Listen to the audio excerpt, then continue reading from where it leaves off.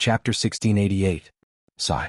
If I had known that these questions were for Yanhuang College's medical school, I wouldn't have sold them so cheaply. In the side hall of the Hanging Pot Hall, Lin Jichang looked at Changfeng's back and couldn't help but beat his chest and stomp his feet. Thinking back to when Qin Weining came to ask him for medical advice and claimed that each question would cost him 5 strings of coins, he felt that he had made a killing. After all he did was talk and he got 50 strings of coins in the end. But now that he thought about it, it was a huge loss. After all, Qin Weining only paid 50 strings of coins to buy a place in Yanhuang College's medical school. With Yanhuang College's current reputation in Tang, if the entrance exam questions could be bought, not to mention 50 strings of coins, even if it was 5,000 strings of coins, people would buy it. But since the matter had already passed, Lin Jichang knew that it was useless to regret it. But when he thought of Tang Yuan who had slipped away, his heart ached. I just don't know which big family that Qin Weining is from. She was so resourceful that she could get Yanhuang College's medical school's entrance exam questions a day in advance. I heard that the Turkic state preceptor tried to sneak into the college to steal books but failed. Could it be that the power behind this Qin Weining is even more terrifying than the Turkic state preceptor? Apart from his heartache, Lin Jichang also couldn't help but be curious about the identity of Qin Weining who came to the Hanging Pot Hall that day. The more he thought about it, the more he felt that Qin Weining's identity was not simple. He felt that he knew a big secret, but he didn't dare to say it out because he was afraid that he would be killed.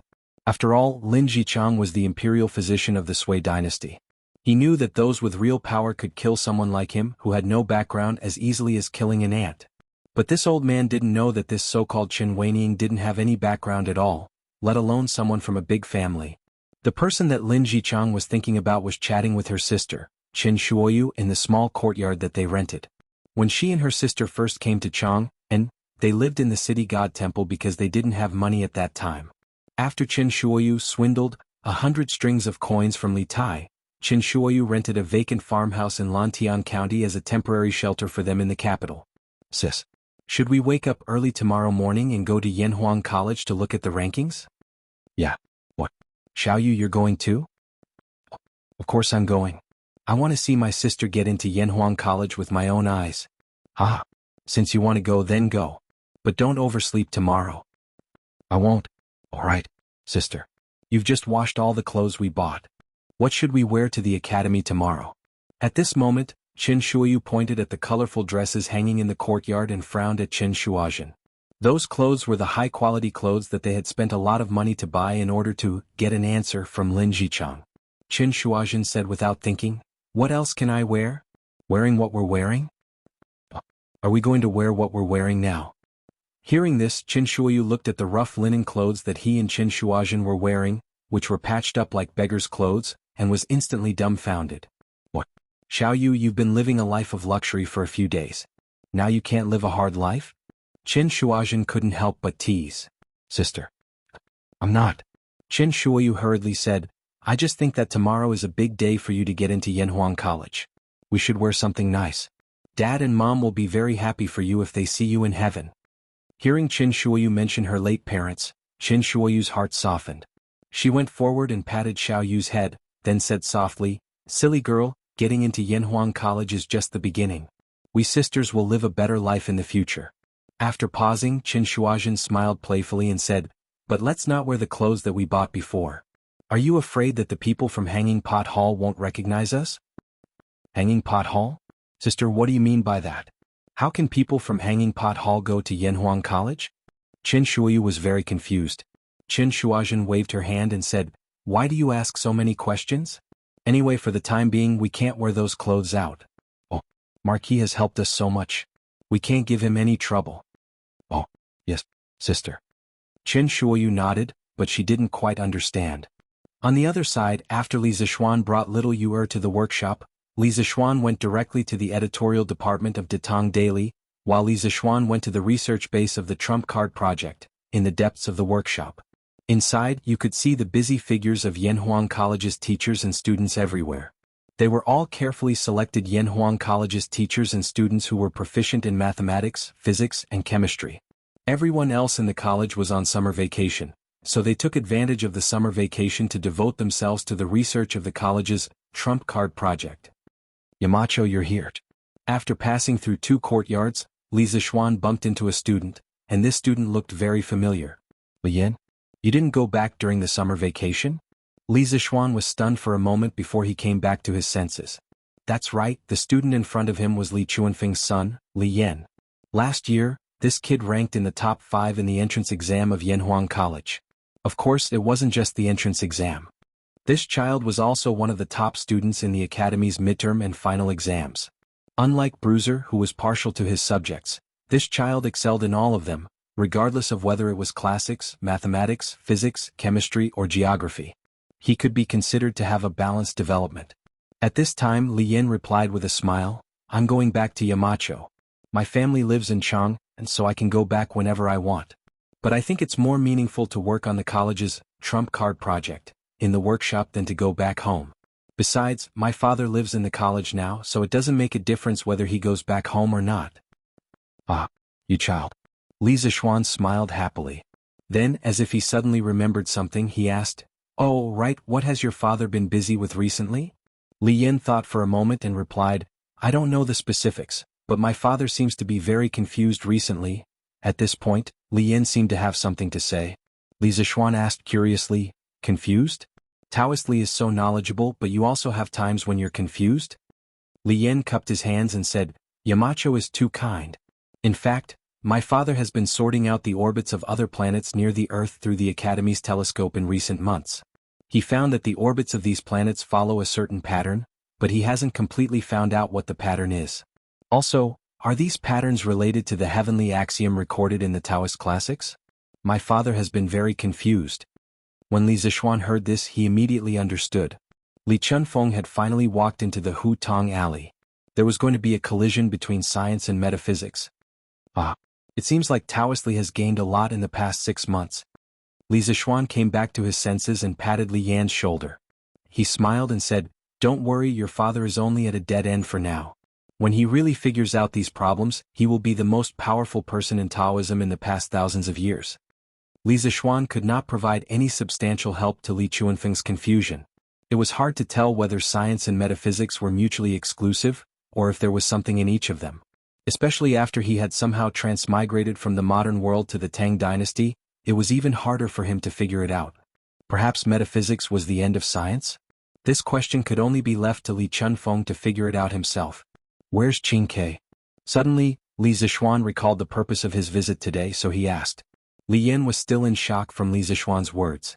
When he heard Li Zixuan's question, he subconsciously pointed to a courtyard in the north and said, Let's go back to Yamacho. Qing Ke should still be doing experiments there. Okay, go ahead and do your work. Li Zixuan patted Li Yan's shoulder and turned to walk towards the courtyard. Hey. Test.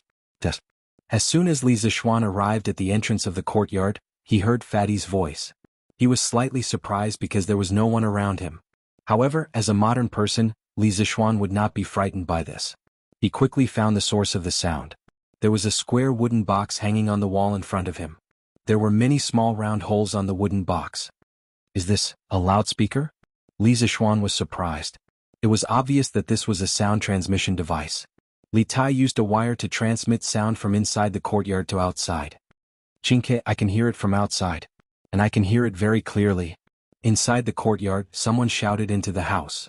Is that Sun Zifan? Li Zixuan hurriedly stepped into the courtyard and saw Sun Zifan facing the room with his back to him. What are you guys doing? Li Zixuan could not help but ask. Yamacho, you're here. Sun Zifan turned around and saw Li Zixuan.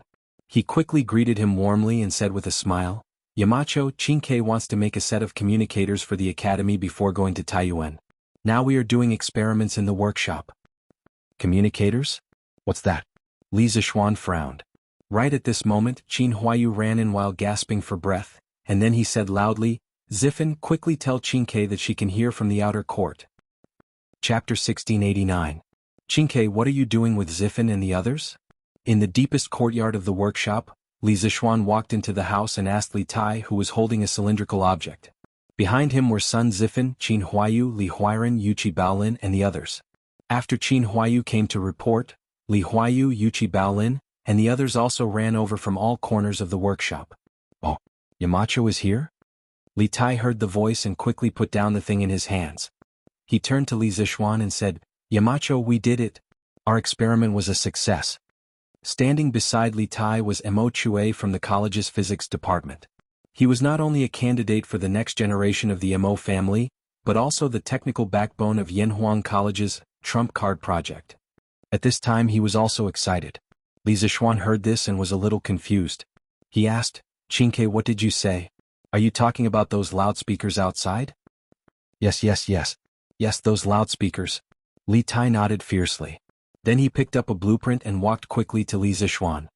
He said excitedly, "Yamacho, you told me that there were 2 ways to improve the telephone. One was to add a filter circuit inside the telephone to filter out the noise and make the sound clearer. The other was to add a signal modulation and demodulation circuit to reduce the signal attenuation and let the sound travel farther.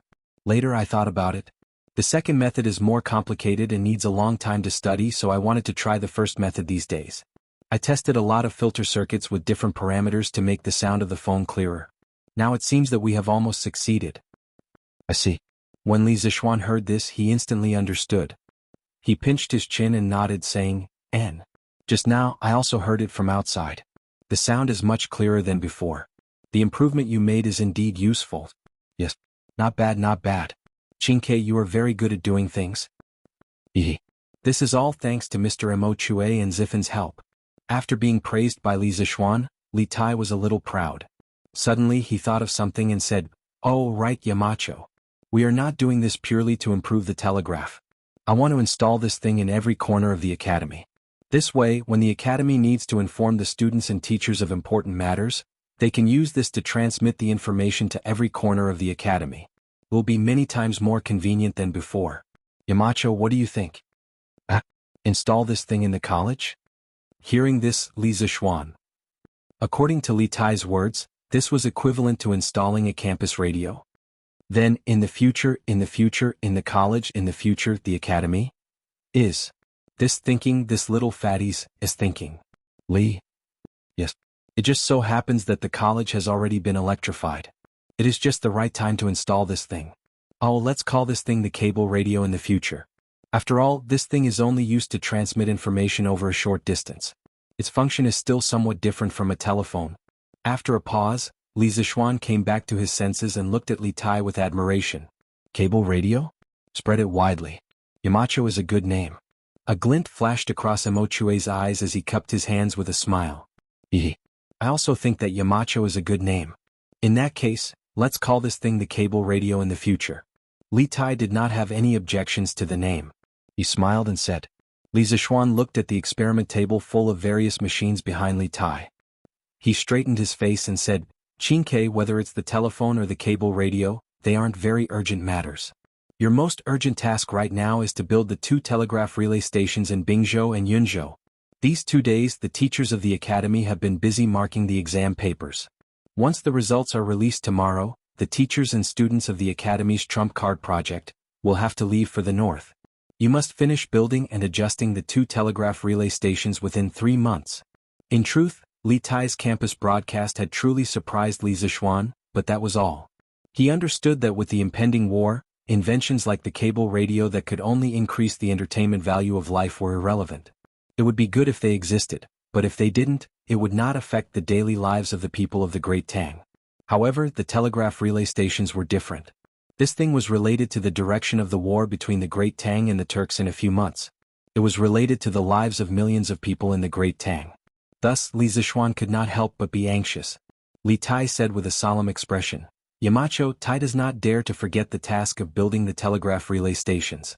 A few days ago, I ordered the craftsmen to start producing the components needed to build the telegraph relay stations and the steam engines needed to build the thermal power stations.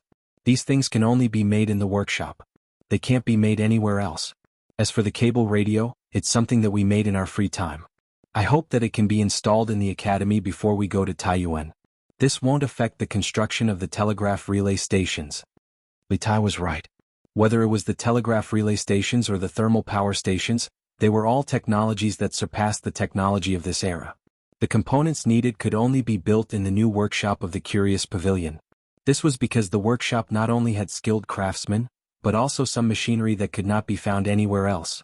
It was no exaggeration to say that the new workshop of the Curious Pavilion could represent the most advanced production technology in the world. Mo Chue also interjected, Yamacho Chinke is right. The workshop has already gathered a group of top craftsmen to make the components needed for the telegraph relay stations and the thermal power stations. They should be finished the day after tomorrow. As long as the initial tests in the workshop are successful, we can bring these things to Bing Province in Yunzhou. Li Zishuan breathed a sigh of relief and said, that's good. After the initial tests in the workshop are successful the day after tomorrow, you can set off immediately.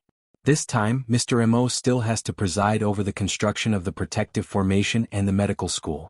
You really can't leave. Mo Chue, you'll have to work hard and go with Chinke. The teachers and students in the Academy's Trump Card project are completely at your disposal. In addition, Chinke, apply to His Majesty for a team of guards to personally escort you to Bing Province and Yunzhou to avoid any accidents. Mo Chue and Li Tai cupped their hands and replied, yes.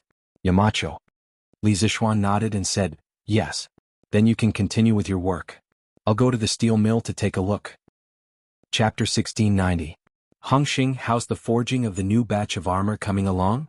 After leaving the research base of the Trump Card project, Li Zishuan came to the steel mill. At this time, Zhang Hongxing was instructing the craftsmen to move things. Li Zishuan went up to him and asked when Zhang Hongxing was free. Marquis, you're here? Zhang Hongxing heard the voice and quickly turned around. He first wiped the sweat on his forehead, then replied with a smile, Marquis, you've come at the right time today. The 5,000 sets of plate armor, vanadium steel horse lance, and vanadium steel horse armor that you ordered have all been completed today. Now, the craftsmen are bringing the workers from the Riverside workshop to transport the armor here. Tomorrow, Marquis should be able to bring people to transport this batch of armor to the barracks tomorrow. They've all been completed? Li Zishuan raised his eyebrows and showed a little shock on his face. In just over a month, the workshop had completed 5,000 sets of plate armor, horse lance and horse armor. This speed was completely miraculous. Of course, the reason for such a fast speed was mainly because the workshop had invested a lot of manpower, material resources and financial resources to produce this batch of armor. First of all, in order to produce the armor for so many years, the workshop had invested close to 3,000 craftsmen, not including the civilian workers. Secondly, Kashirqing was in charge of the Sichuan region, supplying the workshop with a steady stream of vanadium ores, providing a solid material foundation for the production of armor. Lastly, and most importantly, in order to produce new equipment, the workshop had specially developed hydraulic stamping machines, using machines to replace manpower. Naturally, this would greatly increase the production speed of armor and equipment. Yes, Marquis. If you don't believe me, you can come here tomorrow to count the number. Zhang Hongxing's face was solemn as he clasped his fist and said.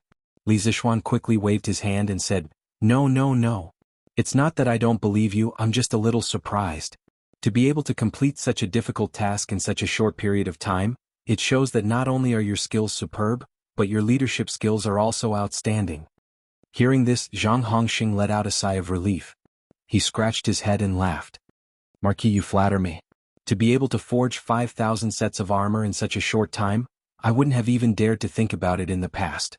The reason we were able to complete it was mainly due to the large number of craftsmen in our workshop. Also, Marquis, the hydraulic press machine that you previously built played a crucial role.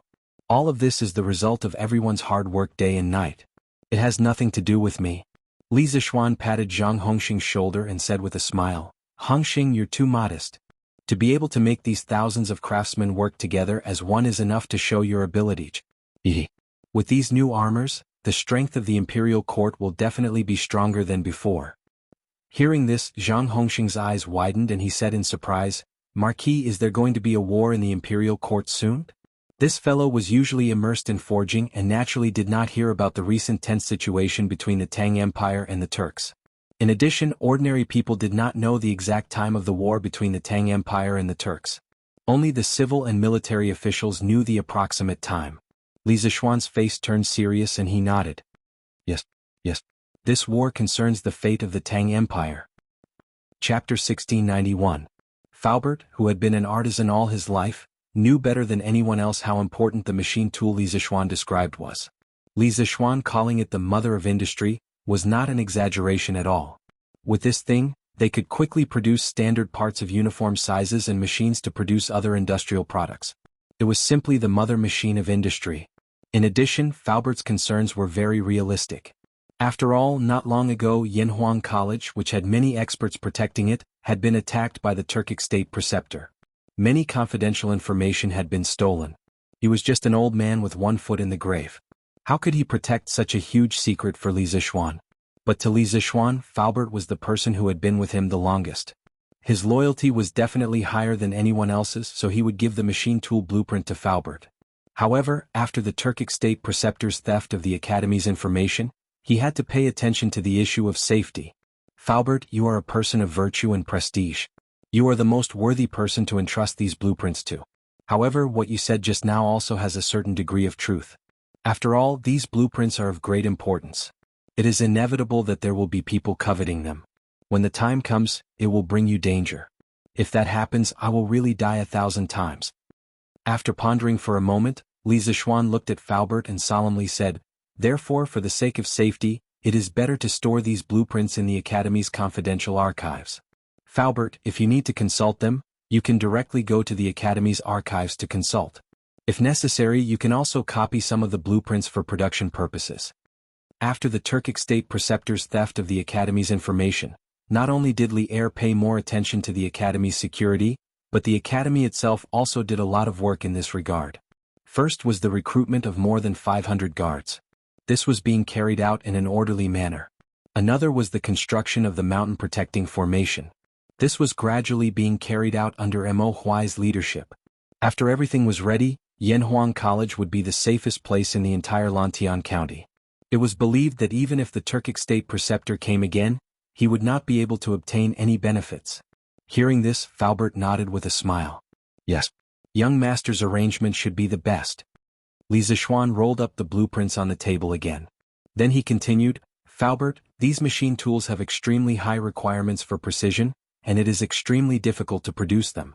And I'm afraid that a lot of energy will be consumed in this process.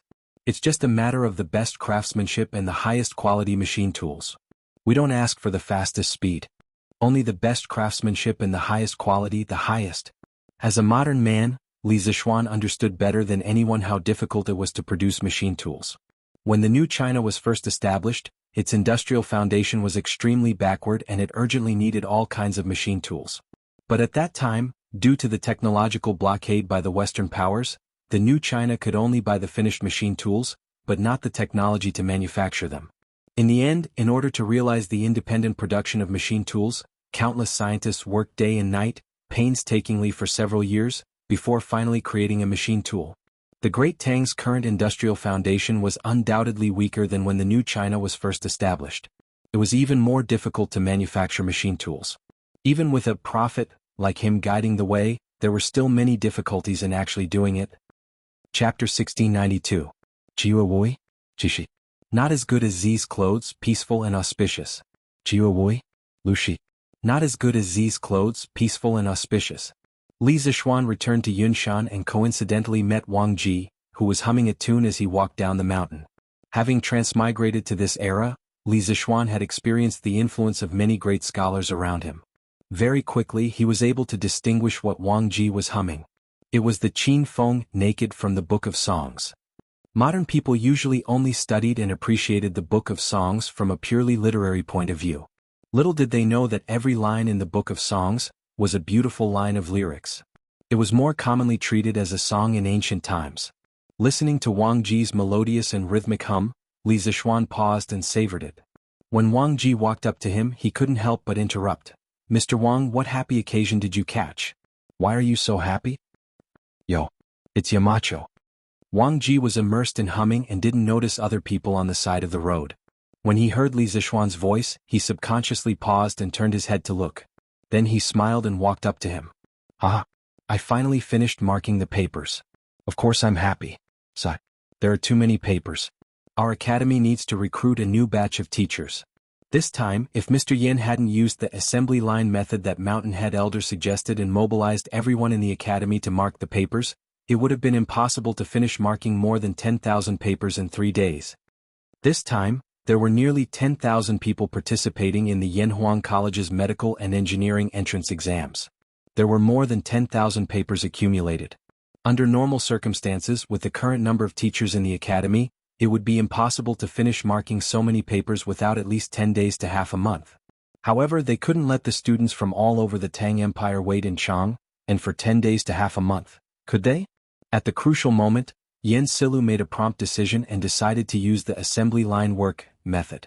Questions with fixed answers such as multiple choice, fill in the blank, and judgment questions were given to teachers who didn't specialize in the subject and other people who could read, such as the guards of the academy, the editors in the editorial department of Datang Daily, and the scribes urgently sent by Li Tai, Li Ku, and Li Qingqian, to mark them. The rest of the questions and policy questions that had more flexible answers were given to teachers who specialized in the subject to mark. In these 3 days, the teachers who were marking the papers in the academy could only sleep for 4 to 6 hours a day, let alone leave the academy. They ate, drank, and lived in the academy. In addition, all the papers in the entrance exam were covered. Moreover, every paper that had been marked was checked by a special person, so generally, there wouldn't be a situation where students and teachers colluded with each other to cheat. It was because of this assembly line work method and the hard work of all the workers in the academy that Yanhuang College was able to finish marking all the papers in the entrance exam on the eve of the release of the results. Of course, this incident also exposed a serious problem that the academy was facing at the moment, and that was the lack of teachers. Especially when the next batch of students came, the lack of teachers would be more serious, so this problem had to be solved as soon as possible. The academy is indeed in urgent need of teachers. I have already discussed this matter with Mr. Kongure. After tomorrow we will start to recruit teachers. A few days ago, Datang Daily has already published a notice for teachers in the academy. I believe this problem will be solved soon. After pondering for a moment, Li Zishuan looked at Wang Ji and said. Wang Ji shook his head, sighed and said, "Sigh. It's troublesome to recruit these people. Who knows, we might even have to tutor them. We won't have any free time." Li Zishuan thought for a moment and said, "The teachers of classics and mathematics don't need special guidance because the academy's classics and mathematics teaching materials have long been circulated outside. However, the teachers of physics, chemistry, and geography need specific guidance from the original teachers of the academy. After all, they have never learned this knowledge before. But this doesn't matter. Didn't the current teachers of the academy start from scratch? When Yanhuang College was established last year, many people didn't even know what engineering was. This caused the academy to be in a great predicament when recruiting teachers. In the end, Li Zishuan took a special approach. He first recruited a group of people with strong learning abilities, flexible minds, and not pedantic pedantry. Then he let these people start school a month earlier than the students. Because the first month of school was military training, these people had 2 months to study the academy's teaching materials. Moreover, Li Zishuan also formulated a strict assessment, reward, and punishment system. Fortunately, in the end, all the teachers passed. Wang Ji even obtained the first place in the chemistry group and became the subject leader of the chemistry group in the academy. Engineering had been developed for nearly a year. The classics and mathematics teaching materials in the academy were not confidential to the public. Now, the classics and mathematics teaching materials of the academy could be bought in every county in the Tang Empire. Therefore, in this year, there were probably many masters of mathematics among the people. But why didn't these people participate in the Yanhuang College's entrance examination? It was mainly because they didn't fit the age requirement. Yanhuang College's admission age was 12 and below. However, those who didn't fit the age requirement but had outstanding mathematics ability weren't unable to get into Yanhuang College. They could apply for the teachers of Yanhuang College. Therefore, in theory, the teachers recruited by the mathematics department of the academy this year were much better than last year's. But physics, chemistry, and geography were different. The teaching materials for these 3 subjects were classified in the academy, and students were not allowed to take them out of the academy, much less buy them outside. Li Zishuan would never allow these books that could rapidly increase the people's understanding of the natural world and their understanding of tools to be leaked to other countries. At the very least, before the Great Tang became invincible in the world, he would not allow these teaching materials to be made available to the outside world. Therefore, the recruitment of teachers for the 3 departments of the academy was actually similar to last year's. They would pick some people with good aptitude to apply what they have learned. The only difference was that after these people were recruited this year, there would be many seniors guiding them in their learning. Back then, when the teachers of the academy were collectively assessed, I almost lost my life to fight with Yen Kongue. Let's not talk about it. Let's not talk about it. If Yamacho doesn't have any other instructions, this old man will go down the mountain for a drink. Wang Ji laughed and said half-jokingly. He was talking about last year's examination organized by Li Zixuan after the teachers of the academy had self-studied for 2 months. At that time, in order to get first place in the chemistry group and win the bet with Yen Silu, he studied day and night for 2 months. In the end, after the examination, he directly fainted. Ah, Mr. Wang, please wait for a moment. I have something to discuss with you. Li Zixuan smiled. He suddenly recalled something and hurriedly said, "Oh, what is it?" Wang Ji stopped in his tracks and asked curiously, "Ah, this isn't the place to talk. Mr. Wang, please follow me to the meeting room. I won't take up too much of your time." "Ah, okay." The two of them quickly arrived at the meeting room on the first floor of the academy's Guanghua building. Li Zixuan took out a piece of Xian paper and handed it to Wang Ji. Wang Ji took a look and saw that the paper was full of strange symbols. If an outsider saw this, they would definitely think that it was scribbles. However, Wang Ji could see that this piece of Xian paper was full of chemical equations. "Yamacho, this is?" Wang Ji's face suddenly became serious. He had a hunch that what Li Zixuan was going to say next was very important. This was because in the chemical equations written on this piece of paper, there were a few chemicals that he had never seen before. To be precise, he had never seen the real thing, not the chemical symbols. Li Zixuan stood up and said with his hands behind his back, "I plan to ask the workshop to build a few special lathes. These lathes need a new alloy, and the new alloy needs a few new metal materials. I have just told Faubert to look for the corresponding mineral veins for these new metal materials. I believe that it won't be long before the new ores are shipped back. When the time comes, I would like to ask Mr. Wang to help me refine the ores. This piece of paper has recorded the refining principles and conditions for these ores. Please keep it well, Mr. Wang." "What? New metal materials?" Wang Ji heard this and suddenly stood up. He said excitedly, "Yamacho, are we going to find new metal materials? That's great." Speaking of this, he took the piece of paper in front of his eyes and looked at it carefully. Then he murmured, "Tungsten, molybdenum, chromium, Yamacho, there is finally hope to add 3 new actual members to the periodic table of chemical elements that you previously wrote." When Li Zixuan was writing chemistry textbooks, he encountered a very awkward problem. In this era, there were many chemical elements that people could not recognize. Chemistry was mainly about the way to transform the elements. If they did not even have the basic material elements, how could they write textbooks? In the end, he still couldn't solve this problem. He could only act as a charlatan, and, prophetically, put the complete periodic table of chemical elements in the textbooks. The textbooks often involved some unknown substances. Li Zixuan always told the teachers in the academy that although these substances weren't found yet, they would definitely be found in the future. Therefore, verifying the accuracy of the periodic table of chemical elements became the lifelong pursuit and goal of all the teachers in Yanhuang College's chemistry department. Now that he heard that Li Zixuan might find 3 new metal materials, how could Wang Ji not be excited? "Yes, that's right." Li Zixuan nodded and then said solemnly, "These metal materials have a wide range of uses. Extracting them as soon as possible will be very important for the future development of Tang Empire's industry. I'll be leaving Lantian County the day after tomorrow. I'll leave these matters to Mr. Wang. If there are any problems, remember to ask Qingke to contact me."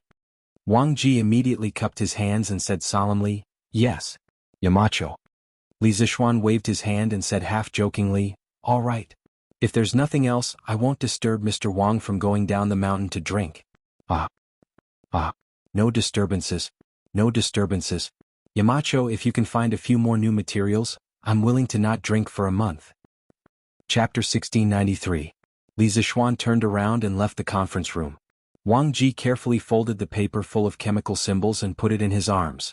He patted it to make sure it was in good shape before he left the teaching building and went to the workshop at the foot of the mountain. After obtaining such a big secret, Wang Ji didn't care about going down the mountain to drink. He just wanted to join this scientific research. What he said to Li Zixuan just now was not a joke. If Li Zixuan could really find a few more new substances, he, as an old drunkard, was willing to give up drinking for a month. This was Wang Ji's obsession. He hoped that he could see all the elements in the periodic table of chemical elements being found and verified one by one in his lifetime. That way, even if he died, he could die with a clear mind. Wang Ji used to be half a Taoist priest. In addition to studying, his biggest hobby was drinking. Of course, as a Taoist priest, it was inevitable that he would come into contact with some alchemy methods. However, Wang Ji didn't have a famous teacher to guide him on the path of Taoism. Even when it came to alchemy, he was still messing around blindly. Last year he heard that Yanhuang College was an interesting place. Then, under the encouragement of his old friends, he joined Yanhuang College.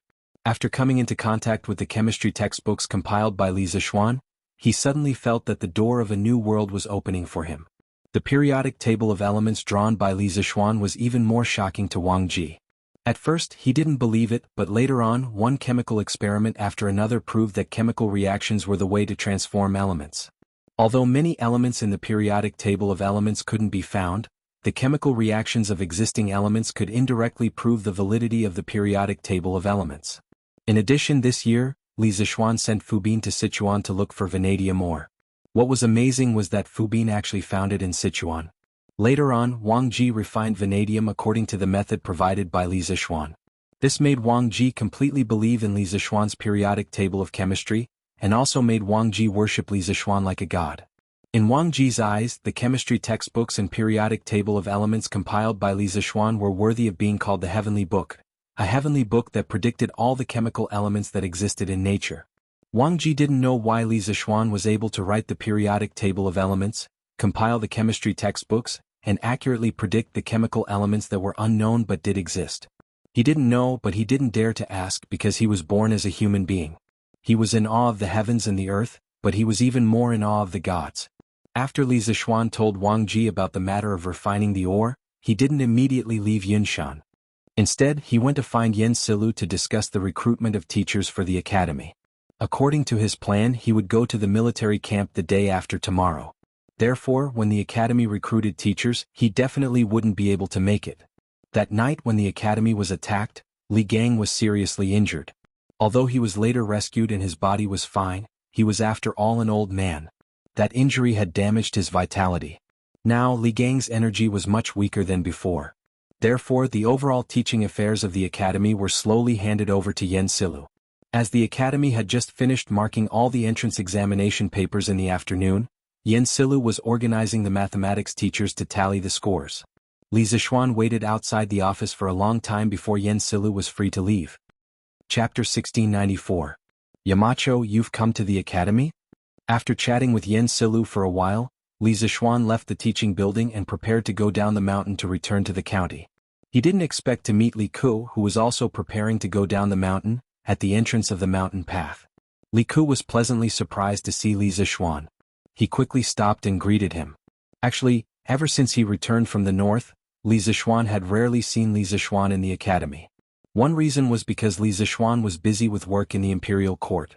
For example, when the dragon sect attacked Chang'an City, if not for Li Zixuan's preparation, the Tang Empire might have suffered a great loss.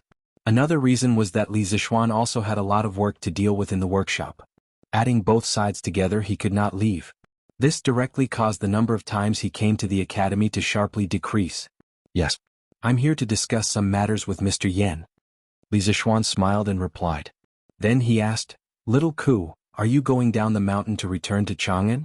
Li Zixuan asked because Li Ku had a blue bag slung over his shoulder. Of course, looking at the scene before him, Li Zixuan had to sigh that the Yanhuang Academy, with its strict system, was really a good place to train people. Thinking back to the days when Li Ku, Li Tai, Qing Chumo, and Zhang Sun Chong were the second generation of the royal family or young masters who lived like princes. Weren't they surrounded by servants and attendants wherever they went? At that time, no one would be willing to carry the burden from Chang and to Lantian County, let alone let them carry the burden. Now, after a year of training in Yanhuang College, these pampered children had gradually learned to be independent. This was a good thing. After all, the future of the Tang Empire belonged to the young people.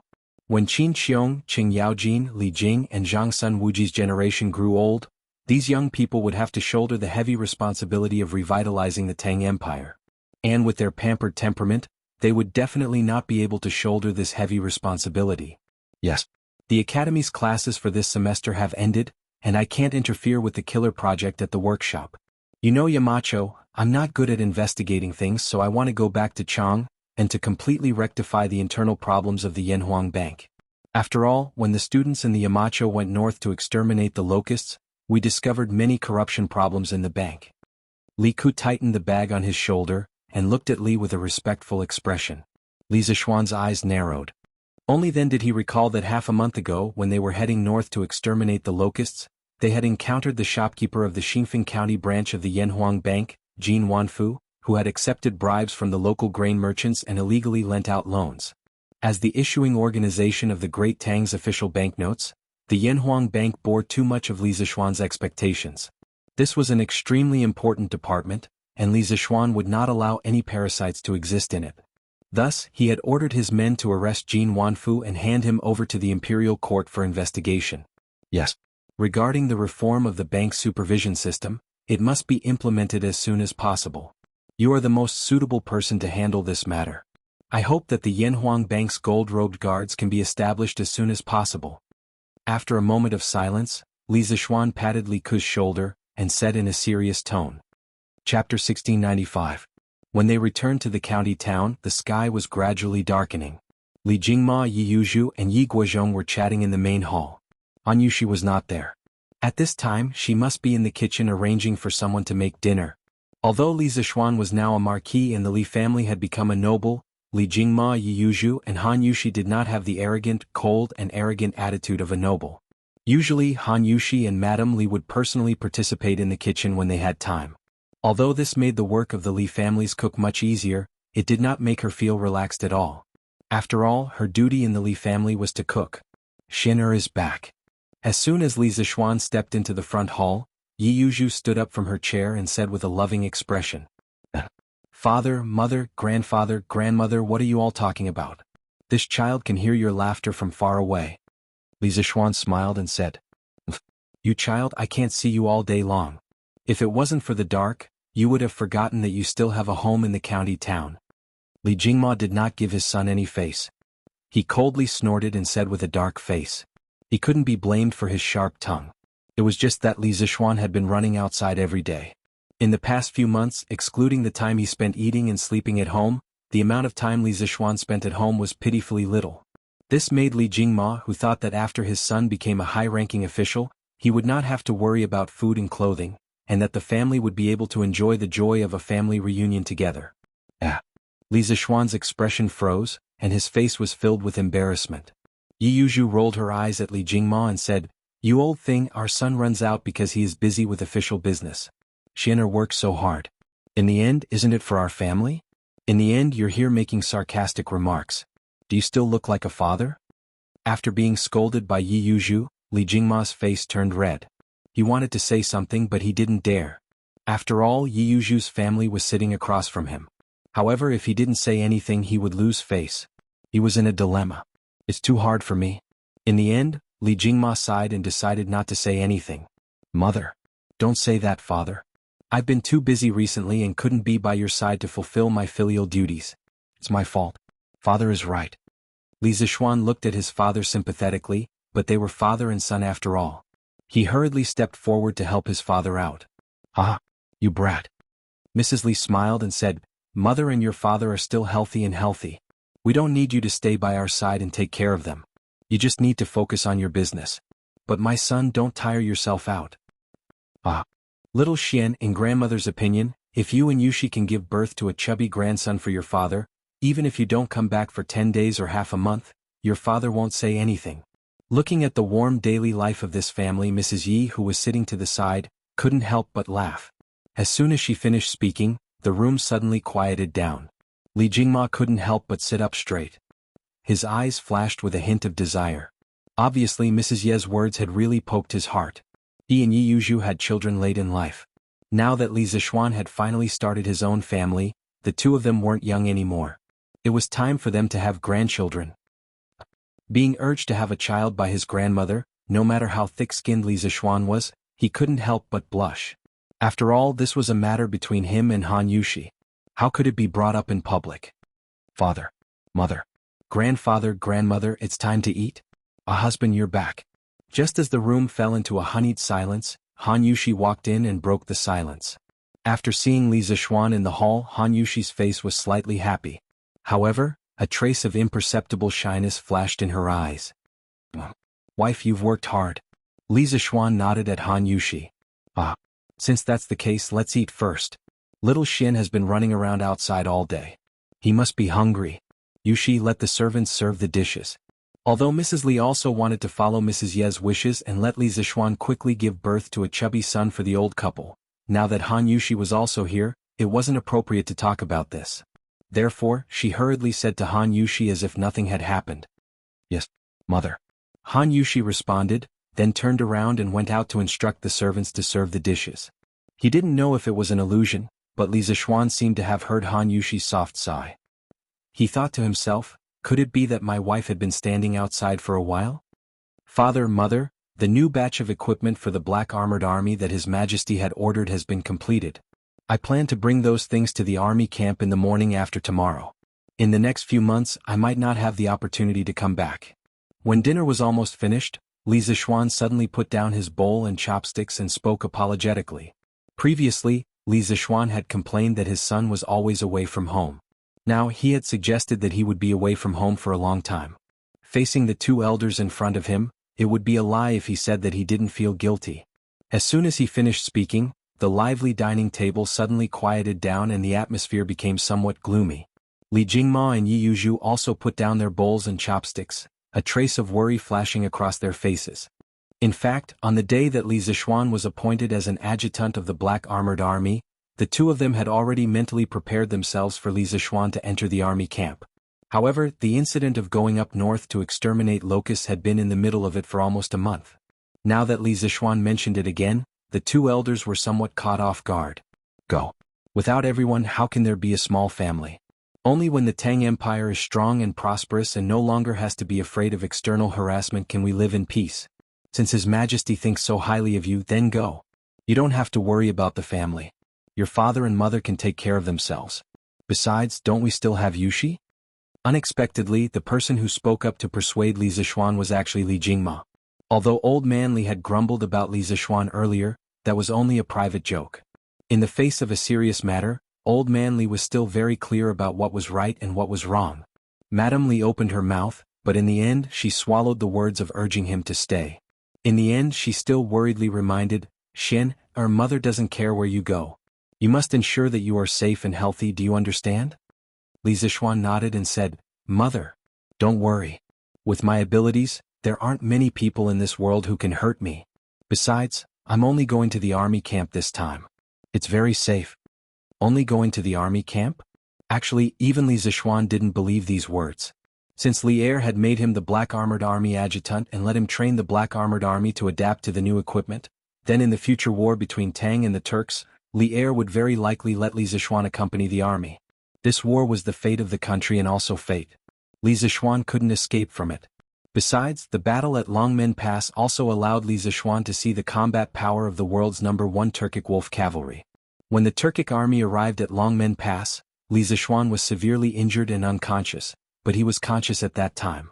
He could clearly hear the roars of the mountains and the shaking of the mountains below the city walls. In addition, he had heard from Xian Qing about the dangers of the battle at Longmen Pass and also heard from Qing Yaojin about the desperate pursuit of the Turkic Wolf cavalry. This gave Li Zixuan a more direct understanding of the current strength of the Turks.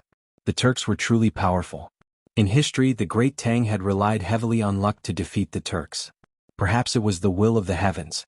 But the Turks had yet to encounter a natural disaster, and the Great Tang didn't have the support of the heavens in the war with the Turks. Could the Great Tang really win? This was an unknown. After coming to this world for more than a year, Li Zixuan had already assimilated himself into this era. He had the pride of a Tang person in his bones. His family, lovers, and friends all lived on this land. He wouldn't allow all that he had to be destroyed by the Turks. Thus, if Li Er wanted him to go to the battlefield, he would definitely do it without hesitation. He wanted to personally eliminate this uncertain factor, the Turks, with his own hands. But even so, he didn't dare to say that he wanted to go to the battlefield. Otherwise, his two elders would definitely be worried sick. After all, he was the only son of the Li clan. Since you're going to the army camp, you should prepare tomorrow. The military rules are strict. Shen, you have to be careful and not be impulsive. Understand? Li Jingma said after a moment of silence. I understand, father. Li Zixuan hurriedly replied. Li Jingma nodded, then put down his chopsticks and got up. This old man is tired. You guys continue eating. This old man is going back to his room to rest. Then he turned and left.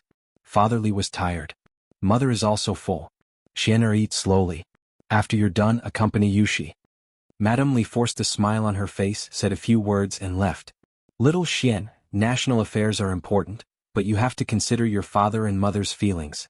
It really wasn't easy for the two of them to bring you up. Ai, that's all I have to say. This old man is also going back to rest. Yi Guozhong patted Li Zixuan's shoulder and said a few words. But then he hesitated.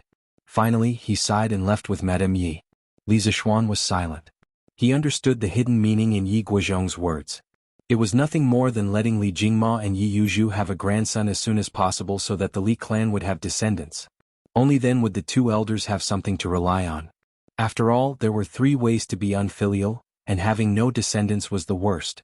This was a concept that had been passed down for thousands of years in Chinese. No one could change it, but his wife was indeed still young. It was not suitable for her to have a child now. Li Zixuan watched the 2 elders of the Yi clan leave, then looked at Han Yushi beside him. He couldn't help but feel conflicted. Chapter 1696. Husband, let's have a child, shall we?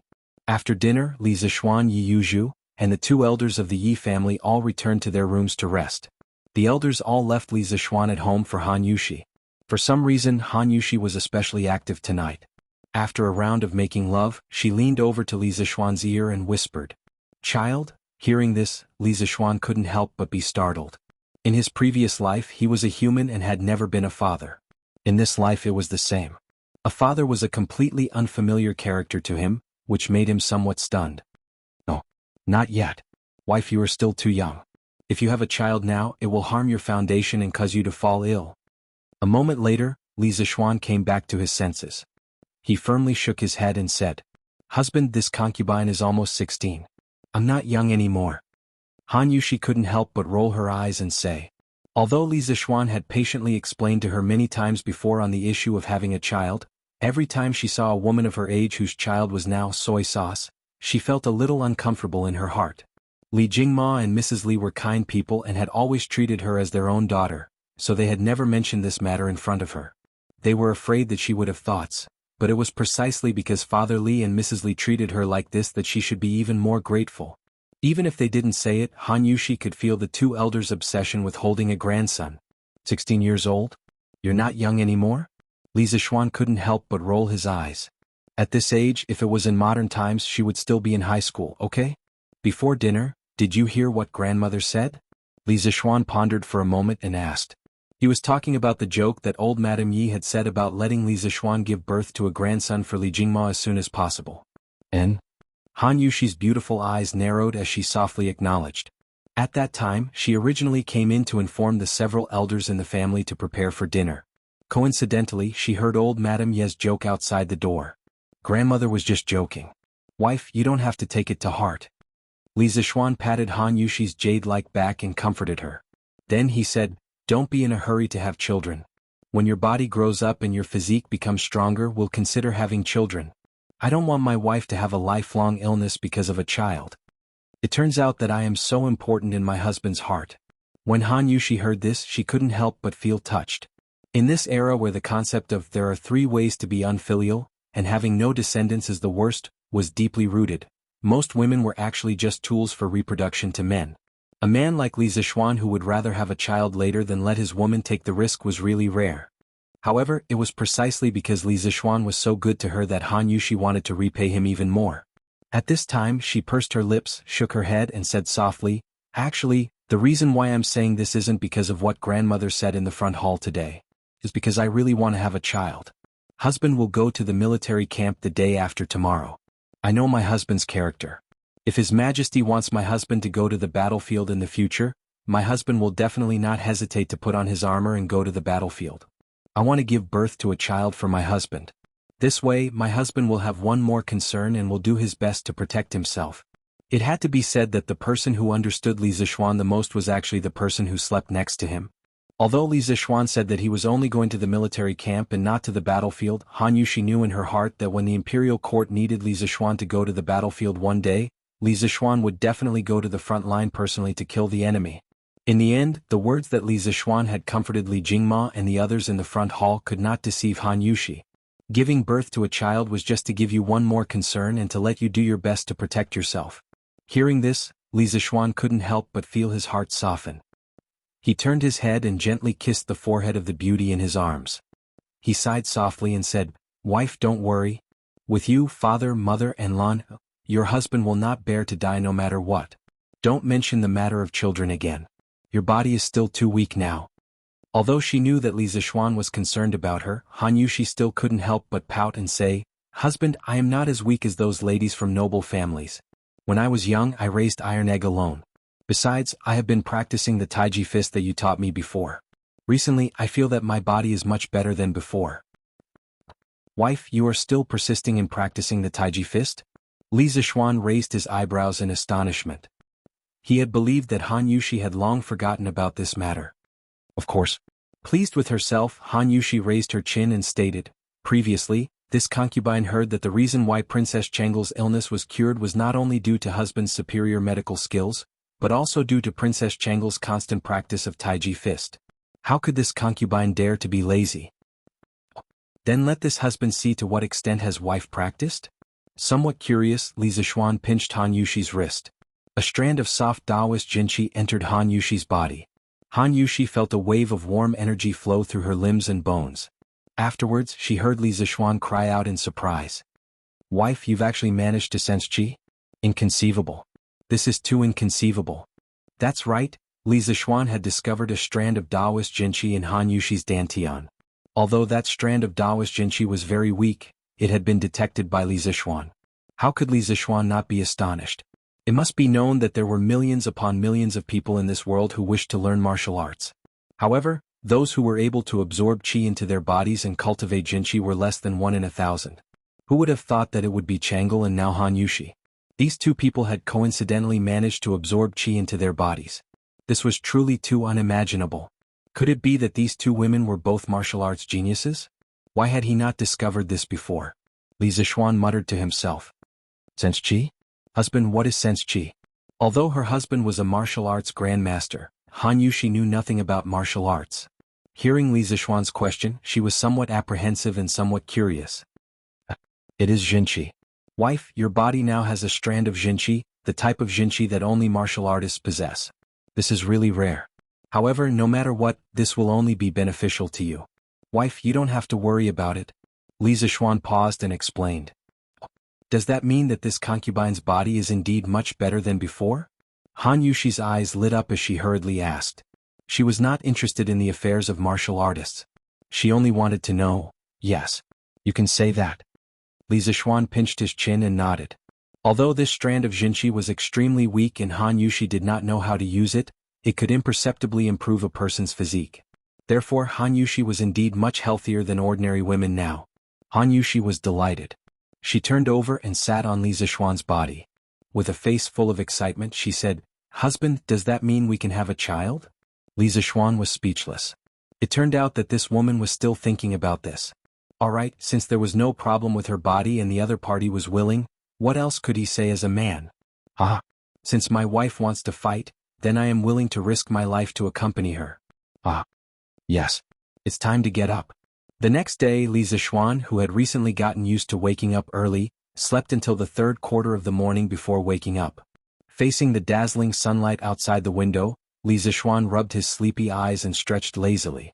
However, he found that there was still a person lying on his arm. Recalling the several punitive expeditions and crazy entanglements last night, he rubbed his old waist with some lingering fear. He thought to himself that when this woman went crazy, even a martial arts master could not handle it. Yes. Han Yushi, who was sleeping, let out a very soft murmur and subconsciously tightened the quilt for herself. Li Zishuan smiled. He thought to himself that this woman must have been exhausted last night, right? Li Zishuan carefully pulled his arm out and then quietly got out of bed to put on his clothes. Although the warmth of the woman was intoxicating, he still had important matters to attend to today. He could not laze around in bed the whole day, could he? At this time, Li Jingma and the others had already eaten breakfast. However, it did not matter. The kitchen quickly served hot rice and hot dishes. Li Zishuan ate his breakfast hastily and left the house. What he did not know was that in the east courtyard of the Lord Protector's manor, there was a detective drama going on. How long did they last night? In reply to Madam, young master and young madam, probably, until the middle of the night. Ah, the middle of the night? Isn't this too long? Old master, do you think little Xian might have overindulged and damaged his body? When Madame Li saw that Li Zixuan had left the house, she immediately called over Li Zixuan's personal maid, Xiao He, to secretly spy for information. Hearing Madame Li's words, Li Jingma's old face could not help but darken. As a parent, it was hard to say these things out of concern for their son and daughter-in-law. But now, the words that came out of Madame Li's mouth. What kind of words were these? Overindulgence, was this something a mother should say? It should be fine.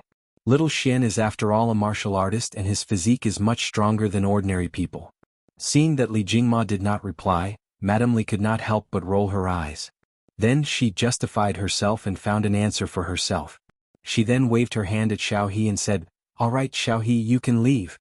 What I asked you today, you must not mention it to little Xian and Yushi, understand?" Although Xiao He was thick-skinned, her cheeks were already flushed red. She hurriedly took her leave. "Madam, don't worry. Xiao He will not tell anyone. Xiao He will take her leave." Madame Li nodded. After Xiao He left, she looked at Li Jingma with some excitement and said, "Old master, it looks like little Xian has been enlightened. We will be able to hold a grandson soon." Li Jingma stroked his beard and scolded jokingly, "Humph, this stinking brat." Although that was the case, it was difficult to conceal the smile between his brows. Chapter 1697. Hey, Brother Zeng, why haven't you left yet? Yanhuang College's results are about to be released. That's not it. It's not even 4 minutes yet. Didn't they say that the results would be released at 9? It's true that the results will be released at 9, but there are so many people looking at the results today. If we don't go and get a spot in advance, I'm afraid that we won't even be able to squeeze into the academy later. Damn. Why didn't I think of this? I'm not eating anymore. Let's go quickly. After leaving the Marquis residence and walking on the cement road of the county, Li Zixuan could clearly feel a stream of people heading towards the Cloud Mountain outside the city. These people were basically all students participating in the Yanhuang College's entrance exam. Among the students who came for the exam, quite a number of them chose to stay in Lantian County. After all, compared to Chang'an City, this place was closer to Yanhuang College. Previously, some of them might have thought that the accommodations in Lantian County were inferior to those in Chang'an City. However, when they arrived in Lantian County, they realized that they were gravely mistaken. The wide and flat streets, the dazzling lineup of shops, and the clean and tidy inns. How was this a small county? It was completely comparable to a bustling city. This was especially true for the Dragon Gate Inn that had just been built in Lantian County. It was luxurious, imposing, and resplendent, stunning everyone. The living conditions inside could be said to be the best of all the inns in the Great Tang. Therefore, the students who were fortunate enough to stay in Longmen Inn could be said to be both physically and mentally happy these few days. After all, whether it was the accommodations or the distance to Yanhuang College, Longmen Inn had an absolute advantage over the other inns in Chang'an City. Lin Wenyuan could be said to have used the Yanhuang College's entrance exam as an opportunity to completely spread the name of the Lin family's Longmen Inn. After these students left Chang'an and returned to their respective hometowns, they would promote Lin Wenyuan's Longmen Inn for free. When Lin Wenyuan set up other branches of the inn in other places, he wouldn't have to worry about business at all. People would definitely swarm in to stay there. Li Zixuan sighed internally as he looked at the grand and imposing Dragon Gate Inn. Lin Wenyuan truly had a business acumen. After a moment, he shook his head and walked out of the city with Dabai. There were too many people in the city, so it was not easy for him to ride a horse. Along the way, Li Zixuan saw countless examinees walking in groups. However, very few of them were chatting and laughing. Most of them had very serious expressions on their faces. This situation reminded Li Zixuan of when he was in elementary school in his previous world. He would go to school to get his report card after the end-of-term exams. He was nervous, but he also had some expectations. He hoped that he would perform better than usual and obtain good results. As someone who had experienced this before, Li Zixuan could understand this kind of contradictory mentality very well. After about 15 minutes, Li Zixuan and his horse finally arrived at the foot of Cloud Mountain. However, when he looked around, he was instantly dumbfounded. He saw that the long and winding path of Cloud Mountain was already packed with people. Among these people, there were examinees who had come to check their results. There were also parents and relatives who had accompanied the examinees to check their results. There were also some vendors selling snacks. These people really knew how to do business. They purposely went to places with a lot of people. This made the already narrow path of Cloud Mountain seem even more crowded. In addition, there were countless horse carriages parked at the foot of the mountain. Presumably, the wealthy young masters who came in horse carriages also understood that it was impossible to climb Cloud Mountain with horse carriages. Thus, they abandoned their horse carriages and walked up the mountain instead. Li Zishuan shook his head helplessly. Then he turned around and patted Dabai's head. "Go into the forest and wait for me." After saying this, he didn't care whether Dabai understood him or not. He put down the reins and walked toward the path of Cloud Mountain. This was the territory of Cloud Mountain. He wasn't worried at all that Dabai would get lost or be stolen. Moreover, Dabai's legs were very strong. If it really started running, no one would be able to catch it. On the mountain path, Li Zishuan slightly released a bit of his protective real qi. An invisible pushing force gently pushed the people around him away. Relying on this skillful force, Li Zishuan arrived at the top of the Cloud Mountain in a short while. He saw that the peak of the mountain was also filled with people. As it wasn't time to release the results yet, the gates of Yanhuang College weren't open yet. Otherwise, with so many examinees swarming in, it was hard to guarantee that there wouldn't be a single person causing trouble inside the college. For safety reasons, he could only wait until the time was almost up before the gates of the college opened. There were many college guards maintaining order at the gates. When they saw Li Zishuan, they hurriedly bowed and greeted, "Greetings, Yamacho. Mr. Yen and the others are all here, right?" Li Zishuan nodded and clasped his hands behind his back. Returning to Yamacho, "Mr. Yen and the others are all at Guanghua Tower." The college guard cupped his fists and said. Li Zishuan nodded and then said, "Maintain order well. Don't let them cause trouble." After saying that, he directly walked into the college. Naturally, someone would open the gates for him. "Yes, Yamacho." The guard replied loudly as he looked at Li Zishuan's back. The examinees surrounding the gates of the college suddenly became excited. "Wow, that person just now is the Yamacho from Yanhuang College?" "The Yamacho from Yanhuang College is actually so young." "That's right. He's much younger than the teachers in our county's official school." "Also, the Yamacho from Yanhuang College is the current Marquis Yong-un. He's already a marquis at such a young age. He's really a role model for our generation." These people were obviously examinees from other places. Otherwise, they wouldn't be so surprised to see Li Zishuan. "Dad, it's Grandmaster.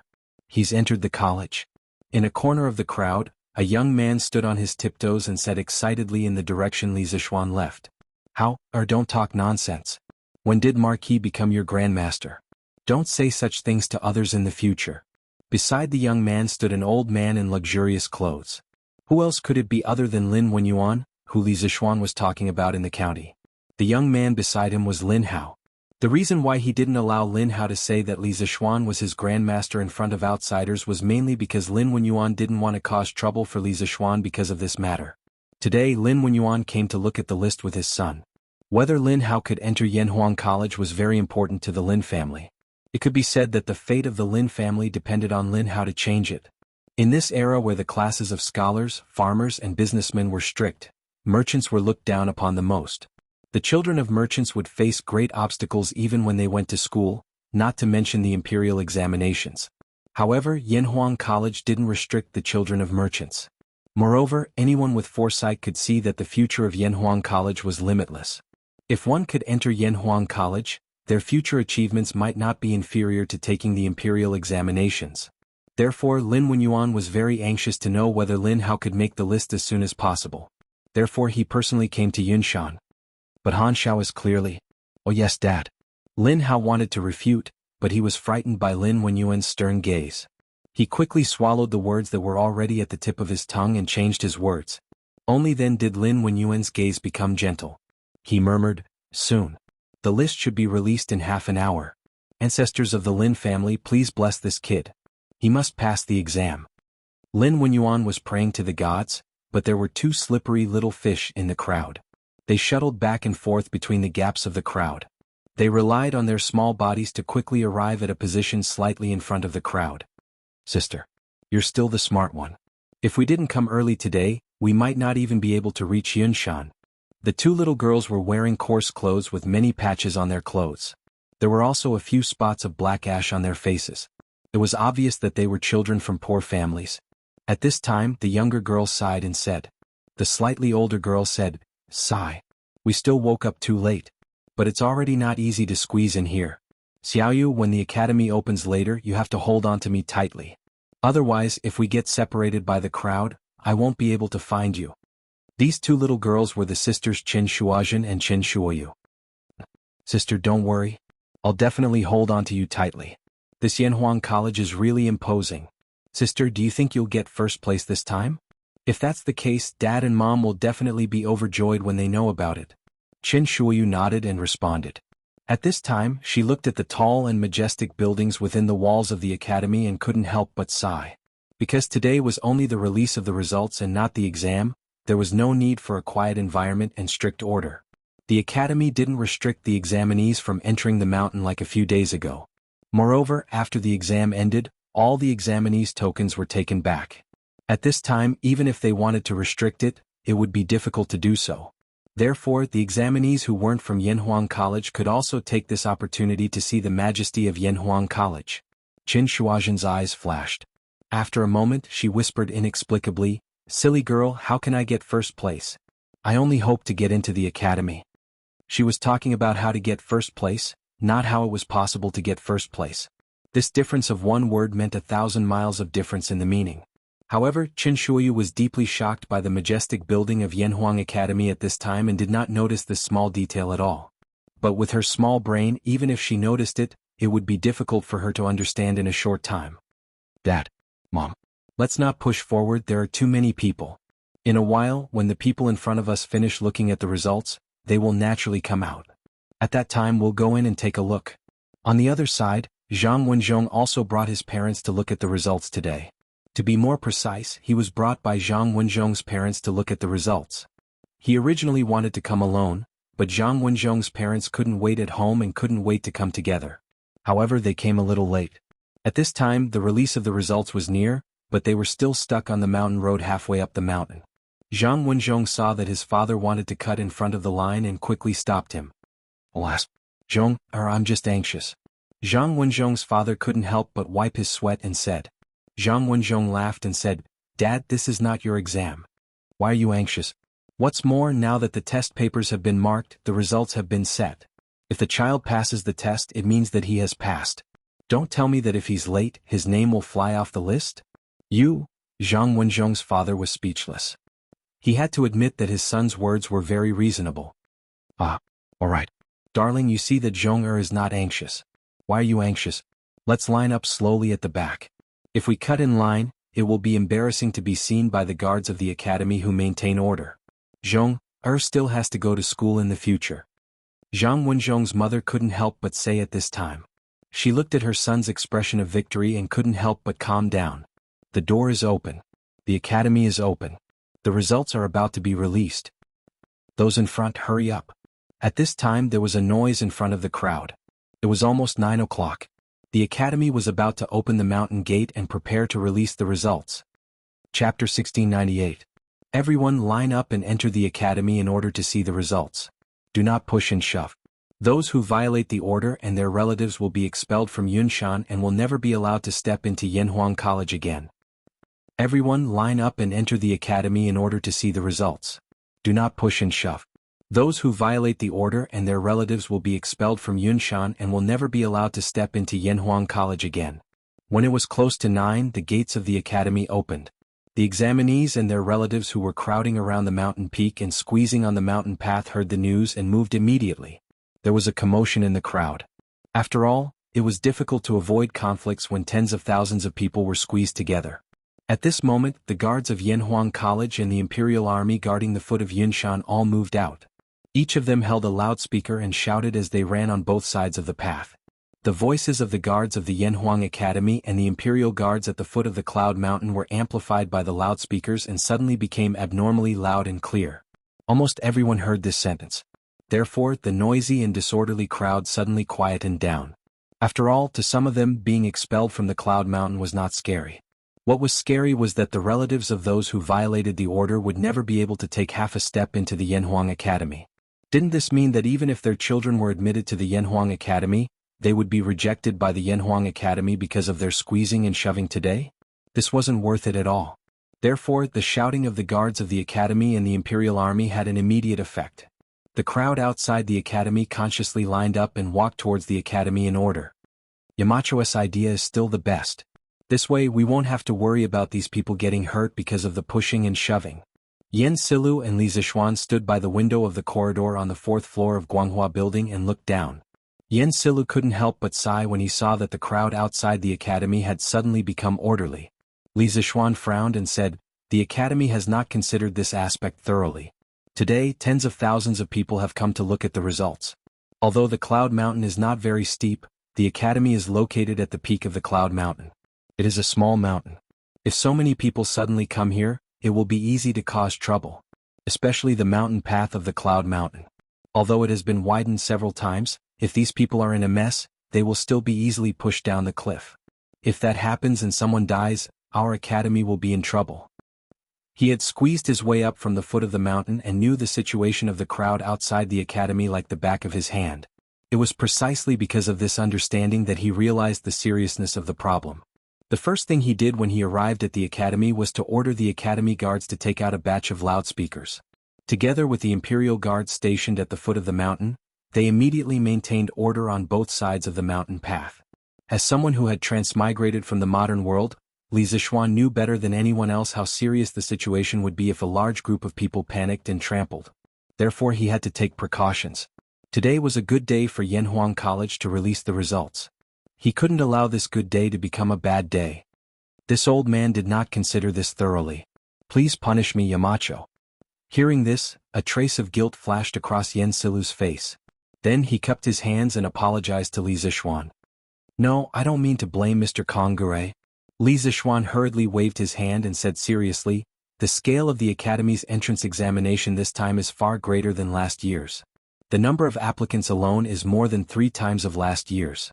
Under such circumstances, the entire academy is overloaded, including the previous few days when the academy teachers were marking the papers together. Everyone has worked hard. As for you, Mr. Kongure, you're in charge of the overall situation. You've worked harder than anyone else. Under such a pressing situation, it's completely understandable that you didn't consider this point. It's me, the mountain chief, who has done too little." Chapter 1699. How? Quick. I'll search from the back to the middle. You search from the middle to the front. Quickly see if you can find your name. Lin Wenwen's father was also nervous at this time. It was as if he was the one taking the exam instead of Lin Hao. "Dad, why do we have to search from the back to the front? Can't we search from the front to the back?" However, his words hurt Lin Hao a little. Did his father look down on him that much? "Hey, you brat. Don't tell me you still think your name can be ranked at the front? I just want to find your name as soon as possible." Hearing that, Lin Wenyuan could not help but smack the back of Lin Hao's head as he said in annoyance. He had fantasized that his son could get first place or top 10, but that was just a fantasy. How could it become reality? To be honest, Lin Hao went from being an ignorant rich kid to being taught by Iron Egg to learning engineering knowledge. It had only been 6 or 7 months. How could he get a good result in the entrance exam of Yanhuang College, where there were so many experts? Lin Wenyuan thought that as long as Lin Hao could get into the college, he would be satisfied even if he was last on the list. Lin Wenyuan, who had been in the business world for many years, was very realistic when looking at problems. Dad, I found my name.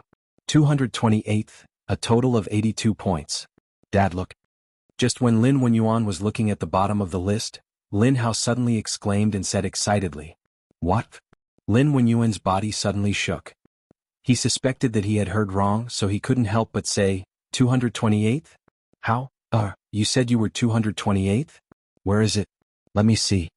After that, Lin Wenyuan quickly opened his eyes wide and desperately looked for the 228th name on the list.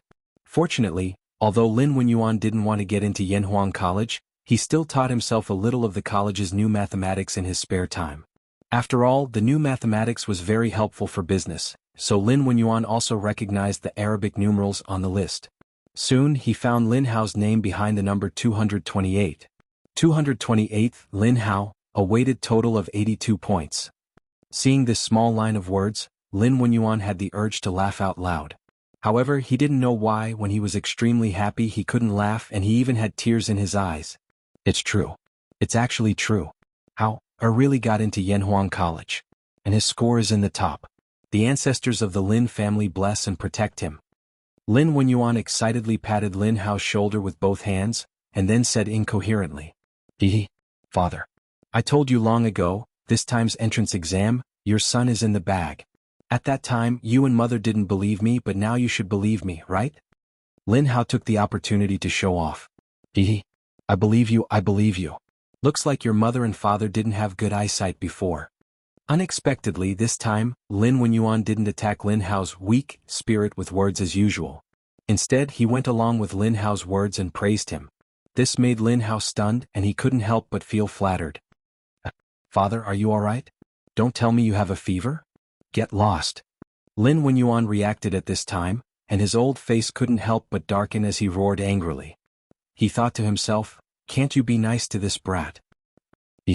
That's normal. Lin Hao wasn't angry.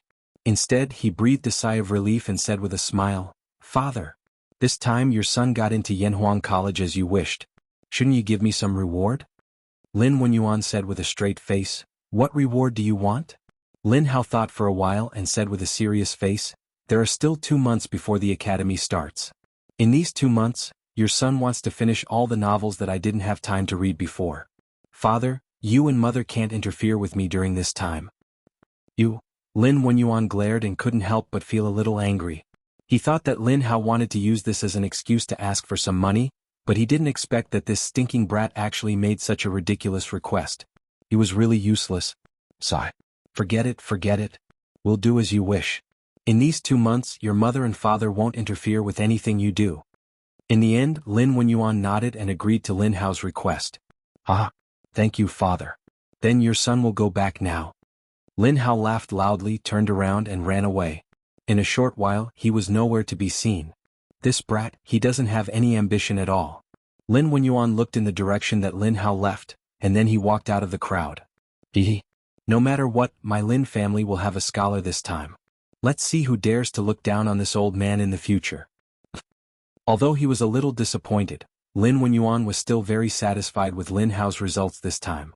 He clasped his hands behind his back and squeezed out of the crowd while thinking proudly in his heart. Sister, why didn't I find your name at the front? In contrast to Lin Wenyuan, on the other side, a little girl started to search from the first place on the list. However, after searching for more than 10 names, she still couldn't find the name she was looking for. She turned her head and was puzzled. This little girl was Qin Shuoyu. At this time she and Qin Shuozhen were in the 3rd row of the crowd. Although they were shorter than the people around them, fortunately the Academy's red list was hung very high. As long as they looked up they could still see the words on it. Who said that sister must be at the front? Xiaoyu, look at the 33rd row. Isn't that your sister's name? Qin Shuozhen couldn't help but smile when she heard this. She rubbed Qin Shuoyu's head and smiled. It's true. Qin Shuoyu looked at the 33rd row and was stunned when she saw it. She said in disbelief, Sister, why are you only 33rd? Only 33rd. If these words were heard by others, they would be depressed to the point of vomiting blood.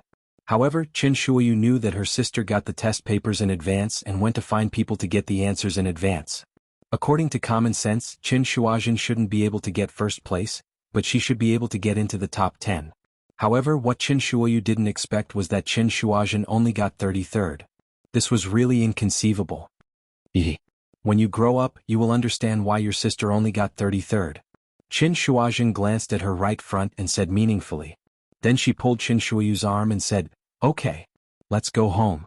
No matter what, your sister got into Yanhuang College. Let's go home and celebrate. And hearing the word celebrate, Qin Shuoyu quickly nodded. The two sisters quickly walked out of the crowd. However, in the direction that Qin Shuozhen was looking at, there was a middle-aged man in green who was looking at the red list. He looked from top to bottom and whispered to himself, Strange. There is no one named Qin Weining in the top 10. Could it be that master is lying to us? This person was the apprentice of the Hanging Pot Hall, Chang Feng. Previously, when Qin Shuozhen went to the Hanging Pot Hall, she met him. He was also the one who introduced Qin Shuozhen to Lin Jichang. Yesterday, Lin Jichang accidentally found out that the entrance examination questions of Yanhuang Academy's medical school were exactly the same as the questions that Qin Weining, Qin Shuozhen, had asked him. Out of curiosity, he sent Chang Feng over to see if Qin Weining was the top student this time. At the same time, he also wanted to see who exactly Chen Weining was to be able to obtain the entrance examination questions of Yanhuang Academy in advance. However, the result was destined to disappoint Lin Jichang. The top student of the medical school wasn't Chen Weining. Her surname wasn't even Chen. Chang Feng didn't even see Chen Weining at the scene. This made Chang Feng wonder if Lin Jichang was lying to him. It seems that the old man from the Hanging Pot Hall has found out the secret of the questions. He actually sent people from the medical hall to investigate. Luckily I was prepared. Not only is my name fake, but I didn't get first place because I purposely answered the last 2 questions wrong. More importantly, I'm wearing tattered clothes today. Unless Chang Feng comes close, he definitely won't be able to recognize me in Xiaoyu. Qin Shuazhen, who was walking down the mountain with her little sister, couldn't help but think proudly. In fact, from the moment she decided to go to the Hanging Pot Hall to get the answers, she was prepared to take precautions. She couldn't let Lin Jichang know her true identity. She also couldn't let anyone other than Lin Jichang know that the 10 questions she said that day were all questions for the Yanhuang College's medical school's admission exam. This way, as long as Lin Jichang couldn't find her, he couldn't take her down and confront her face to face. He wouldn't have any way to prove that she cheated. Without any evidence, without any foundation, and with this matter related to Yanhuang College's reputation, Qin Shuazhen believed that Lin Jichang wouldn't have the guts to publicize this matter before he was 100% sure. As a small fry, if she wanted to live longer, she had to be careful. Qin Shuazhen understood this point very well. This was the caution of a small fry, and also the wisdom that a small fry needed to survive. But the person who got first place in the medical school actually got full marks? Was so good. Also, this name sounds familiar. Could it be that Marquis not only gave the exam to me in advance, but also leaked it to him in advance? After being proud for a while, Qin Shuazhen's heart also had a trace of doubt. She was very clear about the difficulty of the medical school exam. She didn't think that anyone could get full marks without cheating. If there was, then this person must be a monster. After all, at such a young age, having such high medical skills, if he wasn't a monster, what else could he be? Chapter 1700. Oh my God. Someone actually got full marks in the medical school this time? What? Full marks?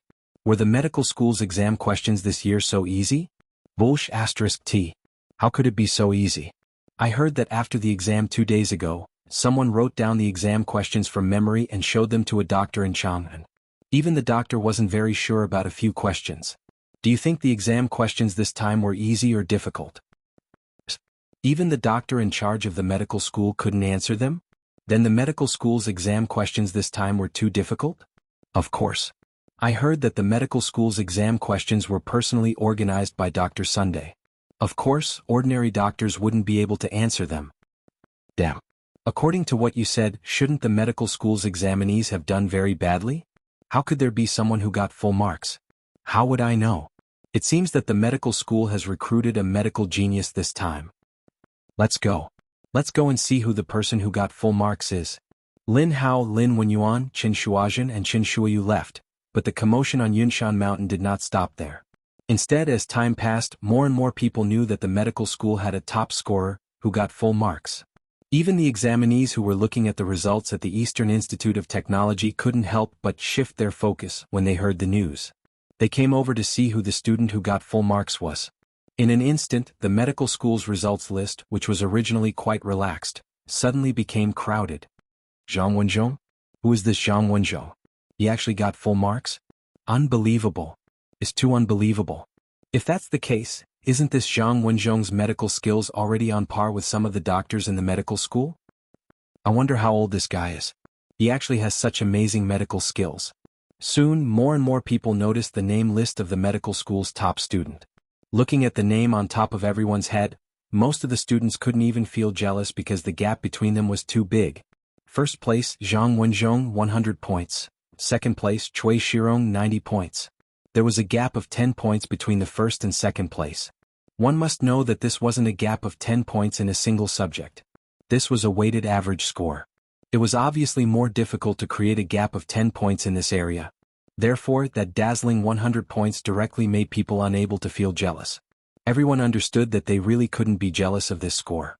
Even if they were given another 10 chances, none of them had absolute confidence that they would be able to get full marks. Did you hear? There's someone who got full marks. What? Full marks? That's amazing. Who is it? According to the people in front, that person seems to be called Zhang Wenzhong. Zhang Wenzhong? Who is this person? Why haven't I heard of him before? Sigh. Not only you, I. As time passed, the people who had finished looking at the results began to leave the academy. Today the academy was only open to the public in front of the Guanghua building. The other places were guarded by guards and no one was allowed to get close. Therefore those who had finished looking at the results could only leave the academy. Those who were queuing outside were able to move forward and slowly approach the academy's mountain gate. As those who had finished looking at the list left, the news of someone scoring full marks in the Academy of Medical Sciences gradually spread through the queue. Soon almost everyone in the queue knew of this shocking news. So, Zhong, did you hear that? Are you the one who scored full marks? In the crowd, Father Zhang and Mother Zhang were still queuing outside the academy. From time to time, they could hear the people around them talking about a student who scored full marks in the Academy of Medical Sciences. At this moment he finally couldn't help but tug at Zhang Wenzhong beside him and ask in a trembling voice. At this moment Father Zhang was both nervous and excited. Even his voice had a slight tremor in it. Mother Zhang immediately looked at Zhang Wenzhong with eager eyes. At this moment she really hoped that the student who scored full marks in the Academy of Medical Sciences was her son. Should be. But there are thousands of students taking the exam this time, and they are all from different counties in the Tang Empire. It's inevitable that there will be people with the same name. Zhang Wenzhong thought about it and said cautiously. When Father Zhang heard this, he was overjoyed at first, but then he was stunned because the latter half of Zhang Wenzhong's sentence made sense. Hence he asked nervously, Zhong, how do you think you did in the exam this time? Zhang Wenzhong smiled and said, Father, didn't I tell you this before? Don't worry. Even if I don't get first place, I won't do too badly. I'm still very confident in this exam. Besides, whether I'm first or not, we can just walk closer to see later. Every candidate has an exam number. With the help of the exam number, even if there are people with the same name, there won't be any confusion. There were 6,000 to 7,000 students taking the entrance exam for Yanhuang College this time, and the final admission number was more than 1,000. It was inevitable that there would be people with the same name. Hence, Zhang Wenzhong guessed that the academy would definitely use other methods to distinguish between people with the same name. In fact, this was indeed the case. Behind every name on the list of results was a row of Arabic numerals. This row of numbers was the student's exam number. Yes. There's an exam number too. That's good. Zhang Wenzhong's father patted his head. Then he looked at the dense crowd in front of him and said dejectedly, Sigh. There are so many people. I don't know when it'll be our turn to enter. Father, don't worry. There are already a lot fewer people in front of us. I estimate that we'll be able to enter the academy in 3/4 of an hour. Although Zhang Wenzhong was also very eager to see if he was the one at the top of the list, he didn't show it. Instead, he calmly comforted his father. 3/4 of an hour? Sigh. We can only wait. However, for Zhang Wenzhong's father, he couldn't even wait for 3 blinks of an eye, let alone 3/4 of an hour. But what could he do if he couldn't wait? Could it be that he could cut the queue? Looking at the two sides of the line, the Yanhuang College guards were eyeing covetously. Then he recalled that a few people had already been expelled from Yunshan by the guards for cutting the line. Zhang Wenzhong's father shrunk his neck and decisively dismissed the idea of cutting the line. It didn't matter if he was expelled from Yunshan. The key was that it would affect Zhang Wenzhong's future. This was something that Zhang Wenzhong's father absolutely didn't want to see. Zhang Wenzhong's father didn't know how many 3/4 of an hour he had experienced in the first half of his life. However, the current 3/4 of an hour felt so long to him. Under the entanglement of nervous, excited, anxious, conflicted, worried, and other complex emotions, Zhang Wenzhong's father finally endured the 3/4 of an hour. We're in. We're finally in. In order to prevent a large number of people from suddenly rushing in and causing a stampede, the academy adopted the strategy of entering in batches. After the first batch of people left, the next batch of people would enter. Of course, each batch of people could only stay in the academy for a limited time. When the time was up, they had to leave. This was a bit like the upper limit strategy used by some subway stations during the morning rush hour. At this time, almost 3/4 of an hour had passed. The Zhang family of 3 finally entered the academy. Zhang Wenzhong's father couldn't help but let out a long sigh of relief. There was a trace of joy on his face, but there was also a trace of worry. The medical college's results list is on the west side. Following the guidance of the academy's guard, Zhang Wenzhong's father quickly brought Zhang Wenzhong and Zhang Wenzhong's mother to the medical college's results list. They were faster, so they managed to grab the third-row position. It was not bad as they could see the words on the red list clearly. First place, Zhang Wenzhong, exam number 062800913, score 100 points. Zhang Wenzhong's father was literate. He raised his head and went straight to the top of the list. Immediately he saw his son's name. He couldn't help but tug at Zhang Wenzhong's arm and said excitedly, "Zhong, quickly take a look and see if this exam number is yours." Zhang Wenzhong didn't say anything. He raised his head and quietly looked at his high and mighty name on the red list. It was at the top of the list, far ahead of the second place. This result was a recognition of his devotion to medicine, his diligent study of medicine, and his previous master's treatment of patients. Of course, this was also a reward for his parents' silent support for his medical studies all these years. "Zhong, what's wrong? Is this exam number not yours?" Zhang Wenzhong's father's expression suddenly changed when he saw that Zhang Wenzhong didn't speak for a long time. "Dad, Mom, this exam number is mine. I got into Yanhuang College." Zhang Wenzhong retracted his gaze and looked at his parents with tears in his eyes. He said firmly, "Ah, good. My son got into the Yanhuang Academy and he even got first place. Ah." Zhang Wenzhong's father heard this and his nervous mood suddenly turned into ecstasy. He raised his head and laughed loudly. Such a big commotion naturally attracted the attention of the surrounding people. The crowd in front of the medical college's results list immediately turned their attention to this side. "Look, that person is the top of the medical college's exam this time. He got full marks." The crowd automatically ignored Zhang Wenzhong's father and looked at the young man next to him. According to the age limit of the college's enrollment, that young man could be the medical college's candidate this time. Oh my God, so young? How did he get full marks? Could it be that he started studying medicine when he was in his mother's womb? This is incredible. The medical college's enrollment exam questions not only require theoretical knowledge but also practical medical experience. Could it be that he has treated patients at such a young age? I know him. A few days ago, the Tang Alliance Medical Center in Lantian County treated a young man with intestinal abscess. Marquis Dr. Sun and Taoist Shen Qing from the Celestial Master sect of Longhu Mountain treated him together and finally pulled him back from the jaws of death. If I remember correctly, that young man's name is Zhang Wenzhong. What? How could there be such a coincidence? Marquis, you've saved a medical genius from the Yanhuang Academy. Soon, someone recognized Zhang Wenzhong, but Zhang Wenzhong didn't care about the outsider's comments. He cupped his hands to the surrounding candidates and then turned to leave with his parents. "Dad, Mom, my life was saved by Marquis. Oh, it should be Yamacho. I will use this life to save more people in the future to repay Yamacho for saving my life." When they reached the foot of Cloud Mountain, Zhang Wenzhong suddenly stopped and turned to look at his parents. He said in an unusually serious tone. Father Zhang and Mother Zhang couldn't help but be startled. After being stunned for a moment, Father Zhang opened his mouth and said, "Zhong, you're right. One must know how to repay kindness. The Marquis saved your life, so all the more you should work hard to repay him. However, Marquis doesn't lack money or reputation. Now that you are a student of Yanhuang College, you are his disciple. As the saying goes, a teacher for a day is a father for life. You must listen to Marquis in the future and fulfill your responsibility as a disciple by Marquis's side." Zhang Wenzhong nodded solemnly and said, "I will remember Father's teachings." "Ah, that's enough. Let's go home.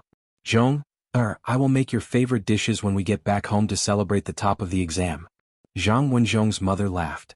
Yes, thank you, Mom." Chapter 1701. Who would have thought that Zhang Wenzhong would be able to get full marks? Looks like I've still underestimated him. Li Zishuan couldn't help but sigh as he watched the bustling crowd in the academy's Guanghua building. Previously, when Yen Silu told him the name of the person who got full marks in the medical school, he was a little nervous because he was afraid that Yen Silu's name would be Chen Shuazhen. If that happened, he would have to cover up countless lies later on. However, although the person who got full marks wasn't Chen Shuazhen, Li Zishuan was still a little surprised when he heard the name Zhang Wenzhong. It wasn't that he didn't believe in Zhang Wenzhong's ability. Zhang Wenzhong's medical skills were unquestionable since he was able to leave his name in history. However, he should only be 7 or 8 years old now, right? What could a 7 or 8-year-old do in modern times? He probably only knew how to play mobile phones and games. However, Zhang Wenzhong's medical skills were already comparable to a doctor in a medical hall when he was only 7 or 8 years old. It was really unbelievable. Are all the children in ancient times so monstrous? First there was Jia Jian, Li Yin, Li Ku, Li Tai, and now there's Zhang Wenzhong. Yanhuang College is getting more and more monstrous. Li Zishuan couldn't help but sigh in his heart. At this moment he was really glad that he had saved Zhang Wenzhong's life in the medical hall that day. He didn't just save the life of a young boy, he might have saved the lives of hundreds and thousands of people. Now that Zhang Wenzhong was admitted into Yanhuang College, under the guidance of experts like Sun Simiao, Dr. Qin, Dr. Wang, and Gu Qinyue, and under the influence of the Academy's modern medical theories, Li Zishuan believed that Zhang Wenzhong's future medical skills would be much higher than the original Zhang Wenzhong in history. At that time he alone would be able to save countless lives. He might very well become the second Sun Simiao of Tang Dynasty. Shaking his head, Li Zishuan shook off the chaotic thoughts in his mind and left the academy. After descending the Cloud Mountain he found Dabai in a small forest. Then man and horse headed straight for Chang'an City. All the talents in the world will enter Yanhuang College. Although this was just a slogan and Li Zishuan's beautiful vision for the future of the college, this vision was slowly being realized. The number of students that Yanhuang College could recruit was increasing, and the number of talents it could attract was also increasing.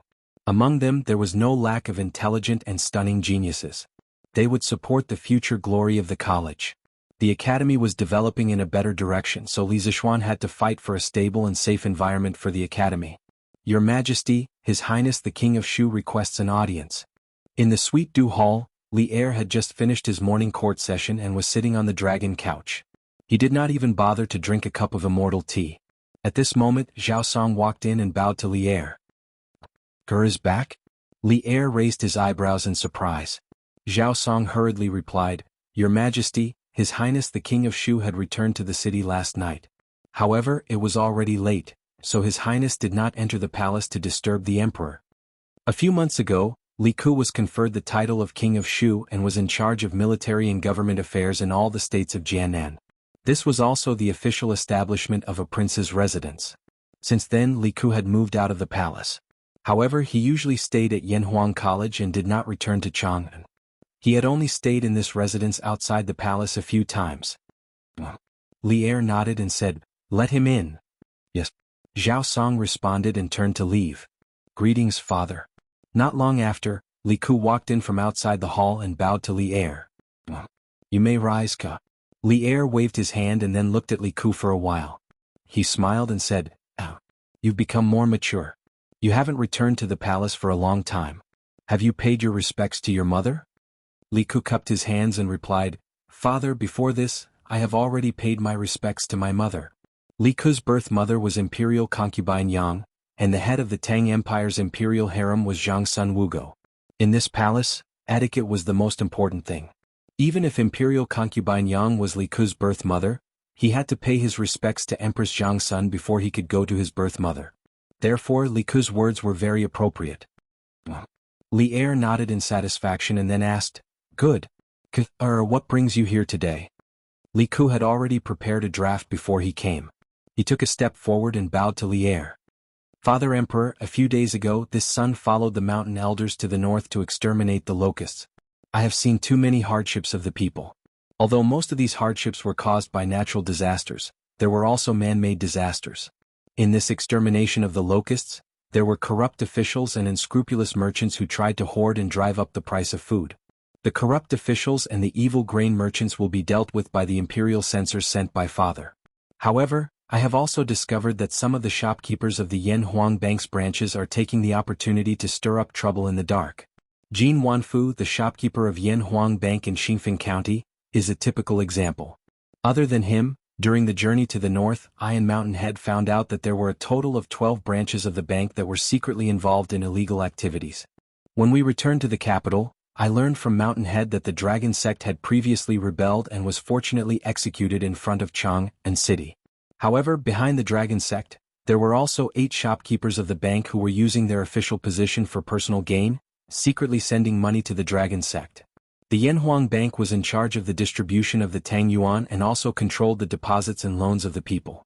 It could be said that it was a vital department that was related to the fate of the Tang Empire.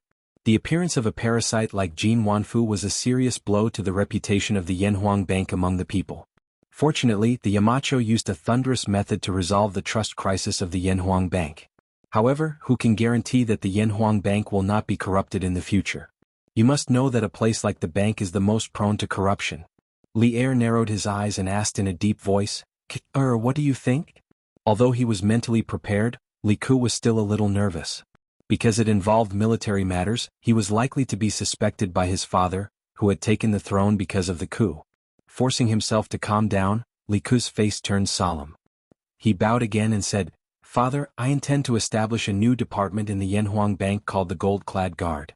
It will specialize in correcting illegal activities within the bank to ensure that the bank will always operate normally.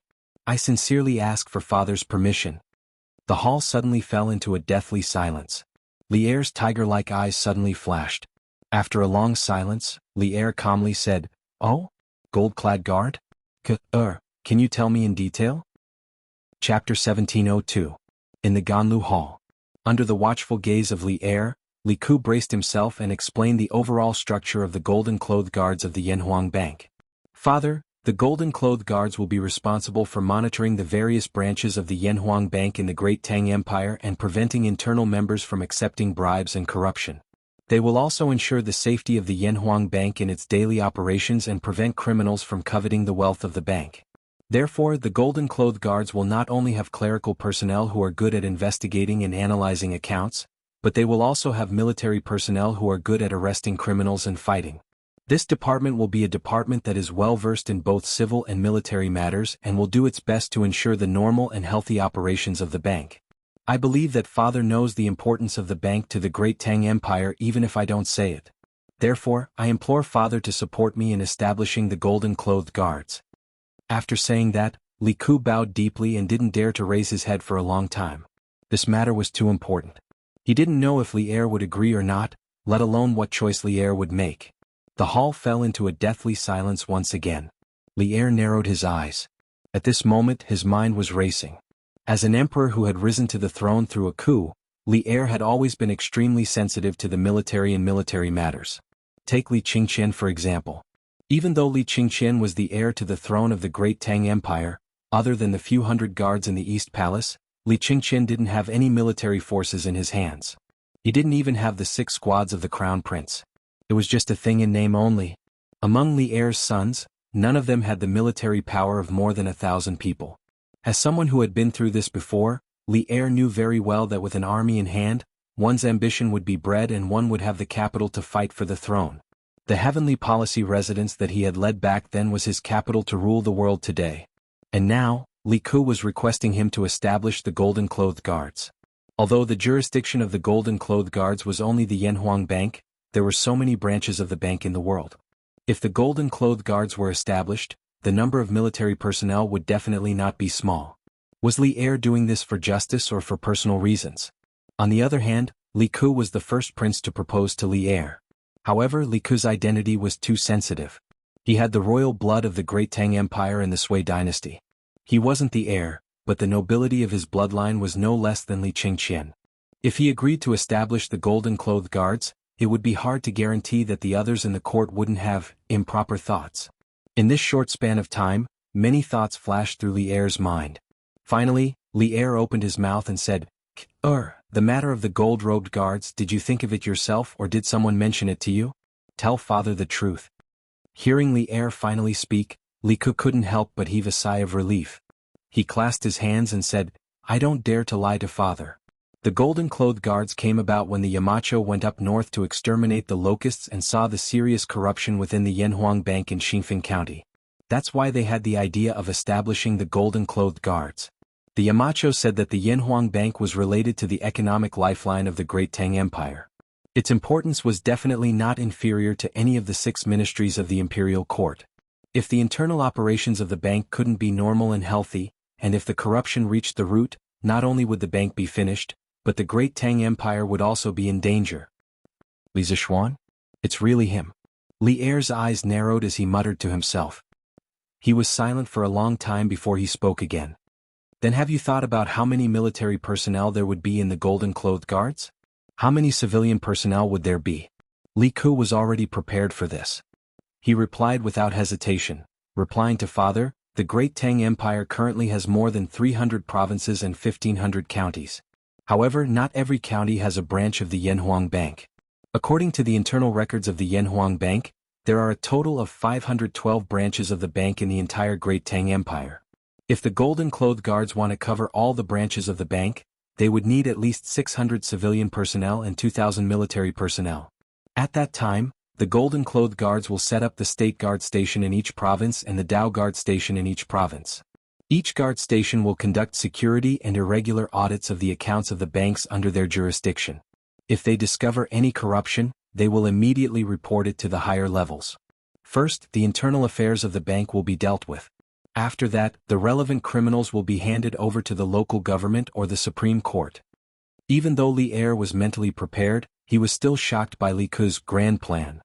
More than 600 civilian staff and more than 2,000 military staff. What was Li Ku trying to do? He was going to establish a national yamen. Thinking back to when he was still the king of Qin, the Heavenly Policy residence only had 2,000 to 3,000 civil and military personnel. Could it be that Li Ku wanted to use this opportunity to touch the position of the crown prince? At this moment, Li Er couldn't help but suspect that Li Ku had selfish motives. Seeing that Li Er didn't speak, Li Ku's heart jumped to his throat. He actually knew that his request was a bit too much. However, the Yanhuang Bank stall was too big. If there were too few people, they definitely wouldn't be able to take care of such a big stall. 600 civilian personnel and 2,000 military personnel. This was already considered a small number. When the Golden Clothed Guards were fully established, the total number of personnel would definitely far exceed this scale. Although this might cause Li Er to be suspicious, Li Ku had a clear conscience. He didn't have any improper thoughts about the position of the crown prince. He only wanted to manage the Yanhuang Bank well. He realized that he had already fallen in love with the job of managing money. Therefore, although the atmosphere in the hall was becoming more and more serious, although Li Ku was also a little afraid of Li Er's might, he still straightened his back and looked at the top of the hall without changing his expression. This was because he had a clear conscience. Perhaps it was because of this clear conscience gaze that moved Li Er. Li Er looked at Li Ku for a moment and then said, "Ha! 600 civilian staff and 2,000 military staff." Er was truly a bold man. The Yanhuang Bank is in charge of the issuance of the Tang dynasty's currency and the savings and loans of the common people. It is indeed important. As for the personnel of the bank, they come into contact with large amounts of money every day. It is indeed easy for them to have thoughts of corruption. Your suggestion to establish the Golden Clothed Guards is very good. Unexpectedly, the moment Li Er opened his mouth, he actually confirmed Li Ku's idea. Li Ku, who was prepared to receive a storm from Li Er, couldn't help but be stunned. What he didn't expect was Li Er's next sentence. Li Er paused for a moment and continued, "Since that is the case, then you will be in charge of establishing the Golden Clothed Guards. The number of civilian and military personnel will be handled according to what you said earlier. All the manpower and resources needed, I will fully cooperate with you." Chapter 1703. Within the Ganlu Palace, a yamen of more than 2,000 people had been built just like that, and it had even been given to a prince. Before this, no one would have believed that the wise and mighty Emperor Li Er would make such a foolish decision. Li Ku's mouth was agape in shock. Li Er had agreed too quickly and decisively, so much so that he almost couldn't believe that the person in front of him was Li Er. While Li Ku was still in a daze, Li Er spoke once more. In addition, since the Yanhuang Bank is affiliated with the Ministry of Revenue, the establishment of the Gold Clothed Guard cannot be done without the support of the Ministry of Revenue. We will issue a decree for Xiaoyu to cooperate with you in establishing the civil staff of the Gold Clothed Guard. They will be responsible for checking the accounts of the bank. As for the military staff of the Gold Clothed Guard, Li Er paused for a moment, his brow creasing as if he was seriously considering something. After a few moments he chuckled. Although you've been practicing martial arts since you were young, you've never led soldiers before. If you rashly establish a military staff of more than 2,000 people, I'm afraid that your strength will be insufficient. How about we send someone to assist you? Send someone to assist? Li Ku suddenly had a conjecture. Could it be that Li Erma was recommending Li Junxian to him? Your son thanks Imperial Father. Although many thoughts were running through his mind, Li Ku did his best to maintain a normal expression as he clasped his hands at Li Er. Li Er nodded in satisfaction. We heard you speak of the functions of the Gold-Clothed Guard just now and felt that the Gold-Clothed Guard was similar to the 100 Cavalry in terms of martial arts. Thus, we plan to have Li Junxian assist you in establishing the military staff of the Gold-Clothed Guard. What do you think? As expected, although he had expected this, hearing it from Li Er's mouth made Li Ku feel that everything today was too surreal. If not for the fact that he knew that Li Zishuan had not entered the imperial palace recently, Li Ku would have suspected that Li Zishuan had colluded with Li Er. Otherwise, how could the two of them have the same idea? Royal Father is wise. This son will listen to Royal Father's arrangements. Li Ku realized that he couldn't understand Li Er, so he decided not to think about it. In any case, he just needed to do his own thing well. What other people had planned had nothing to do with him. At the very least, as long as he didn't have any ulterior motives for the throne, no one in the Tang Empire could do anything to him. Yes. If you don't have anything else to report, then go back and prepare. Li Er straightened his body and leaned against the dragon couch. He looked down at Li Ku and said, "Yes, Imperial Father. I will take my leave now." Li Ku cupped his hands and left decisively. Today, Li Er's combination of punches had left him in a daze. He had to go home and calm down. With that, he turned around and left. Only Li Er and Zhao Song were left in the main hall. Zhao Song lowered his head and looked straight at the floor of the Sweet Dew Hall, as if there was some secret martial arts manual on the floor. He was so focused and engrossed in it. He didn't want to ask too much about the matters of the royal family, especially when it involved the princes. Although Li Er's decision today was somewhat abnormal, Zhao Song couldn't be bothered to think about whether there was a deeper meaning to it.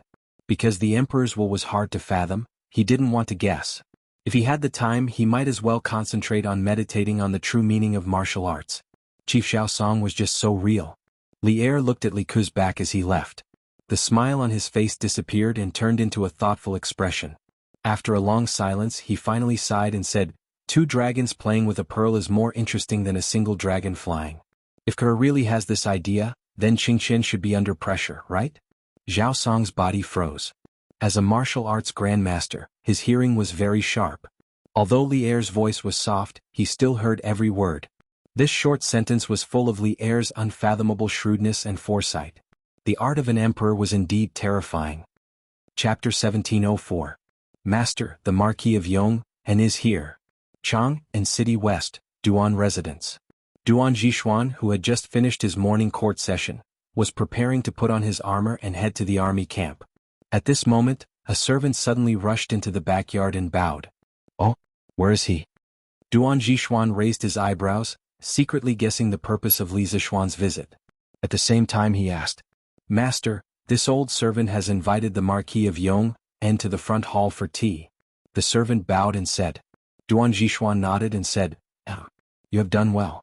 Go and tell the Marquis of Yong, and this old man will be there soon."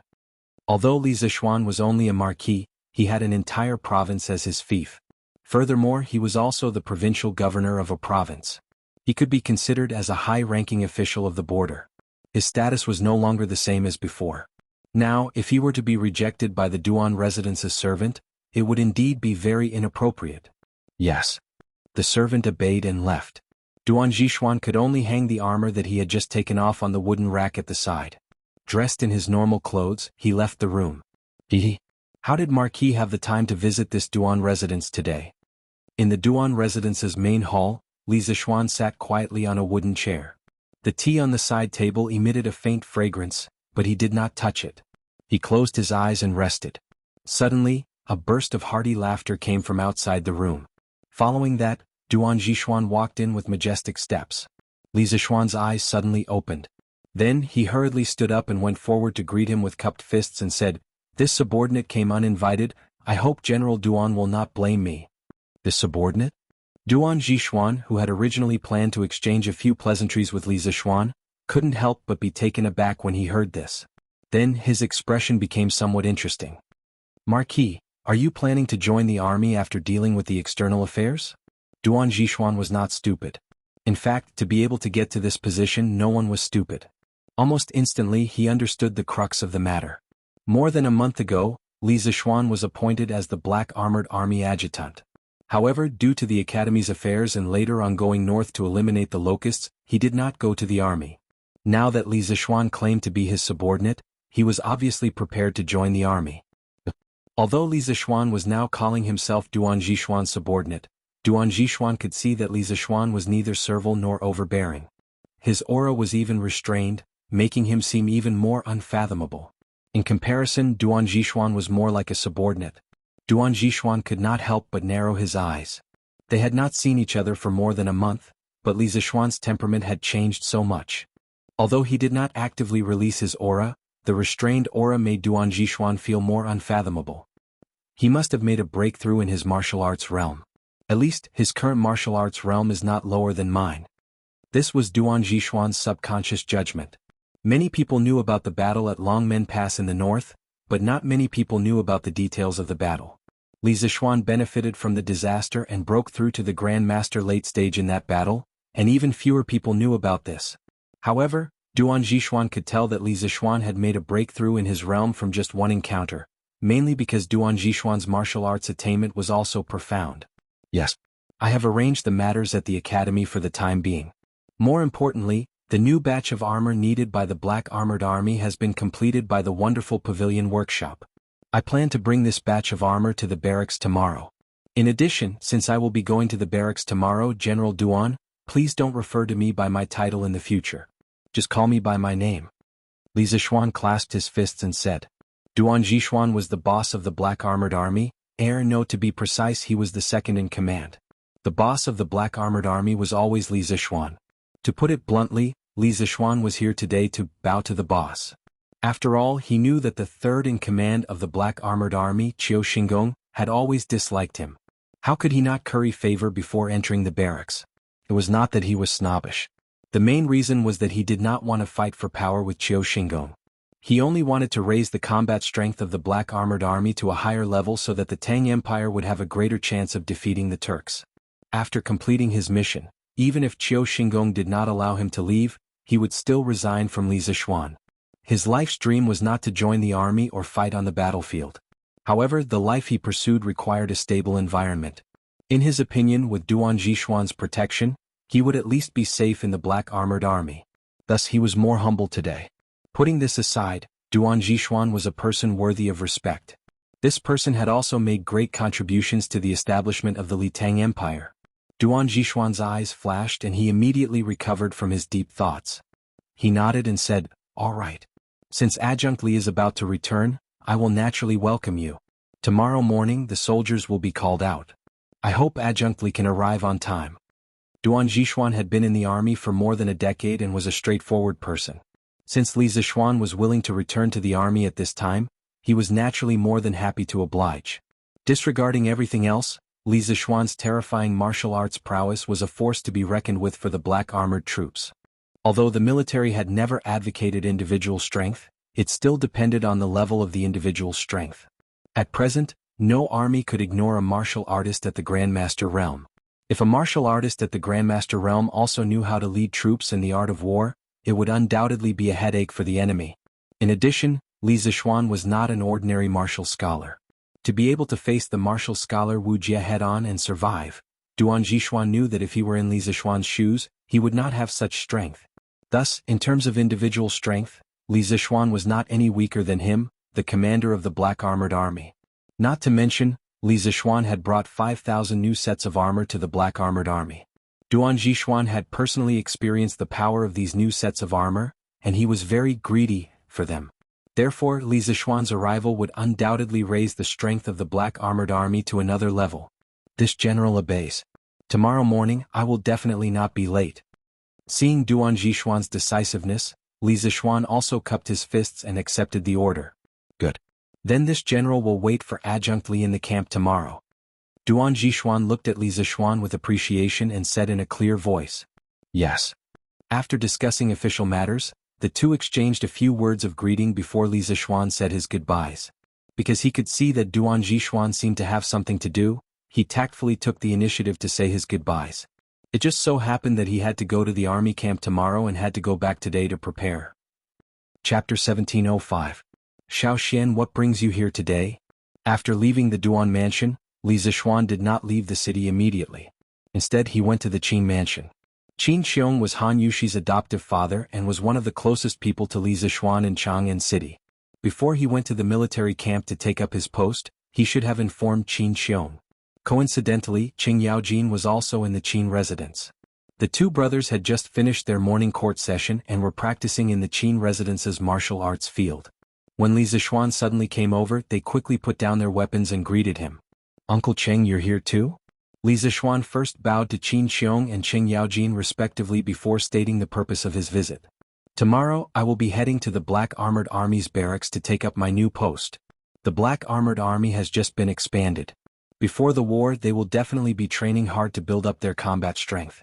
As the Black Armored Army's adjutant, I will probably have to live in the barracks for the next 2 months. Hence, I am here today to inform both of you."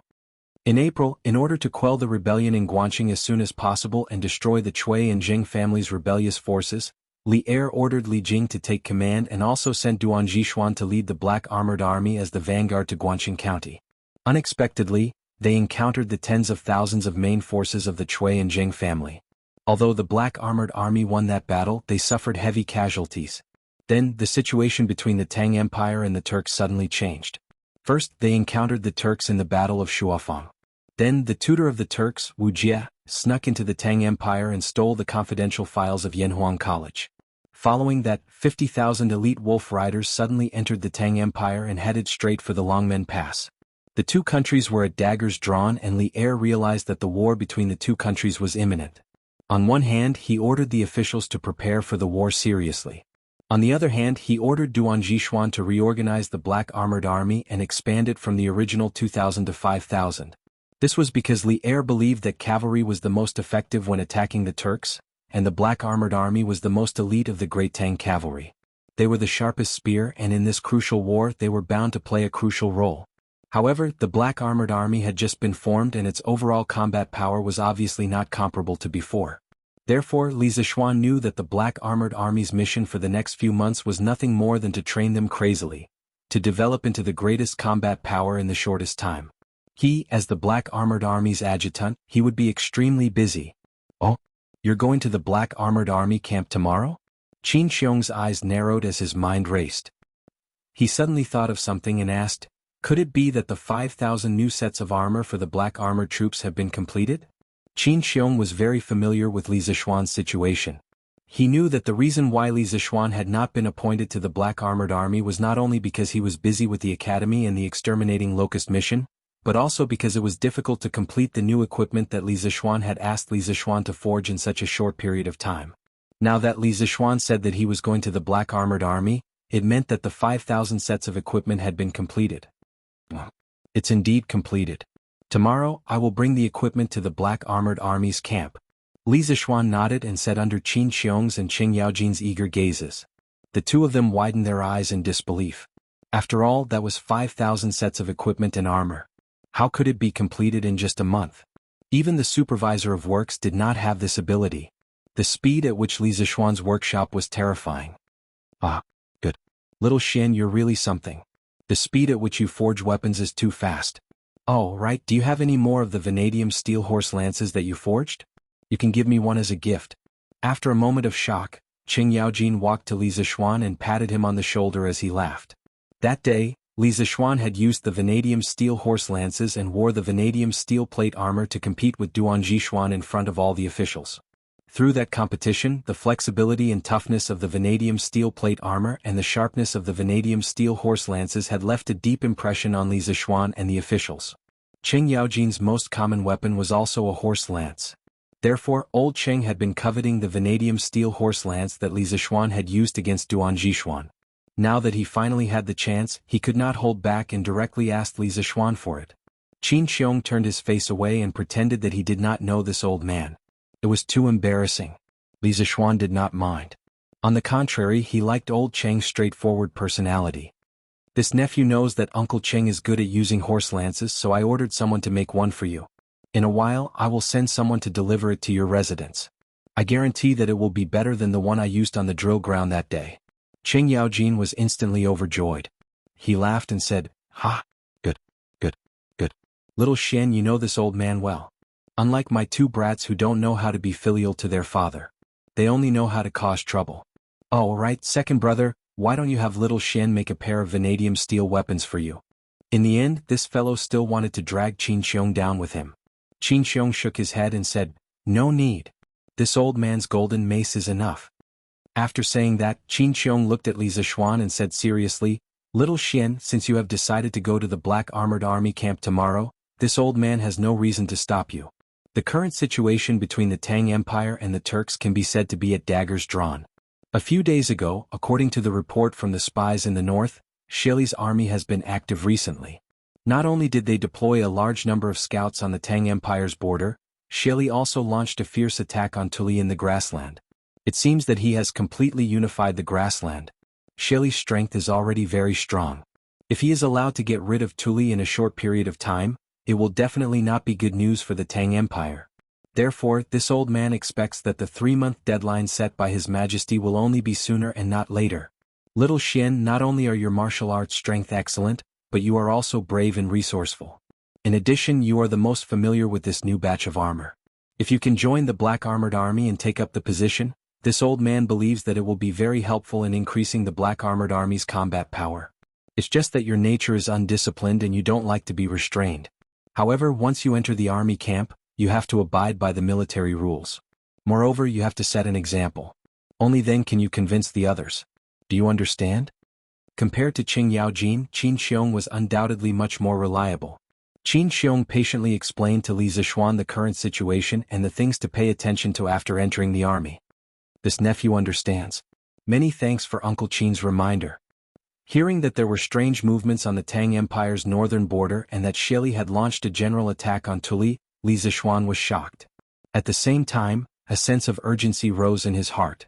It seemed that Shili had already sensed the Tang Empire's next move on the grassland. He was already making preparations in advance. Chapter 1706.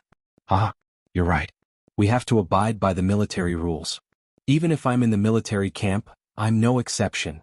But Xiaoxian, if you're bullied in the military camp, don't worry about it. Just beat them back. Anyway, you're now a master at the late stage of the Supreme Power realm. No one in the Black Armored Army can beat you. If you can't beat them, I'll go and help you." Compared to Qin Xiong's maturity, Qing Yaojin was undoubtedly more forthright and straightforward. This old fellow had just received benefits from Li Zixuan, so he naturally had to stand up and say a few words. However, given his relationship with Li Zixuan, even if he didn't receive any benefits, he would be the first to stand up for Li Zixuan if he was bullied. Li Zixuan smiled. Old Cheng's words obviously meant something. He was worried that he would be bullied after entering the Black Armored Army. Thinking of this, Li Zixuan was a little touched. He clasped his hands and said, "This nephew appreciates Uncle Cheng's good intentions. But don't worry, I won't let anyone bully me." Even if Qiu Xingong wanted to bully him after entering the Black Armored Army, Li Zixuan planned to solve it himself. He was already an adult. Of course, he had to get back the face he had lost. "Ah, good. You're a little like me when I was young. Good. Qing Yaojin couldn't help laughing. He didn't know whether this old guy was praising Li Zixuan or himself. Xiaoxian. Since you're in Chang'an today, don't go back at noon.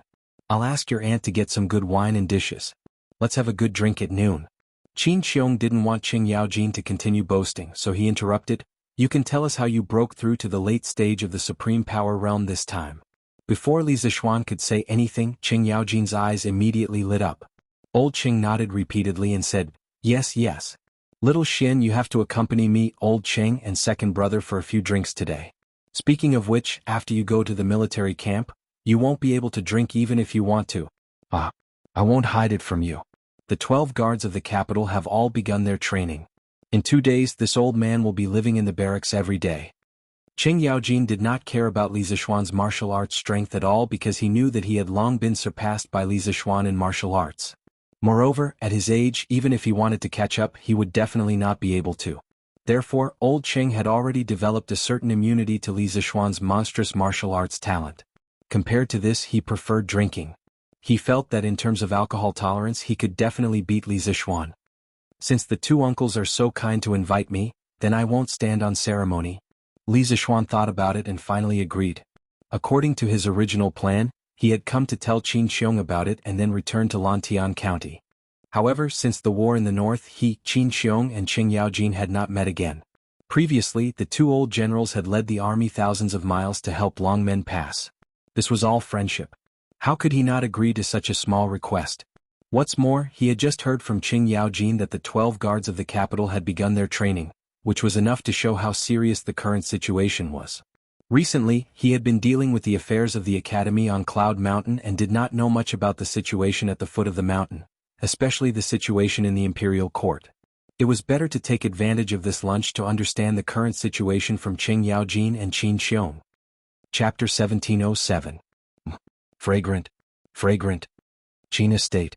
When it was close to noon, the maidservants of the Qin estate brought over numerous fragrant dishes from the kitchen. Old Qing couldn't help but take a deep breath, and then he couldn't help but click his tongue in praise. Second brother, the culinary skills of the chefs in your estate are really getting better and better. This taste is almost on par with the immortal indulgence in. Qin Xiong couldn't help but glare at Qing Yaojin and say, "What, chef? These dishes were all made by your sister-in-law herself." Second sister-in-law actually made them herself? Qing Yaojin was shocked and said in disbelief. It's rare for little Xian and Jijie to be here today. I have to personally cook and entertain you. As they were talking, Madame Qin walked in with 2 maidservants carrying plates and said with a smile. Old Qing chuckled and said, "Ha! Sister-in-law, you're doing this on account of little Xian, right? Looks like I'm still riding on little Xian's coattails today." This old fellow often came to the Qin family to freeload, but it was usually the servants in the manor who cooked. Why would Madame Qin cook personally? Madame Qin scolded, "Nonsense.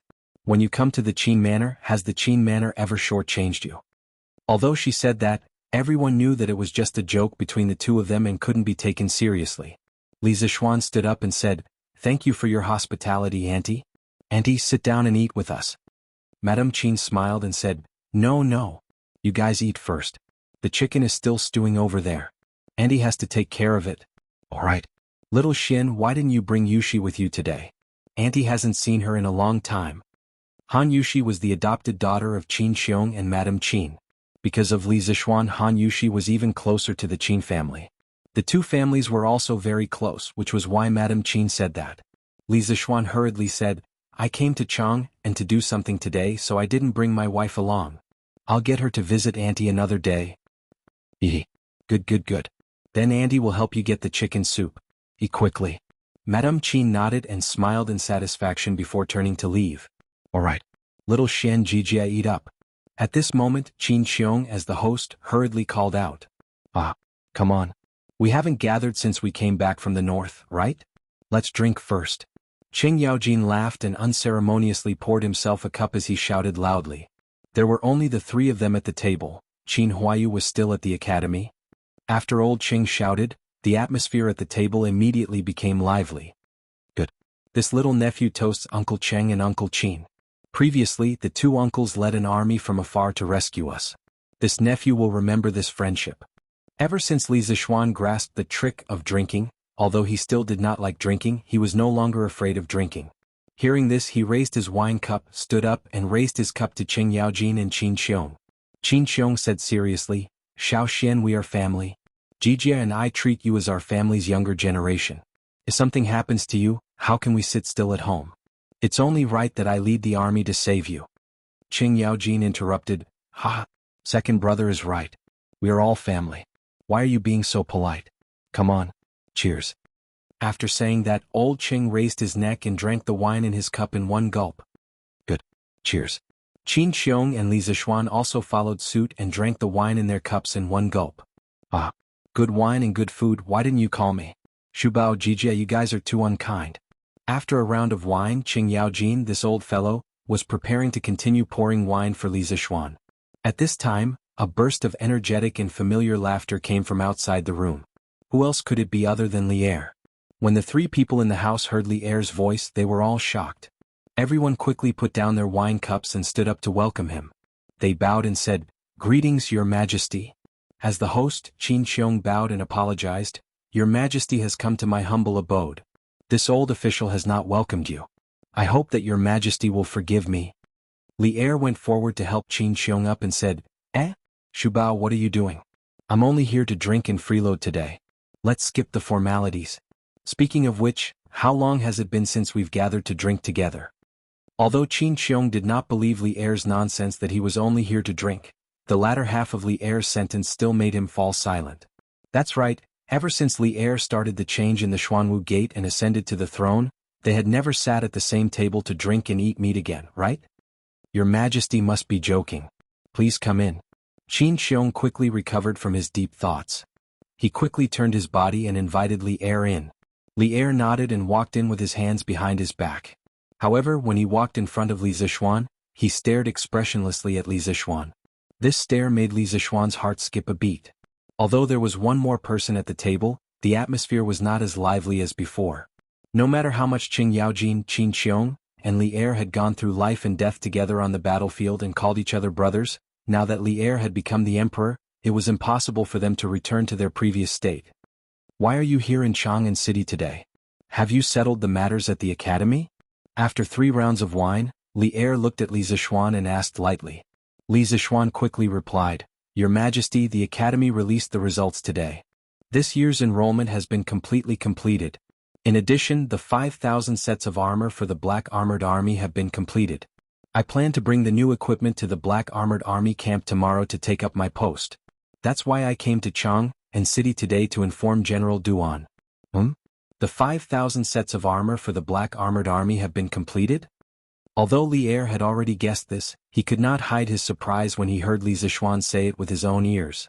Previously, Yen Lide had roughly calculated with him that if they were to follow the new style of armor invented by Li Zixuan, it would be impossible for the Ministry of Works and the craftsmen of the General Work Supervisor to complete the 5,000 sets of armor in 3 months. Now, Li Zixuan's workshop had only used slightly more than a month to complete the 5,000 sets of armor, vanadium steel horse lances, and vanadium steel horse armor. This speed made Li Er envious. If it wasn't for the Emperor's reputation, he really wanted to snatch Li Zixuan's Strange Interest Pavilion workshop, because this workshop could be considered a national treasure. Yes, Your Majesty. The 5,000 sets of armor have been completed and can be sent to the Black Armored Army camp at any time. Li Zixuan was a little flustered by Li Er's wolf-like gaze. Even so, he braced himself and replied. Chapter 1708. Good. In Qin's mansion, Li Zixuan was elated to hear Li Zixuan's reply. Although he coveted Li Zixuan's workshop, he could not show it. He laughed and said, The Black Armored Army has just expanded. If you can finish these armors as soon as possible, Duan Zixuan will be able to arrange for the soldiers to train and familiarize themselves with the new equipment. Besides, you are the most familiar with the new equipment. With you assisting Duan Zixuan in managing the military affairs, it will also help the Black Armored Army to become stronger. Li Zixuan hurriedly said, I will do my best and spare no effort. What a great, do your best and do your best. You are going to the military camp tomorrow and you are already in Chang'an. Why don't you report to me? Suddenly, Elder Li's face darkened as he looked at Li Zixuan. Sure enough, old Li was here to settle accounts with him. Li Zixuan muttered in his heart. Then he quickly pretended to be in fear and trepidation and said, Your Majesty, please forgive me. You are always busy with state affairs. I just don't want to disturb Your Majesty over such a small matter. Li Er shot a glance at Li Zixuan and said crossly, You punk have a glib tongue. All right. I am too lazy to argue with you. Then he drank a cup of wine and asked, Regarding the current situation in the north, Xu Bao has told you, right? Speaking of serious matters, Li Zixuan no longer had the mood to continue eating and drinking. He nodded and said, Uncle Qin has already told this subject. What do you think? Li Er looked at Li Zixuan with interest and asked. He really hoped to hear Li Zixuan's unique views on the situation between the two countries. Li Zixuan had been in the imperial court for more than a year, and he always had a unique view on every problem. This was also one of the reasons why he chose to leave the palace and come to Qin's mansion today.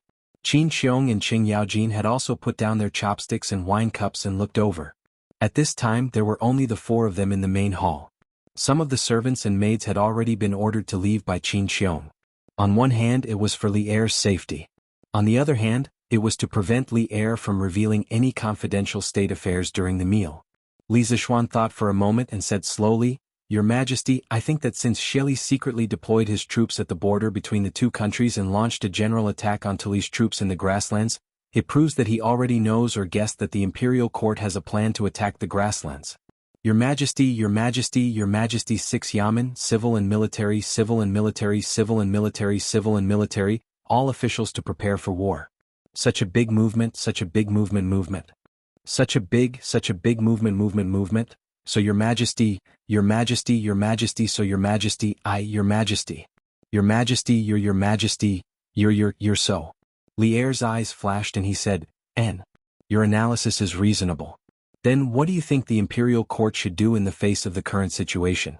I originally planned to secretly prepare the army for war and catch Shelly off guard 2 months later. But now it's obvious that Shelly is already on guard. Moreover, he seems to be more anxious than I am to carry out the war. In this way, what do you think the Tang Empire's chances of winning this war are? Li Zishuan frowned and said, Your Majesty, the Tang Empire and the Turks are the two most powerful countries in the world today. In such a big national war, to secretly catch the other side off guard, Your Majesty, I think this is an impossible task. It's only a matter of time before Shelly finds out that the imperial court is secretly preparing the army for war. But it seems that Shelly found out about it earlier this time. But Your Majesty, thinks that all these are not important because the main factor that determines the victory of a war is still the hard power of both sides.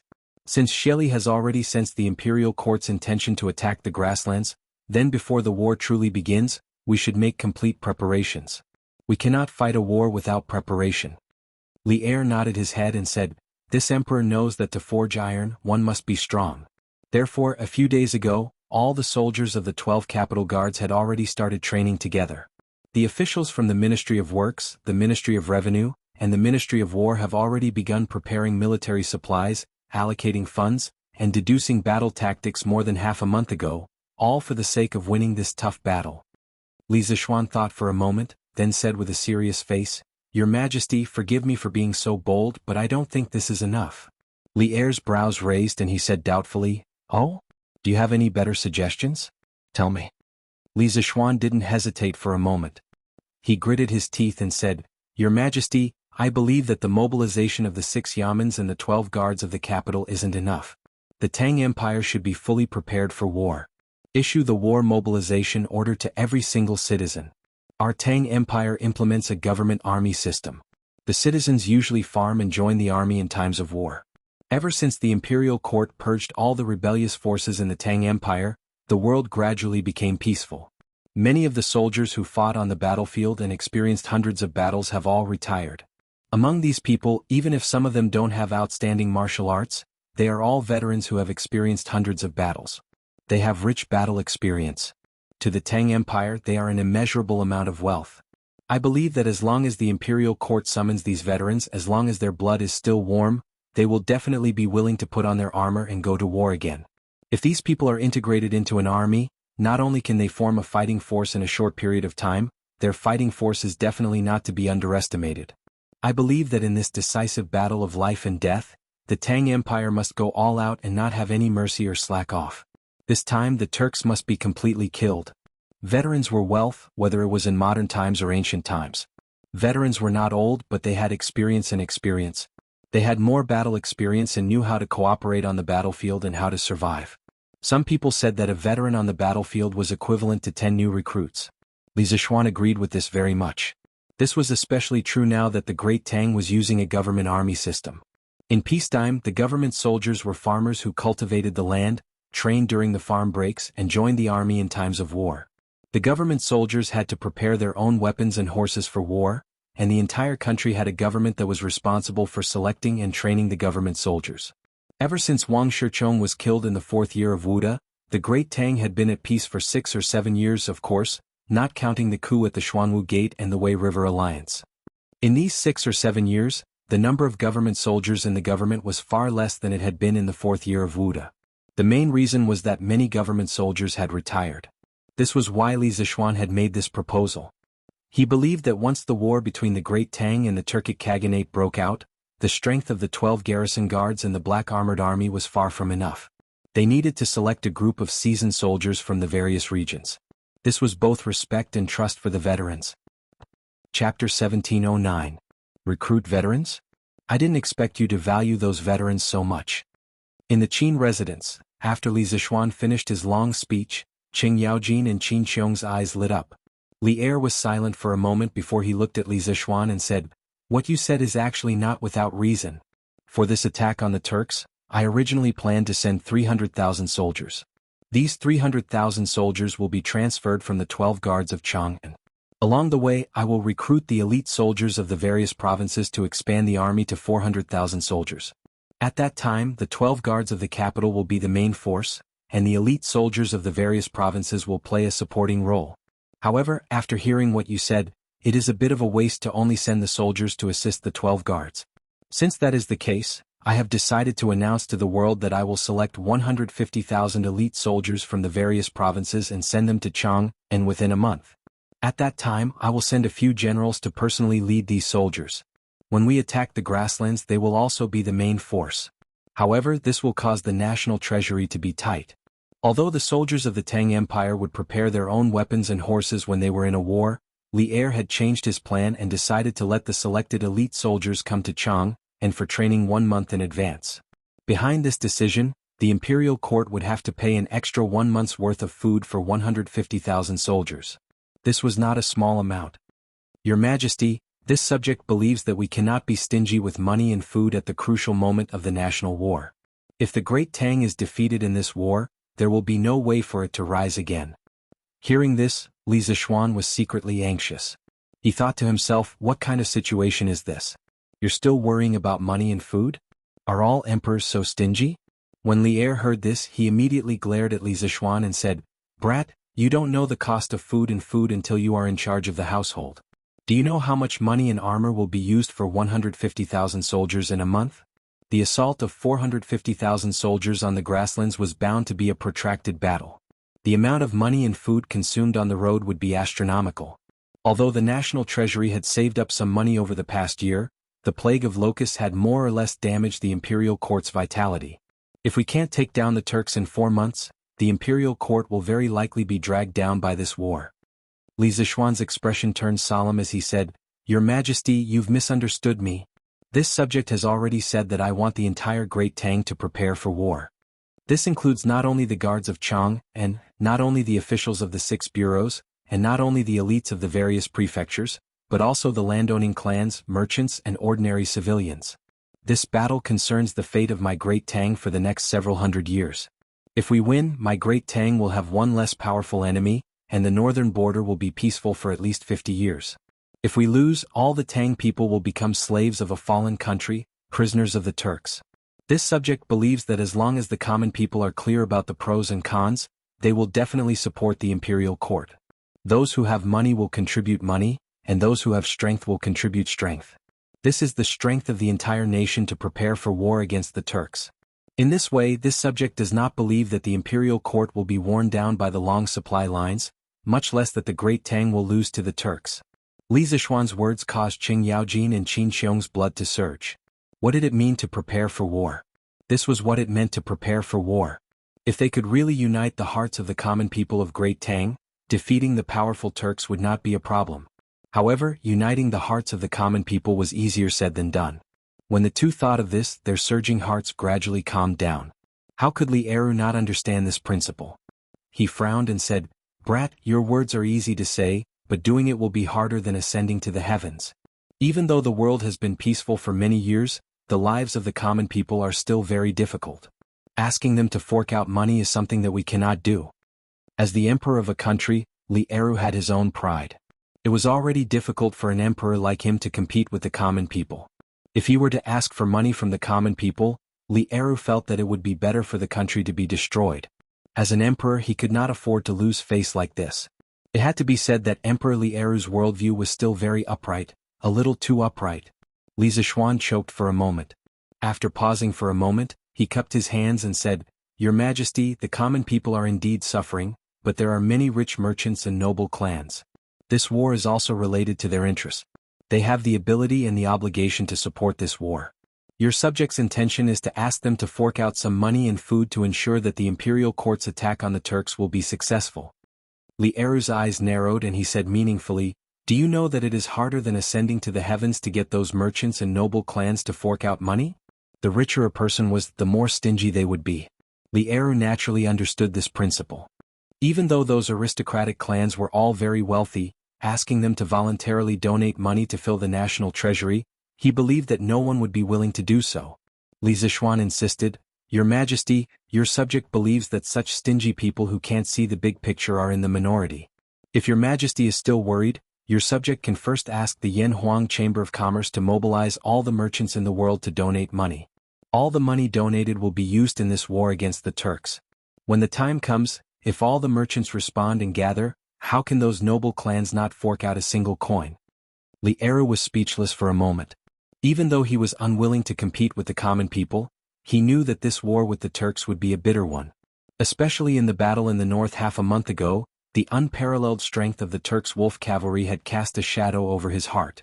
Under such circumstances, the Great Tang would obviously not be able to defeat the Turks in a short period of time.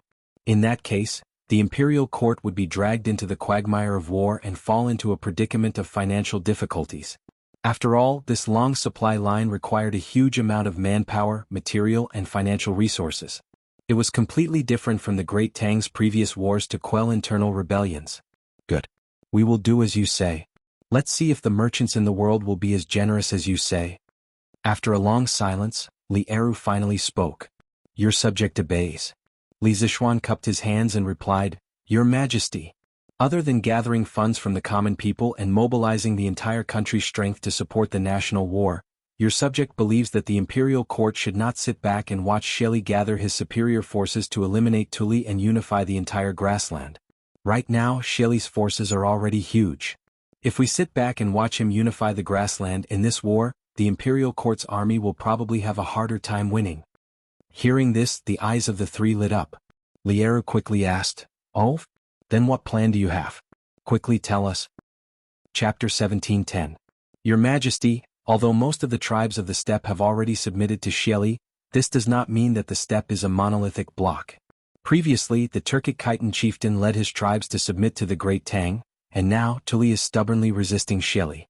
This shows that there are still many tribes of the steppe who are not of the same mind as Shelley, and we must make good use of this point to obstruct Shelley from unifying the steppe. In the Qin residence, Li Zishuan slowly analyzed Li Eru's question. This subject believes that the imperial court should immediately dispatch an emissary to secretly infiltrate the steppe with your Majesty's imperial edict. The imperial edict states that Tuli will be conferred the title of King of the Great Tang, and any Turkic tribes that submit to the Great Tang will be richly rewarded. In the current situation, Tuli Kaghan and Shelley are already like fire and water.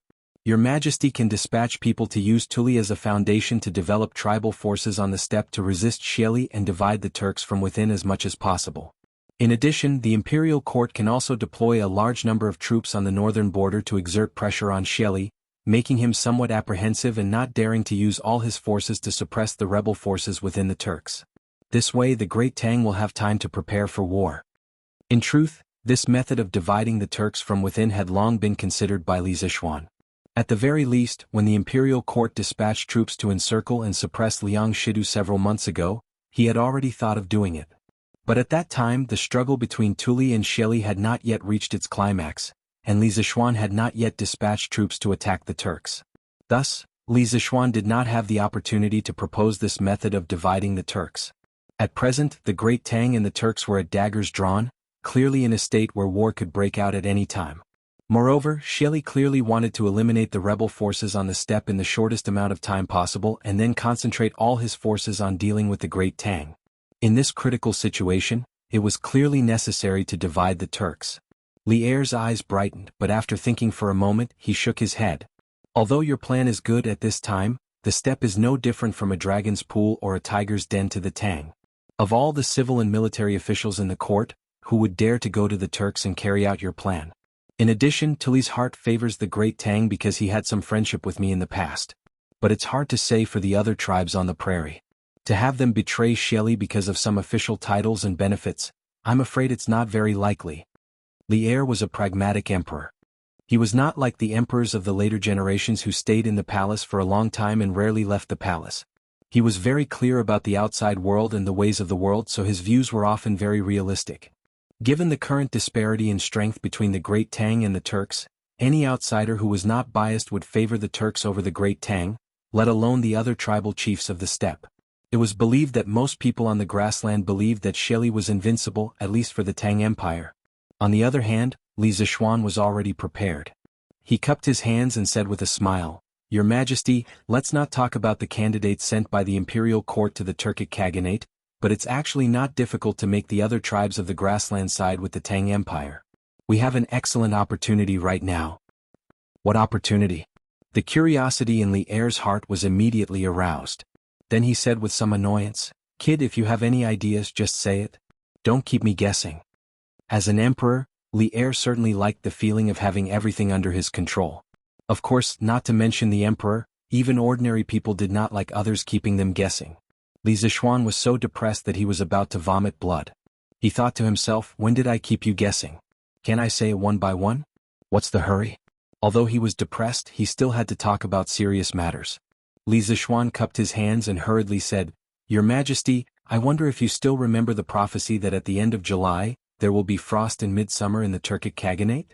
Although this question was suspected of keeping Li Er guessing again, Li Zishuan had to ask. It was said that important people tended to forget things. Who asked Li Er to be an important person among important people? It had been nearly 10 days since he had returned to the imperial court and told Li Er that the Turkic Khaganate would have abnormal weather at the end of July this year. It was hard to guarantee that Li Er would not forget this matter. When these words were said, Qing Yaojin and Qin Xiong were both shocked. The two of them looked at each other and could see a trace of shock in each other's eyes. Frost in the 7th month, this kind of thing sounded inconceivable. How could Li Zishuan say it in front of Li Er?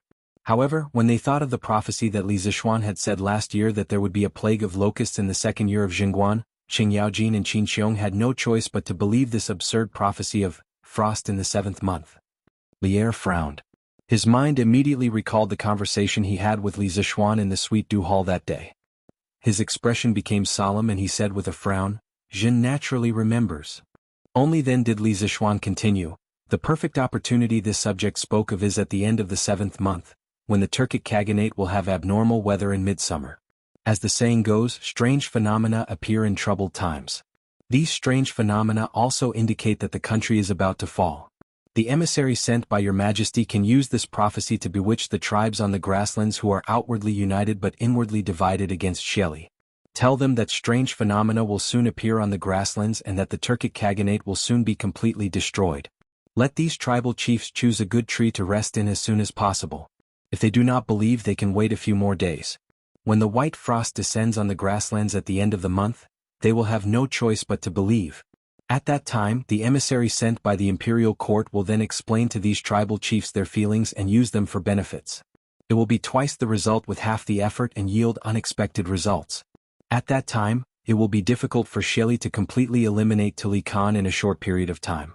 This is because those tribal chiefs who believe in the prophecy will definitely not let go of this opportunity to perform. With them working together with Tuli Khan to stall Shelley, our chances of victory in the decisive battle with Shelley 2 months later will be greater." Li Er's eyes widened. At this time, his chest could be said to be surging with emotions. Li Zishuan's plan to divide the Turkic Khaganate gave him an impulse to slap the table and praise. This plan could directly reverse the outcome of this national war. It could also save the Tang Empire from sacrificing thousands of soldiers this time. It was too crucial. Good. This plan is very good. After being excited for a while, Li Er could not help but clap his hands and laugh. Then he was not stingy with his praise as he said, "Divide the Turkic Khaganate from within the grasslands and let the tribal chiefs of the other tribes help till he stalls Shelley. Then, after we have readied our troops, we will kill our way into the grasslands and have a showdown with Shelley. In this way victory is certain." Chapter 17:11. It is a good plan, but who can go to the Turks to carry out this plan? Li Zishuan's plan to divide the Turks was indeed a bright one, but Qin Xiong frowned and asked this question. After all, whether a plan was good or bad depended on the result, and the person who carried out the plan would have a direct bearing on the result. Li Er's face froze when he heard Qin Xiong's words. He clearly understood that a good plan was only half the success. The other half depended on the person who carried it out. Shu Bao is right. Li Zishuan, do you have a suitable candidate in mind? Li Er asked with a frown. Your Majesty, this little Shen is not familiar with most of the officials in court. He might not have a suitable candidate in mind. Before Li Zishuan could speak, Qin Xiong couldn't help but speak. To the Tang, the Turks were no different from a tiger's den.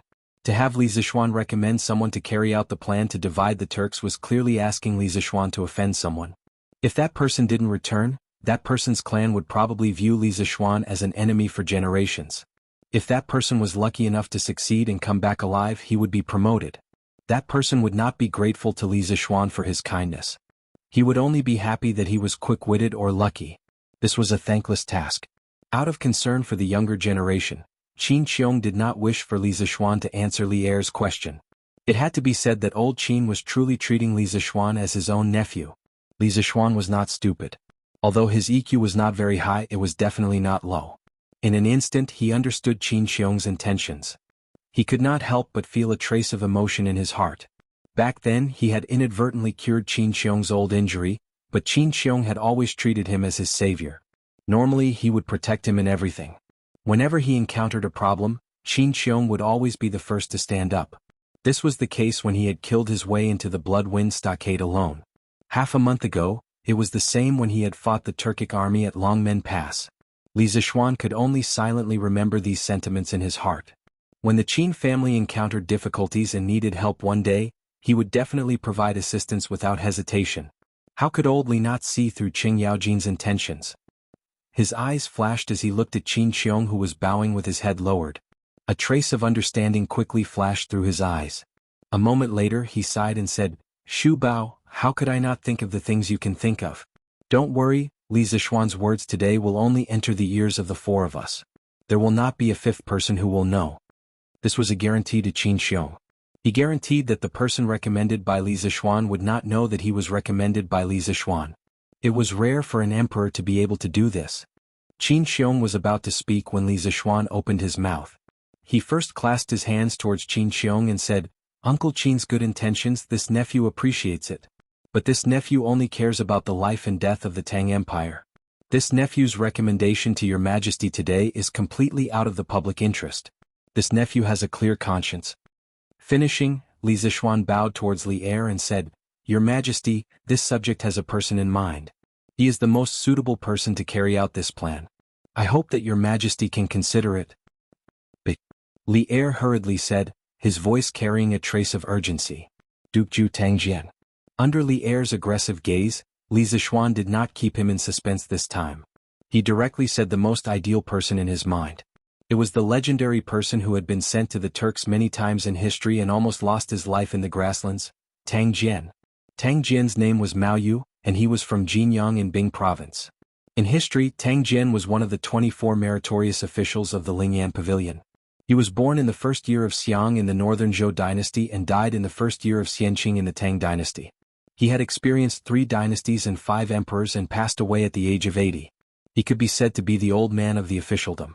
In his youth, Tang Jian's family had been officials for generations. His family was a famous family. It could be said that he did not get tired of using things and did not get tired of eating things. He received a good education and culture, and was raised to have an unrestrained and forthright personality. He was not a child who followed the rules. However, innate nature was innate and education was education. Tang Jian was extremely respectful towards his elders and was famous for his filial piety. Due to his father Tang Jian and Li Yuan being close, Tang Jian, who was older than Li Er by 20 years, had the chance to interact with Li Er and become friends despite the difference in age. At that time, the Sui dynasty was filled with rebellions and smoke of war rose everywhere. Tang Jian often discussed the world situation with Shimin and secretly reminded Li Er that the Sui dynasty was in chaos, and the world could be plotted against. Li Er, who had great ambitions, treated Tang Jian as a close friend and reported Tang Jian's words to his father. When Li Yuan heard this, he scolded Shimin not to speak nonsense. After that, he secretly summoned Tang Jian to the palace to discuss the world situation. Therefore, Tang Jian could be considered as one of the earliest ministers to follow the emperor. In the 9th month of the 2nd year of Wuda, Tangzhou was established. The country's foundation was not stable and the world was still in chaos. Lu Wuzhou used Mai as a base and formed alliances with the Turks in the north.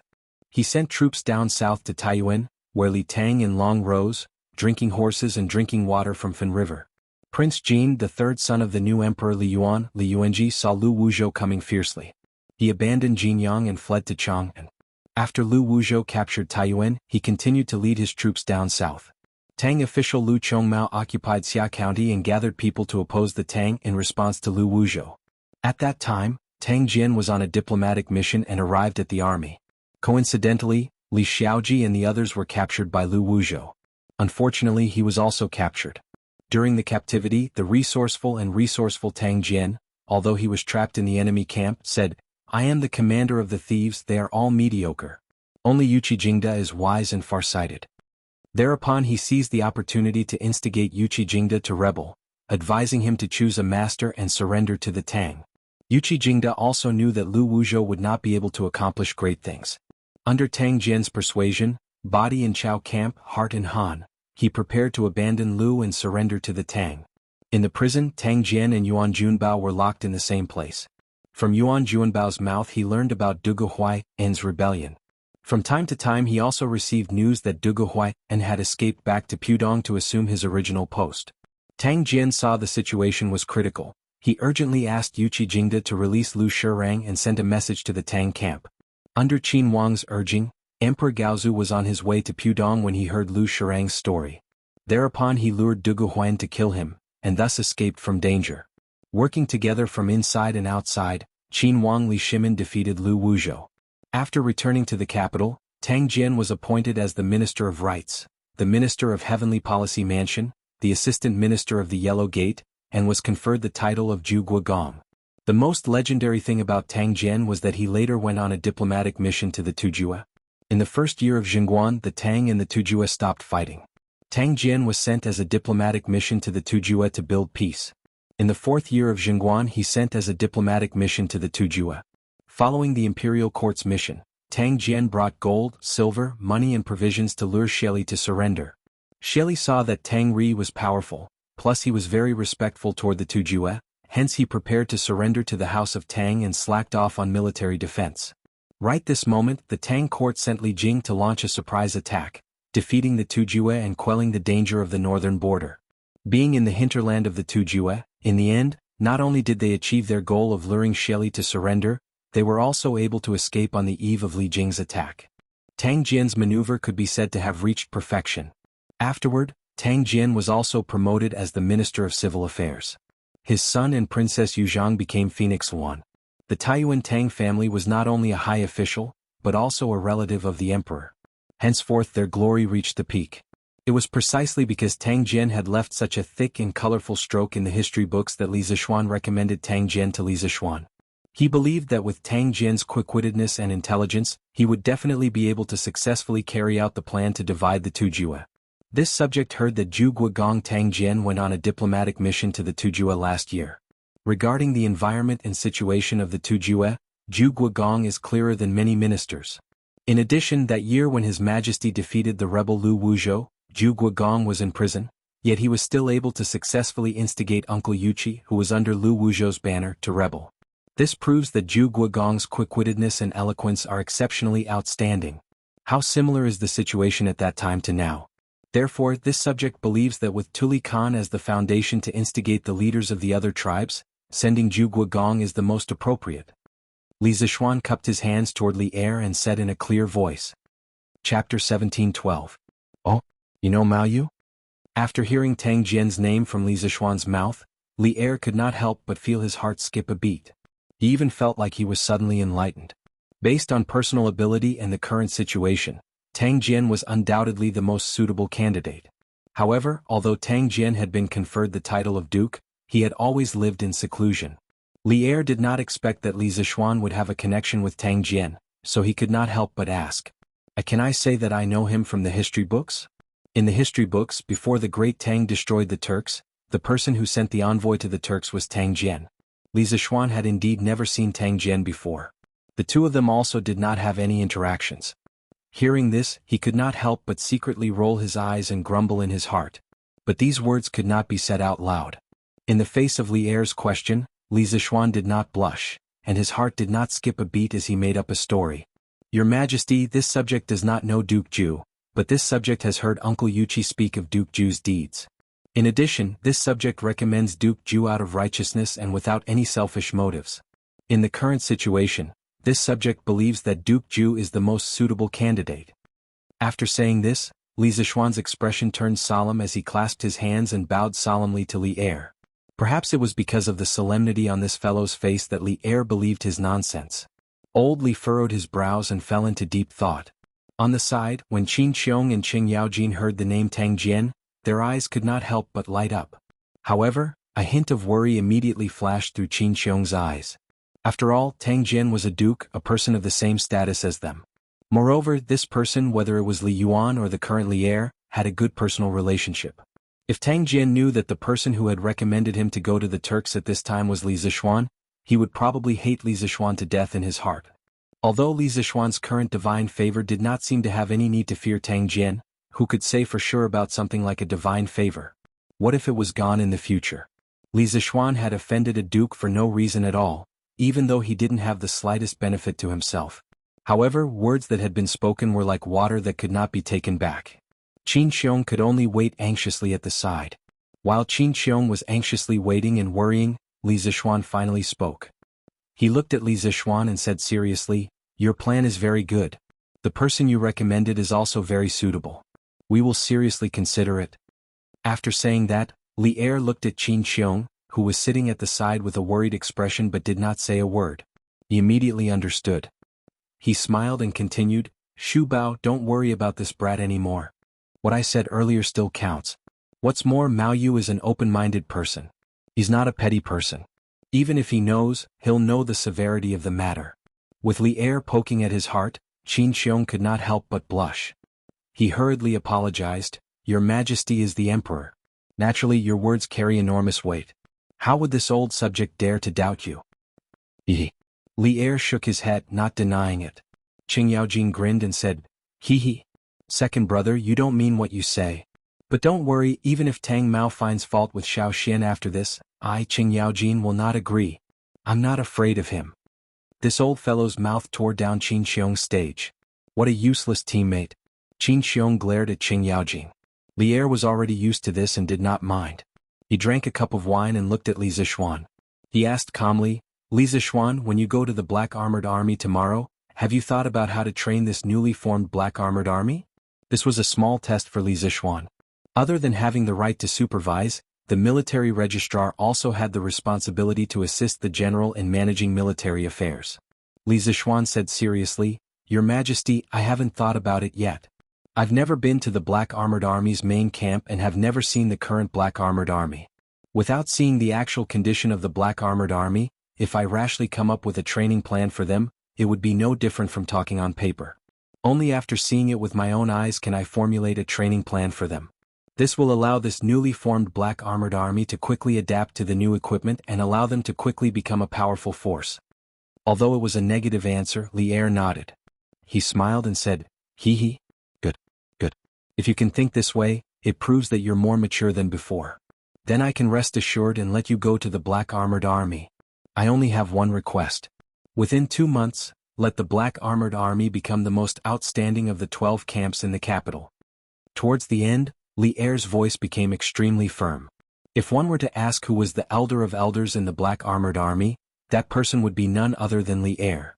Even Duan Zhishuan couldn't compare to him.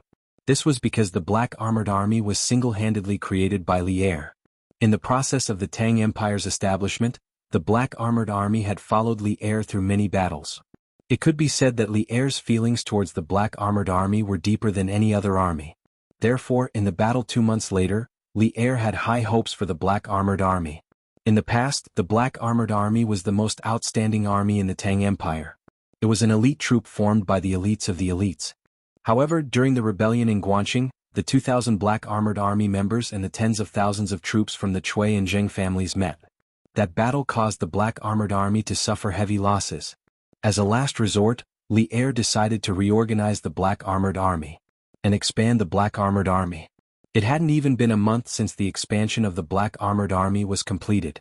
Even though those who were selected to join the Black Armored Army were all experts, they didn't have any cooperation with each other. Naturally, their fighting prowess wasn't as good as before. Right now, Li heir only wanted the Black Armored Army to return to its peak and continue its glory. Sensing the seriousness in Li heir's voice, Li Zishuan clasped his hands and said solemnly, "Your subject obeys the decree. Your subject will do his best to make the Black Armored Army the most outstanding army in the Tang Empire." Naturally, Li Zishuan wasn't confident in his words.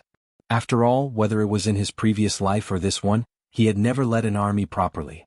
Being entrusted with such an important task by Li heir without any experience, he naturally felt uneasy. But then again, since Li Er trusted him so much, Li Zishuan felt that there was no reason for him to disappoint Li Er. Besides, if he could train the Black Armored Army well, it would increase the chances of Tang Empire winning this war. Hehe. Alright. The meal has been eaten and the wine has been drunk. It's time for us to return to the palace. Hearing the affirmative answer from Li Zishuan, Li Er smiled with relief and then stood up. Farewell, Your Majesty. Farewell, Your Majesty. Qin Xiong, Qing Yaojin and Li Zishuan quickly stood up and bowed. Li Er waved his hands and left. Chapter 17:13. After Li Er left, even though that old demon Qing Yaojin was constantly making jokes on the side, the atmosphere at the table did not become lively again. Qin Xiong was still worried that Li Zishuan's plan to divide the Turks to Li Er would be known. At that time, it was hard to say what Tang Jian's attitude would be, but the entire Tang clan would definitely regard Li Zishuan as a mortal enemy.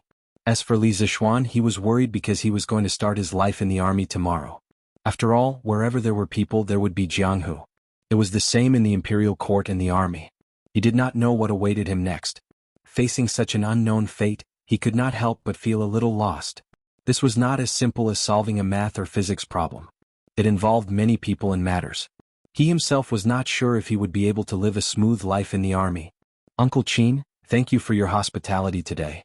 I still have matters to attend to, so I will take my leave first. Many things happened during lunch. Although everyone did not eat to their heart's content, all good things must come to an end. After eating and drinking to their heart's content, they continued to chat for a while before Li Zishuan stood up and bid farewell. Good. Go ahead. Qin Xiong also knew that Li Zishuan would have many things to arrange before going to the army, so he did not urge him to stay. However, he still said, Little Xian, since His Majesty has appointed you as an adjutant of the Black Armored Army, it means that His Majesty wants to cultivate your ability in war. You are the only child of your family. Logically speaking, His Majesty would not let you go to the front lines. However, the war with the Turks concerns the survival of the Tang Empire. You may not be able to avoid this war. It is also a good thing for you to gain experience in the Black Armored Army. In addition, you must be mentally prepared to go to the front lines. The medicine master is better than me and Jijia in terms of military strategy. Before you enter the army, you should pay him a visit. Speaking of which, you are considered relatives. I believe that he will not hide anything from you. If you can learn something from the medicine master, it may come in handy in the future.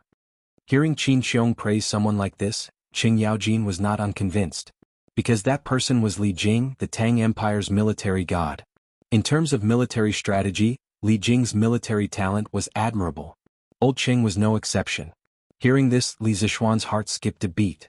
He originally wanted to go home directly, but after hearing what Qin Xiong said, he suddenly changed his mind. Uncle Qin is right. I will go to Duke Wei's mansion to visit Uncle Li. Uncles, this nephew will take his leave. After bidding farewell to the two of them, Li Zishuan changed his route and went straight to Puning Lane, Duke Wei's mansion. Outside the mansion, Li Zishuan reported his name. The gatekeeper of Li Zishuan's mansion was shocked. He was about to go in and report, but he immediately put on a warm expression and welcomed Li Zishuan in. Master has instructed that Marquis, you don't have to report your arrival. Go directly to the side hall for tea. Old Master is reading in the study room right now. I will go and inform Old Master. The gatekeeper enthusiastically led Li Zishuan to the side hall of Duke Wei's mansion. After asking the servant girls to serve him tea, he quickly ran out like a wisp of smoke. Why are the people of Duke Wei's mansion so polite to me? Could it be that Li Jing has divine foresight and predicted that I would come today? So he informed the gatekeeper in advance? That's impossible. The history books only wrote that Li Jing was a military god, but they didn't say that he was a swindler. Li Zishuan, who was sitting on the chair, was not in the mood to taste the fragrant tea. Instead, he muttered to himself. The atmosphere in the mansion was a little too strange. It was true that he was related to Li Jing, but it was far from being to this extent, right? Just as Li Zishuan was puzzled, light footsteps came from outside the door. Li Zishuan frowned because the footsteps did not sound like it came from a man, but more like a woman. As expected, in the next moment, a graceful woman wearing a red dress walked in. Li Zishuan's heart thumped, and he knew that it was not good. Because the person who came was Hong Funu. Li Zishuan deeply remembered that when the bearded man first came to Cloud Mountain to show off, he was beaten to a pulp by him and Mo Huai. After that, Hong Funu killed her way to Cloud Mountain and almost fought with her life. If not for Li Jing stopping her, a great battle of the century would probably have broken out on Cloud Mountain. So when he saw the unreasonable Hong Funu again, Li Zishuan immediately had the urge to flee. I was wondering who it was. So it's you. When Hong Funu saw Li Zishuan, she did not glare at him angrily, nor did she speak sarcastically. Instead, she revealed a trace of kindness on her face. She walked towards Li Zishuan with a smile and said, "Tiskik, I heard that you fought with the Tujua state preceptor in the north and did not die? A little Xian grandmother really underestimated you. But you were able to not lose to Wuxia, which can be considered as helping your brother vent his anger. How is it? Have you eaten yet? If you haven't, grandmother will ask someone to prepare some food and wine for you. Oh, if you haven't eaten yet, grandmother will personally prepare food and wine for you." The more Hong Funu spoke, the happier she became. In the end, she could not help but pat Li Zishuan on the shoulder, with a look of, "I'm giving you face, you have to accept it. Many thanks. Many thanks for grandmother's kindness. It's just that I've already eaten before coming here." Li Zishuan shuddered and hurriedly stood up from the stool. He cupped his hands and said. At the same time he seemed to understand something in his heart. It seemed that the reason why Hong Funu was so friendly to him was mainly because of the bearded man. That night, when Yunshan was attacked, the bearded man had no choice but to fight Wu Jie head-on. In the end, if it were not for little Yuer's timely arrival, the bearded man's head would have been separated from his body. With Hong Funu's temperament, if she heard that the bearded man was beaten up, she would probably want to capture that person and torture him to death with a knife. After that, Li Zishuan happened to meet Wu Jie at the Dragon Gate. Although he did not defeat Wu Jie did not gain any advantage over him either. It was probably because of this incident that Hong Funu's attitude towards Li Zishuan changed greatly. "Have you eaten? That's not important. You can have another meal after you've eaten.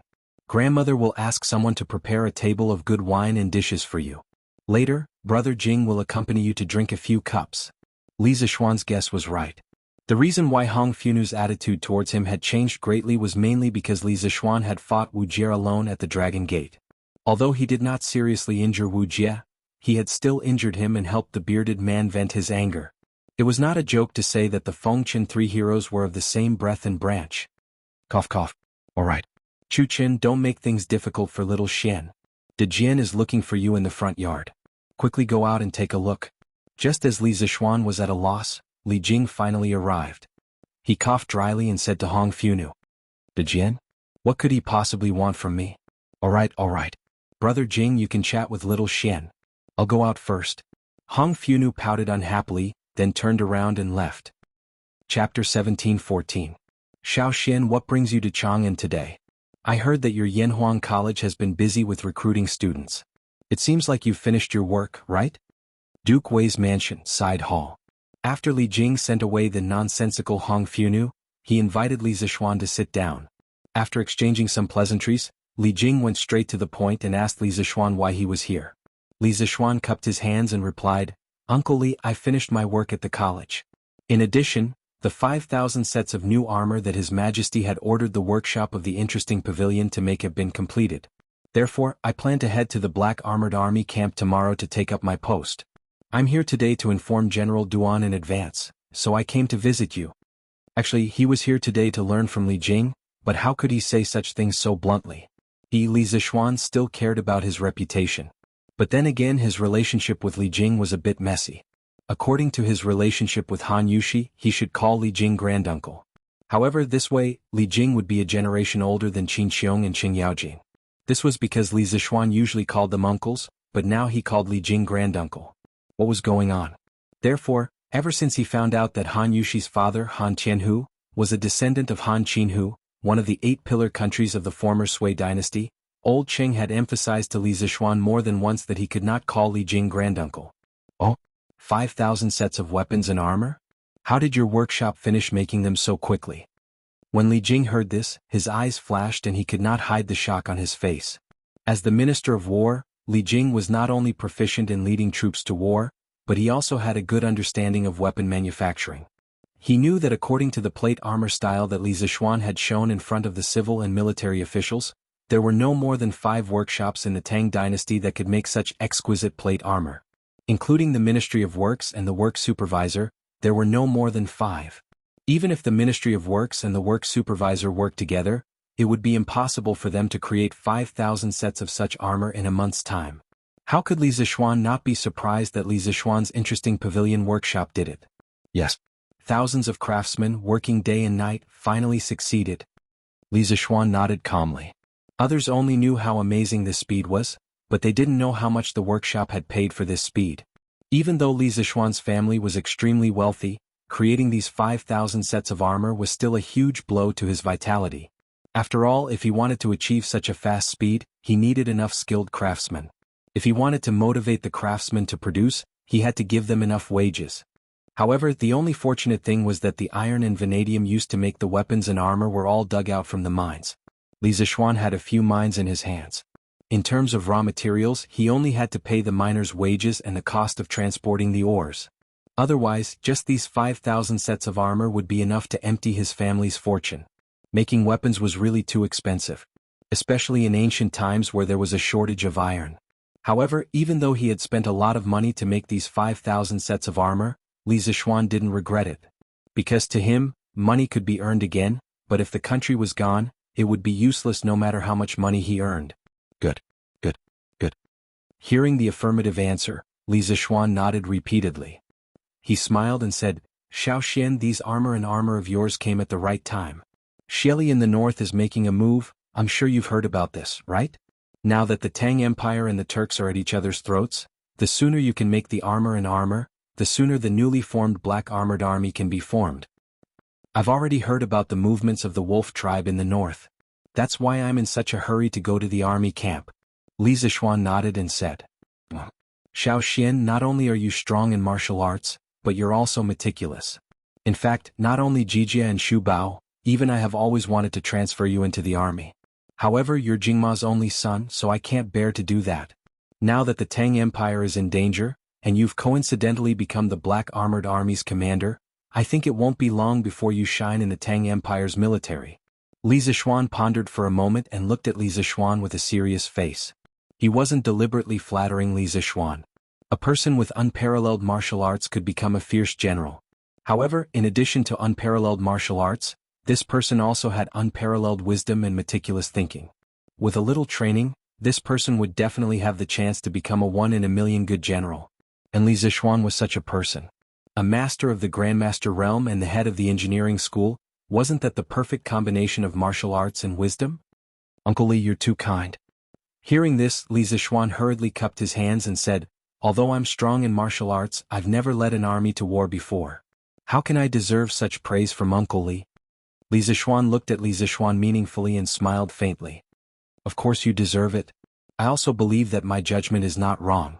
If you don't believe me, then let's wait and see. Li Zixuan laughed dryly and didn't continue the conversation. Li Zixuan was silent for a moment and said, Leading an army to war requires actual combat experience, but this experience can be cultivated later. In these years, I've followed His Majesty to fight in the north and south. I've experienced at least 800 battles if not 1,000. I have some understanding of the art of war and strategy, but I don't know if you'd like to listen to my nagging. Li Zixuan was delighted. He hurriedly stood up and bowed to Li Zixuan solemnly.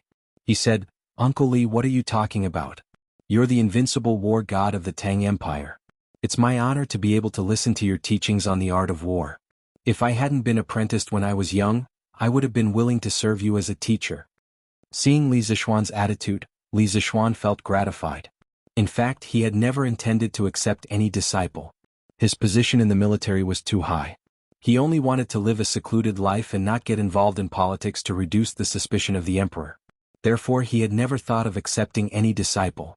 However, Li Zixuan was too outstanding in both martial arts and literature. It was hard not to love him. In addition, Li Zixuan was his junior and relative. Under such circumstances, Li Zixuan couldn't help but want to teach Li Zixuan something. The generals of their generation would eventually grow old. He hoped that Li Zixuan could shoulder the heavy responsibility of making the Tang Empire prosper in the future. You don't have to be so serious. I can't teach you anything too profound in such a short time. I'll just teach you some superficial things so that you can have a general understanding of the military drill of the Tang Empire. Li Zixuan stood up and helped Li Zixuan up. He said with a smile. Chapter 17:15. Duke Wei's Mansion. Li Jing's lecture lasted all the way until dusk. He spoke very quickly, and Li Zixuan, who had strong mental strength, digested it very quickly as well. It was so fast that even Li Jing could not keep up with Li Zixuan's speed. This was really a strange thing. A teacher's lecture speed could not keep up with the speed at which a student digested the knowledge. This was really unheard of.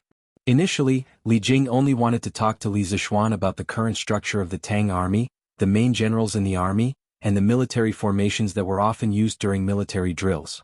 He did not expect Li Zixuan to understand it on the spot. He only hoped that after Li Zixuan entered the Black Armored Army's camp, he would be able to slowly digest these things through his daily training. After all, Li Zixuan had never been in the army before, nor had he ever led an army before. Even if he was extremely talented, it was impossible for him to digest so much military knowledge in such a short time.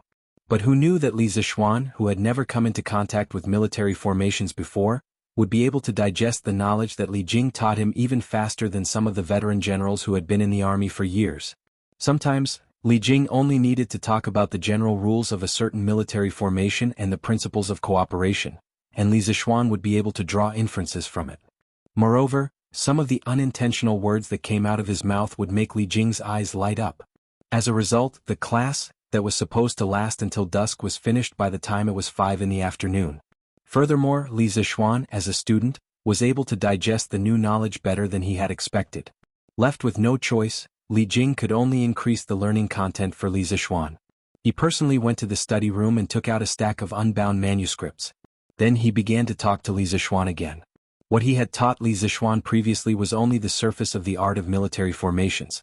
But in this stack of manuscripts, it was the essence of the art of military formations. These were all summaries of Li Jing's military experience over the years. Its value was absolutely immeasurable. Li Zixuan explained the contents of these manuscripts slowly. In the process, he would often intersperse some of the wars he had experienced before. The purpose of this was to combine theory and practice so that Li Zixuan could better understand them. Li Zixuan was also having a great time listening to them. After all, 9 out of 10 men were military fans. It was a rare opportunity to listen to a military lecture from the great Tang army god. Such an opportunity was hard to come by even in 10,000 years. In terms of teaching skills, although Li Jing was not as good as the gold medal lecturers in modern schools, Li Jing's understanding of military formations was unparalleled. Every word he said hit the nail on the head, making people involuntarily think and comprehend. All right. It was getting late. Little Xian, you should go back. Otherwise, when the city gates close, it won't be easy for you to leave the city. When the sun was setting, Li Jing collected the scattered manuscripts on the table, then stood up and said to Li Zixuan, who was sitting opposite him. There was a trace of tiredness on his face. Teaching for half a day had exhausted his spirit. It was really because Li Zixuan, this student, was absorbing new knowledge too fast. As a teacher, he had been tense and did not dare to relax for a moment in order not to drag him down. Now that he was finally liberated, Li Jing could not help but heave a sigh of relief. He could not help but sigh inwardly. Teaching a disciple is really tiring. Under normal circumstances, half a day could not teach or learn too much. However, the two people in front of him, one was the invincible god of war, the other was a genius with a photographic memory. In half a day, the two of them had completed the cultural inheritance that would take others more than 10 days to digest. At this time, Li Zixuan stood up and bowed respectfully to Li Jing. He said, "Uncle Li's teaching today is very likely to save the lives of many other soldiers on the battlefield in the future. I will remember your life-saving grace in my heart." Li Jing's military lecture today was extremely important to Li Zixuan. He was going to the military camp tomorrow, but before that he knew nothing about the military. He didn't even know about the job structure in the military, let alone the military drill method of this era. Although he was a modern person and knew some of the training programs of the modern army, through watching TV or military training, it was absolutely impossible to forcibly transfer the modern set over. Every era had its own characteristics. If he forcibly forced the things of another era into this era, there would definitely be a problem of acclimatization. But now, after experiencing Li Jing's teaching, the situation was completely different. Although he had not completely grasped the essence of Li Jing's military strategy, at least he now had a good understanding of the system and basic military formation in the Tang army. When the time came, he could formulate a set of specific training system according to the military formation training method of this era, and there would not be a problem of acclimatization. In addition, through this afternoon's lecture, Li Zixuan had a general understanding of the military rules in the Tang army. In this way, when he entered the military camp in the future, he would not inadvertently violate the military rules. He did not like to have his weakness in the hands of others. Ah, little Xian, your words are too serious. Li Jing waved his hand and said, the art of war exists in the heart, and the actions are more important than the reason. The so-called art of war can only allow you to understand the deployment of various military formations and battlefield strategies, but the situation on the battlefield is constantly changing. Blindly imitating the art of war is not advisable. Since you have received my teachings on the art of war, you are half a disciple of mine. This old man does not want you to become that armchair strategist Zhao Kui, who brings disaster to the country and the people. You must remember what this old man has said today. Li Jing's face was filled with solemnity. Although he had great military achievements in his life and was revered as the war god of the Great Tang by the people, he had never formally accepted a disciple. On one hand, he wanted to keep a low profile, and on the other hand, he did not want to have a half-baked disciple like Zhao Kui, who would bring disaster to the lives of the soldiers. Hou Junji was not Li Jing's disciple yet. Li Zishuan clasped his hands solemnly and said, this nephew will remember Uncle Li's teachings. I will not become that armchair strategist Zhao Kui. After a few moments of hesitation, Li Jing reluctantly handed the pile of manuscripts on the table to Li Zishuan and said, these manuscripts are some of the insights this old man has gained about the art of war while following His Majesty. This old man has named it the Mirror of Six Armies. Although it has not been completed yet, it should be of some help to your current situation. Take it back today and have someone copy it before returning the original manuscript to this old man. Mirror of Six Armies. It was actually the Mirror of Six Armies. In history, the Mirror of Six Armies was the first book written by Li Jing that gathered the essence of the art of war, but for some reason it was lost. Li Zishuan did not expect Li Jing to pass such a precious book on the art of war to him. It seemed that today's trip was not in vain. Many thanks to Uncle Li for passing this book on the art of war to me. Li Zishuan was overjoyed as he hurriedly received the book with both hands. Chapter 17-16. Li Zishuan was in a good mood as he held the Mirror of Six Armies that Li Jing had given him. This was Li Jing's masterpiece in the art of war. Although there were many military books in this era such as Sun Tzu's The Art of War, they had to keep pace with the times. Although Li Jing's Mirror of Six Armies was better than Sun Tzu's The Art of War, the content of the Mirror of Six Armies had definitely absorbed the wisdom of the ancestors and combined it with the current military system and formations of the Tang Empire. Therefore, the Mirror of Six Armies was more suitable for this era. Li Zishuan, who was in a good mood, rode Whitey out of Chang and City quickly. He had to get to the workshop before the end of the day and asked the craftsman to make a copy of the Mirror of Six Armies. This military book was too important. Before he left, Li Jing had repeatedly warned him not to reveal it to anyone else.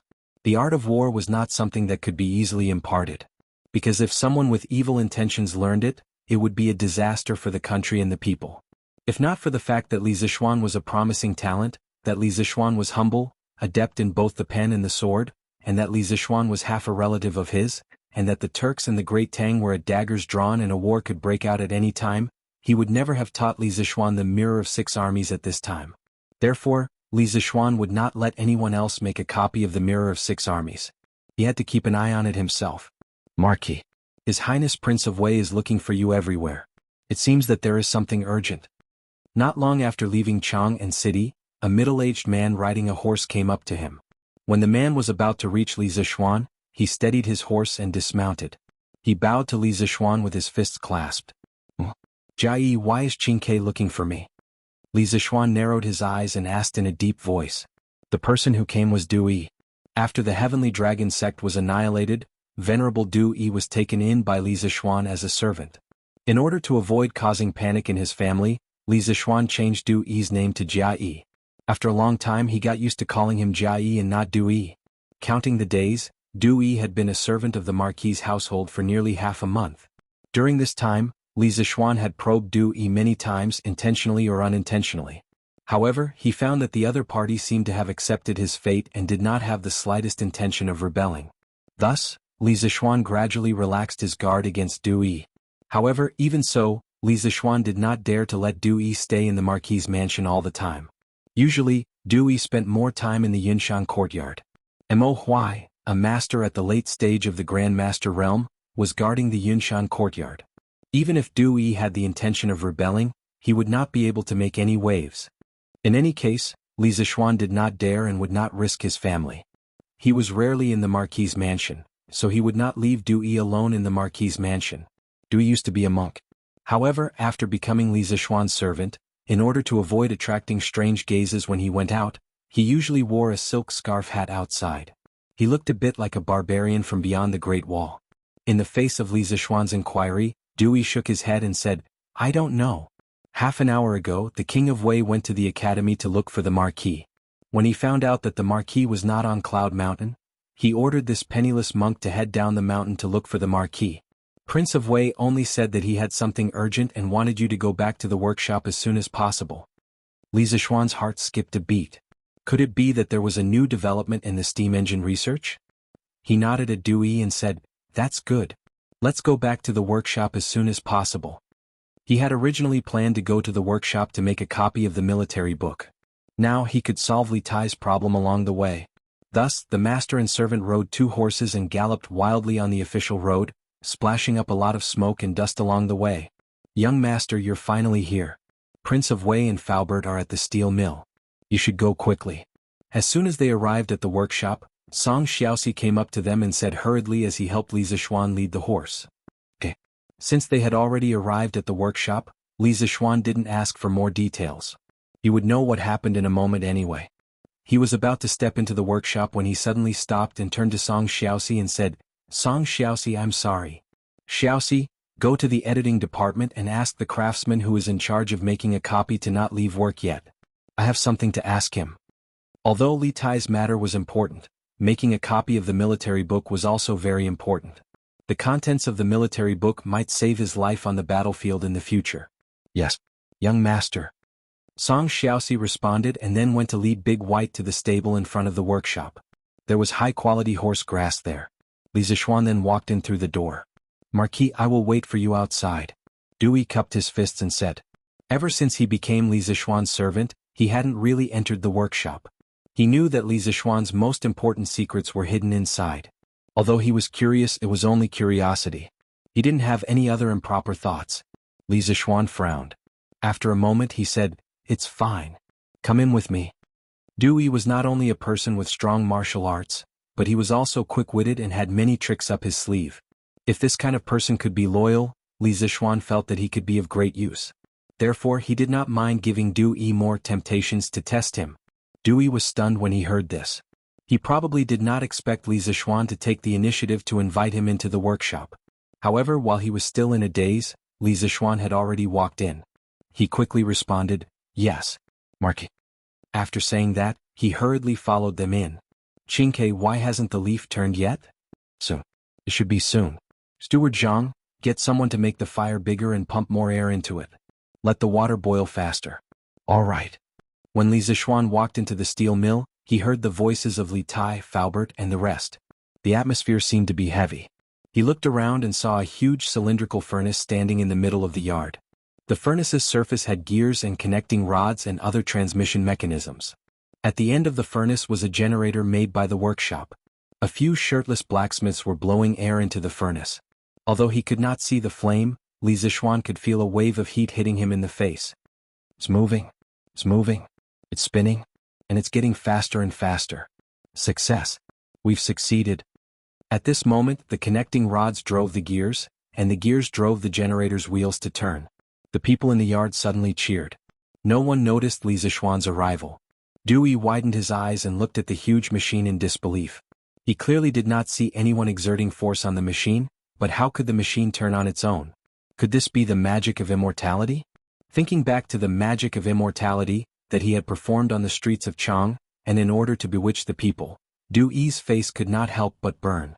Compared to this, the magic of immortality that he had performed before could only be regarded as child's play.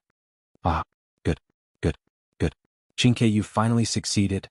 The Tang Empire and even the whole world will completely change because of your invention." When Li Zixuan saw that Li Tai's steam engine test was successful, he could not help but clap his hands and laugh excitedly. Chapter 17:17. There was no doubt about the steam engine's role in promoting the development of human society. It was the most important symbol of the replacement of handicraft labor by large-scale machine production. Perhaps Faubert, Zhang Hongxing, Li Tai, and the others in the workshop did not realize the great value of the steam engine, but as a modern man, Li Zixuan knew very well that this thing was enough to change this era. In the past he invented the Datang Daily, the immortal chariot, the curved plow, the water wheel, and other things. Perhaps they caused the wheel of history to deviate slightly from its original trajectory, but the appearance of the steam engine was very likely to cause history to be completely different from what was described in the history books. Yamacho, you're finally here. Hearing Li Zixuan's voice, Li Tai, who was in a state of great excitement, turned around and saw Li Zixuan standing at the door of the courtyard, looking at him with a smile. Li Tai was excited and complained a little. Speaking of which, after the first steam engine was built today, he had originally planned to invite Li Zixuan over to test it himself. However, whether it was in Lantian County or Yunshan, he could not find Li Zixuan. Seeing that it was getting late, he could only bring people over to test it. When Li Zixuan explained the principle of the steam engine to him, he told him that if the design of the steam engine was not reasonable, it would be easy to cause a road cavity explosion during use. Little Fatty cherished his life, so he wanted Li Zixuan to come over and take charge. But after waiting for a long time, Li Zixuan did not come, so he could only take the risk and try it himself. Fortunately, there were no major problems in the end. I went to Chang'an City today for some business. If I had known that you were going to test the steam engine today, I wouldn't have stayed in Chang'an City for so long. Li Zixuan walked to Li Tai, patted the latter's shoulder with a smile and explained a little. Then he said, "Ha! You did a good job, Qingke. This steam engine is stable and can drive the generator at a constant speed, which proves that you've succeeded. Congratulations. You've completed a magnificent invention. The millions of people of the Great Tang will remember you, and your name will definitely appear in the history books." Li Tai also felt that he was very amazing to have achieved great success on his first attempt at building a steam engine. However, after hearing Li Zixuan's praise, he felt a little embarrassed. He scratched his head and said, "Yamacho Tai only built a steam engine. How can millions of people in Tang remember it? And it will be written in the history books? Aren't you exaggerating?" Although the rest of the people didn't say anything, they had a look of deep understanding on their faces. Obviously they were like Li Tai, not realizing the huge change that the steam engine could bring to this era. Not exaggerating. Not exaggerating at all. In about a year, you will understand that what I said today is not an exaggeration at all. Li Zixuan smiled mysteriously, and then he looked at the steam engine and the transmission mechanism outside. Although this thing was running normally now, it did not mean that there were no hidden problems. He had to check it carefully. Seeing Li Zixuan's serious tone, everyone subconsciously believed his prediction. Li Tai shook his head and said, "Yamacho, even if the steam engine is really so important, the person who will be recorded in the history books should be you, not Li Tai. All the blueprints for the steam engine came from Shanzhong. Tai was just following the blueprints and drawing according to the blueprints. The credit of inventing the steam engine is not mine." As Li Zixuan inspected the steam engine, he smiled faintly and said, "Imitating a gourd requires skill. Some people try to imitate a tiger but end up looking like a dog. Compared to them, Qingke, you're much better. Also, it is not easy for you to build a steam engine in such a short time. The success of the steam engine belongs to all of you. As for me, it is better if I don't have this false reputation." While they were talking, Li Zixuan had already checked all the details of the steam engine and transmission mechanism. He nodded with satisfaction again and said, "There should be no problems. Just follow this prototype and make a few more. Then, Qingke, you can go to Bing Province in Yunzhou." At this point, Li Zixuan turned around and looked at Faubert, Zhang Hongxing and the others. With a serious expression he said, "Faubert, Qingke is going to Bing Province in Yunzhou to build telegraph relay stations. This is a very important matter. Everyone in the workshop must do their best to assist Qingke. Whatever he needs, the workshop will build it for him as soon as possible. This is an extremely urgent matter." Faubert had never seen Li Zixuan speak of something so seriously. Hearing this, he couldn't help but become serious. He cupped his hands and said, "Young master, don't worry. Everyone in the workshop will work together to assist King Wei."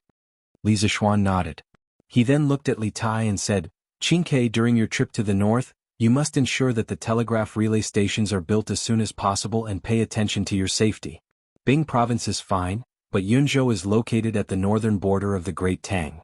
I'm afraid that there might be some unforeseen circumstances, so before you leave, you must ask His Majesty to send an army to escort you. In addition, Cheng Chumo and the others should be almost done with their final exams. When the time comes, Let Ching Chumo and Iron Egg go north with you.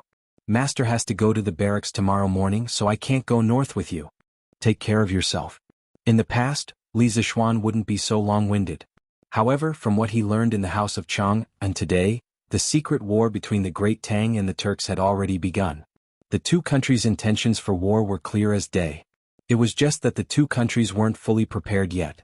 Under such circumstances, if the Turks knew that King Wei of the Great Tang was going to the northern border, there was no guarantee that they wouldn't come up with some bad ideas. Li Tai cupped his hands and replied, "Yes. Yamacho.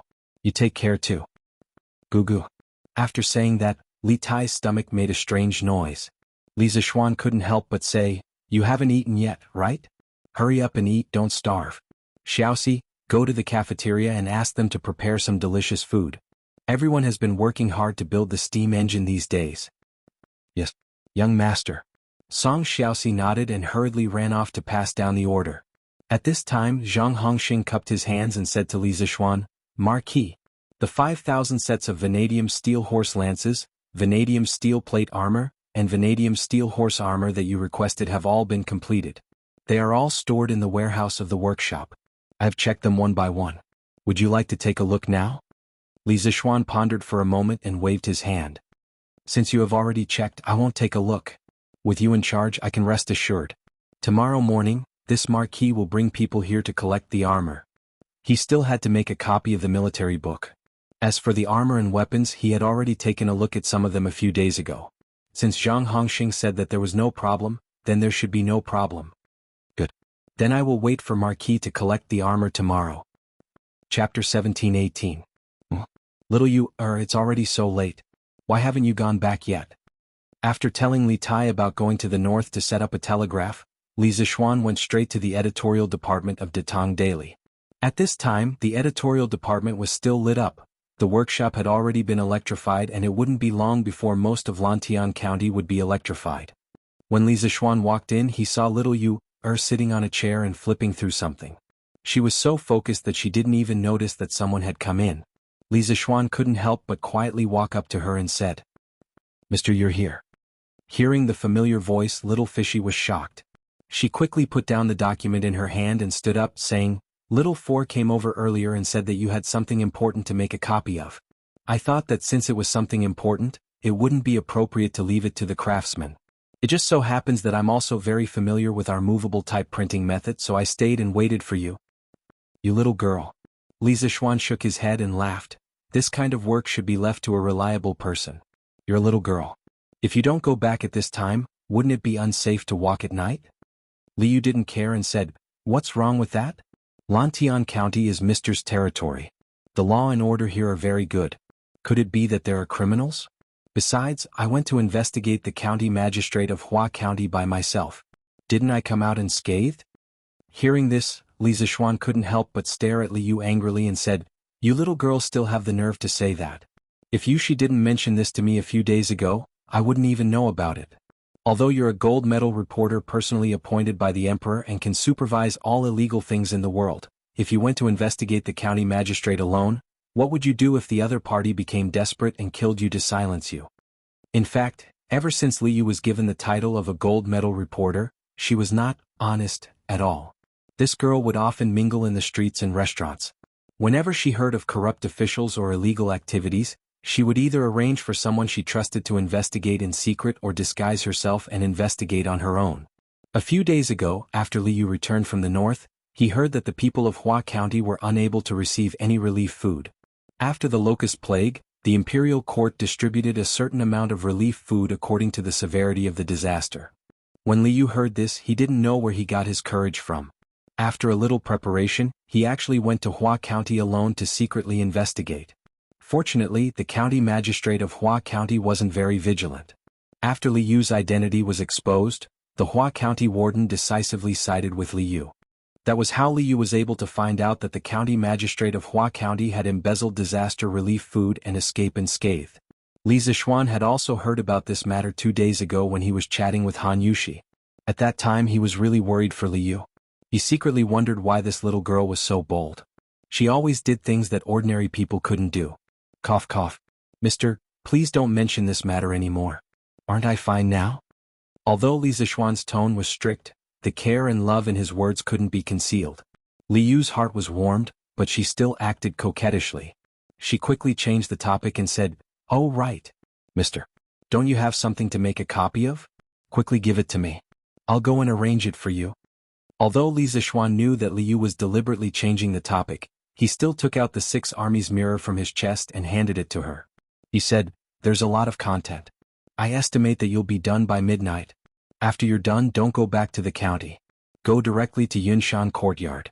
It's been empty recently. Ever since the Marquis residence in Lantian County was built, the Li family's Yunshan Courtyard was rarely used. Even so, there were still maids taking care of and tidying up the place every day." Li Yu was delighted when she heard this, but she said, Mister, this isn't good, right?" Li Zixuan said unhappily, "What's not good about it? But you're going back to the county in the middle of the night. Even if you don't meet any bad people, if you fall into a ditch, you won't be able to call for help. From the workshop to Yunshan Courtyard, there are street lamps all the way. There won't be any accidents." Li Yu smiled and said, "Thank you, mister. Then I'll go make a copy of the book." After that, Li Yu took the 6 armies mirror from Li Zixuan's hands and went out the door. Looking at the girl's energetic back, Li Zixuan shook his head helplessly. However, looking at Li Yu's state today, it seemed that she was slowly getting used to the position of the editorial department supervisor. A few days ago, Ma Zhou went to Qingzhou to take up the position of the provincial governor.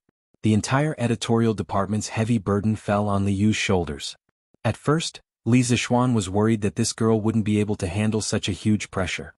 However, after Ma Zhou left, the Datang Daily editorial department had been operating normally without any problems. This meant that Li Yu was slowly able to control this huge mess. In the editorial department, Li Zixuan looked at the manuscripts on the various desks, as well as the previous issues of Datang Daily.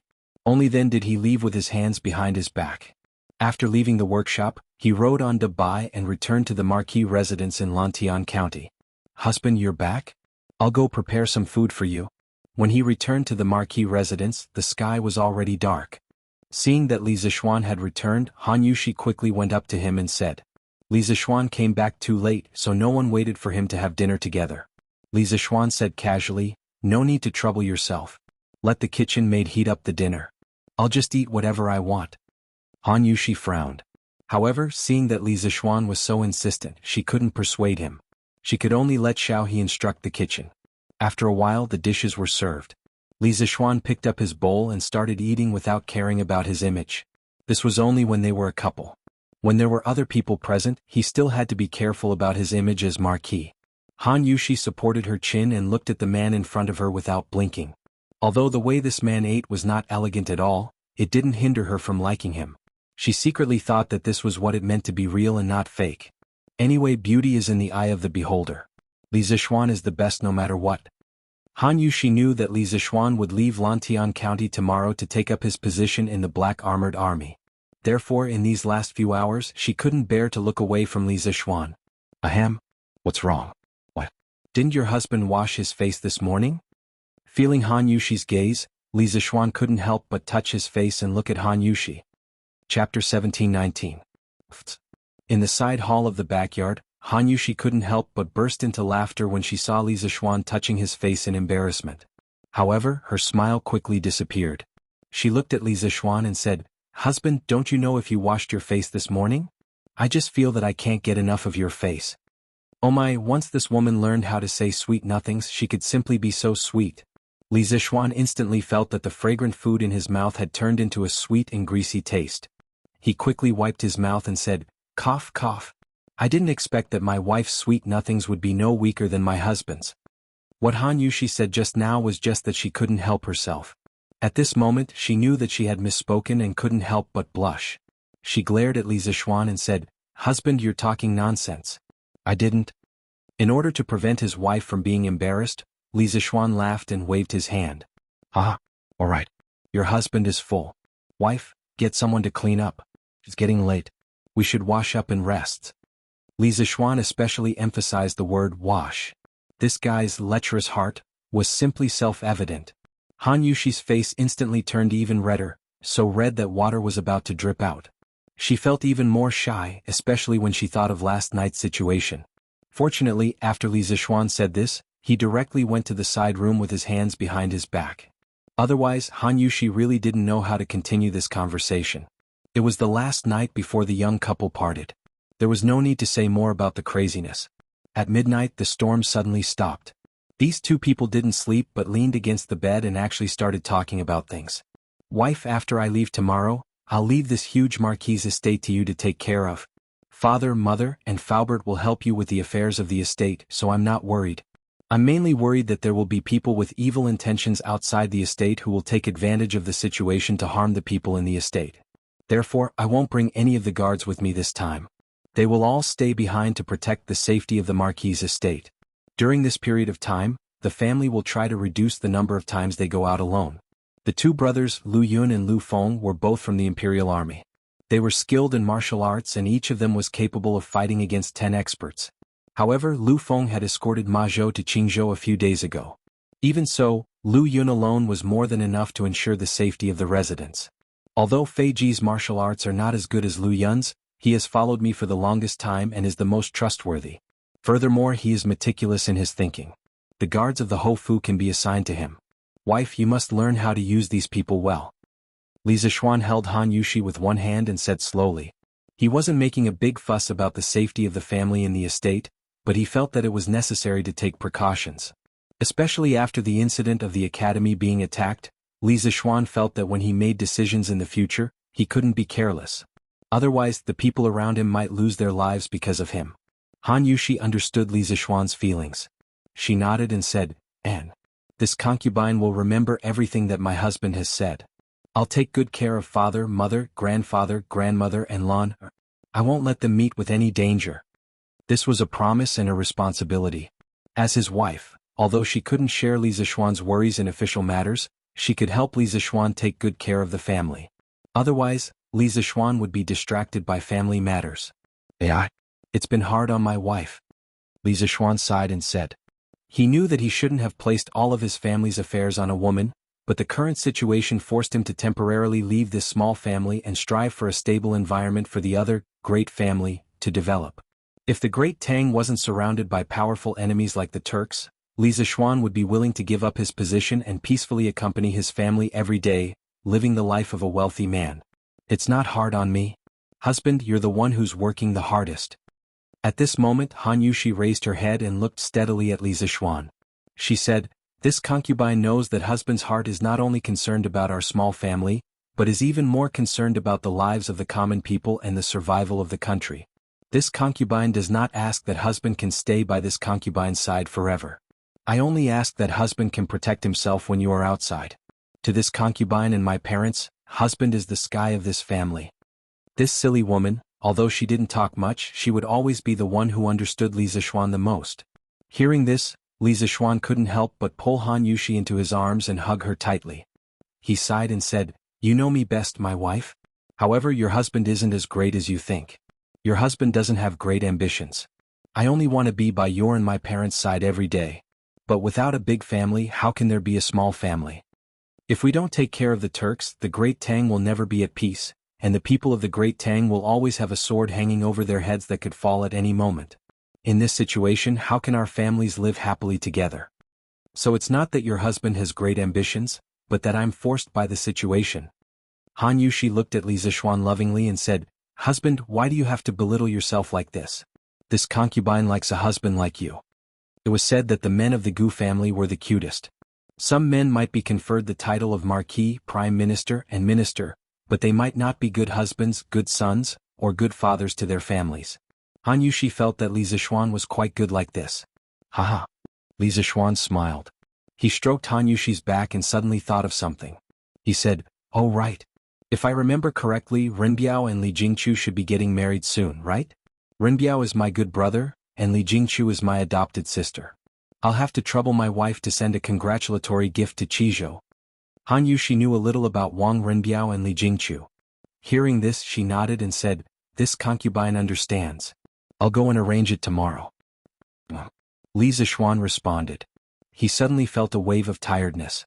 After all, it was already early in the morning. Thus he patted Han Yushi's back and said, "It's getting late. Wife, let's rest." Husband, wait. Han Yushi suddenly sat up. She was a little shy but also a little anxious. Li Zixuan couldn't help but be confused. Han Yushi stretched out her wrist and said softly, "Husband, help me take my pulse." "Take your pulse? Take what pulse? Wife, where are you feeling unwell?" Li Zixuan heard this and was even more confused.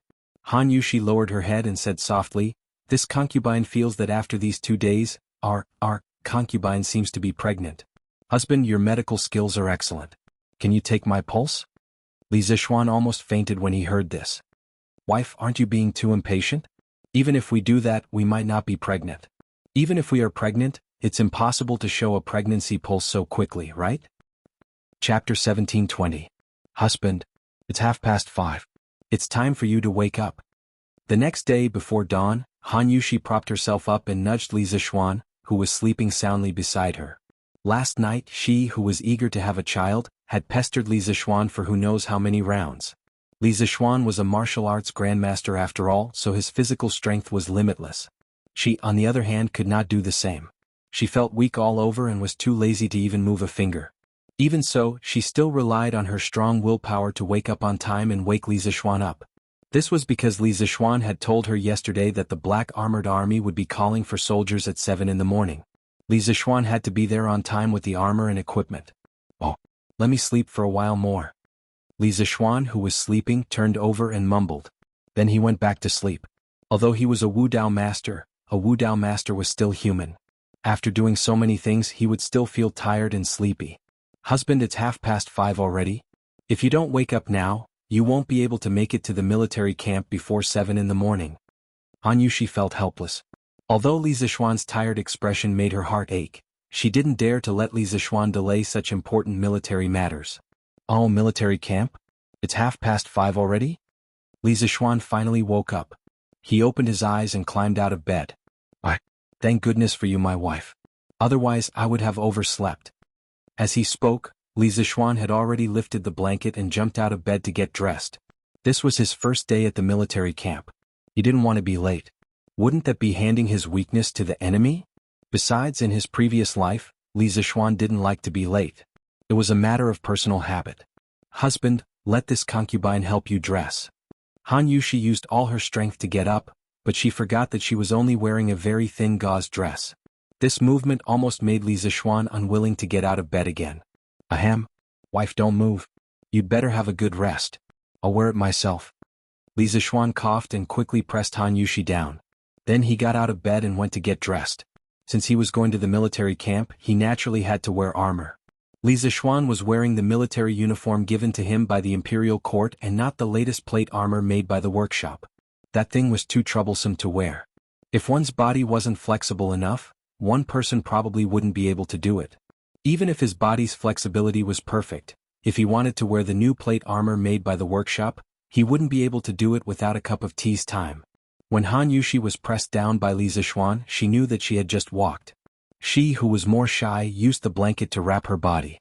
Looking at Li Zixuan's heroic appearance in armor, the admiration in her heart couldn't help but grow stronger.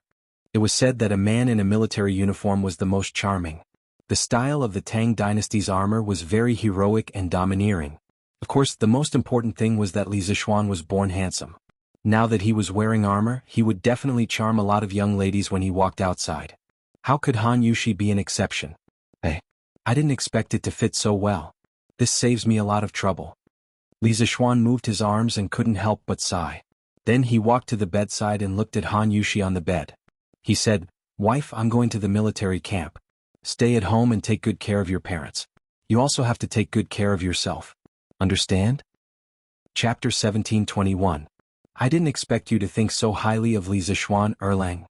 In the bedchamber, after Li Er finished speaking, Empress Jiangsun couldn't help but sigh with emotion.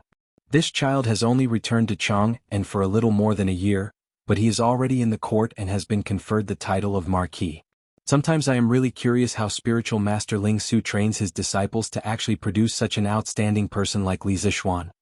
Empress Jiangsun couldn't help but associate Li Zixuan with her own children.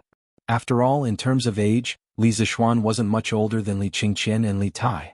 A trace of doubt flashed through Li Er's eyes. He had only heard of spiritual master Ling Shu from Baiqi's intelligence, but had never seen him in person. Hearing Empress Jiangsun sigh with emotion, He couldn't help but be curious about spiritual master Lingshu's methods of teaching his disciples. Ah, Li Zixuan is indeed talented, but Qingqian, Xiaoke and Qingke aren't bad either. Qingqian is now conscientious and is learning how to manage government affairs from me. In time when I grow old, Qingqian will certainly become a wise ruler. Xiaoke is dedicated to managing the Yanhuang Bank. Yesterday he came to me to ask for people, saying that he wants to set up a department called the Gold-Clad Guard in the bank to supervise the illegal matters within the bank and to protect the bank's safety. If the bank can really become orderly under his management, then my Tang Empire will be able to recreate a super golden age no less than the Qin Emperor's Hanwu era. Qingxue's grades are among the best in Yanhuang College, and her achievements in engineering are comparable to several of the college's discipline leaders. Now she has become the deputy chief designer of the second and third trump card projects of Yanhuang College, leading the advancement of these two projects. Yesterday I heard people say that Qingke has successfully built the first steam engine in the workshop of the interesting pavilion. I heard Li Zixuan mention this before. It is a good thing. It was rare to hear Li Er ramble on about such trivial matters, so Empress Jiangsun listened very patiently. But when she heard about the steam engine she couldn't help but interrupt. Your Majesty, what is the steam engine? How is it a good thing? Li Er smiled mysteriously and said, Ho. In Li Zixuan's words, the steam engine is a power machine, a machine that uses fire to generate power. It can be used to drive generators to generate electricity or other machines to work. It's truly convenient. It's hard to imagine how prosperous our great Tang would be if this machine could replace human labor on a large scale. Empress Jiangsun opened her small mouth in surprise. Using fire to generate power? The Science Sparrow can actually create such a miraculous thing? At this moment, Empress Jiangsun was only short of saying, Is this still my son? She found it hard to imagine that the child who only knew how to fight for his parents' favor not so long ago had now become a master of engineering and created such a wonderful product. The change between before and after was really too great. Maid Guanyin, don't underestimate Qingke. I can see that as long as this child uses his intelligence in the right place, no one can compare to him. Li Er smiled proudly. Then he looked at the sky outside the window. He stood up and said meaningfully, All right. It was almost time for the morning assembly. There are some things that I should tell everyone in the court. Empress Jiangsun quickly stood up and said, I will dress your majesty. Although she was the mother of a nation in front of Li Er, she always regarded herself as his wife. Things like serving Li Er and dressing him, she would usually do it herself and never let anyone else do it. This was already a tacit understanding between husband and wife. Hongxing, have all the armors and equipment been loaded? At the new workshop of the Strange Taste Pavilion, although the sky was not yet bright, it was already in full swing. Dozens of craftsmen were moving goods back and forth. Li Zixuan, dressed in military attire, found Zhang Hongxing and asked, Marquis, all the armors and equipment have been counted. In half a cup of tea's time, they will all be loaded onto the carriage. Zhang Hongxing bowed and cupped his fists. Although Li Zixuan had just arrived at the workshop, the craftsmen were already busy, especially Zhang Hongxing.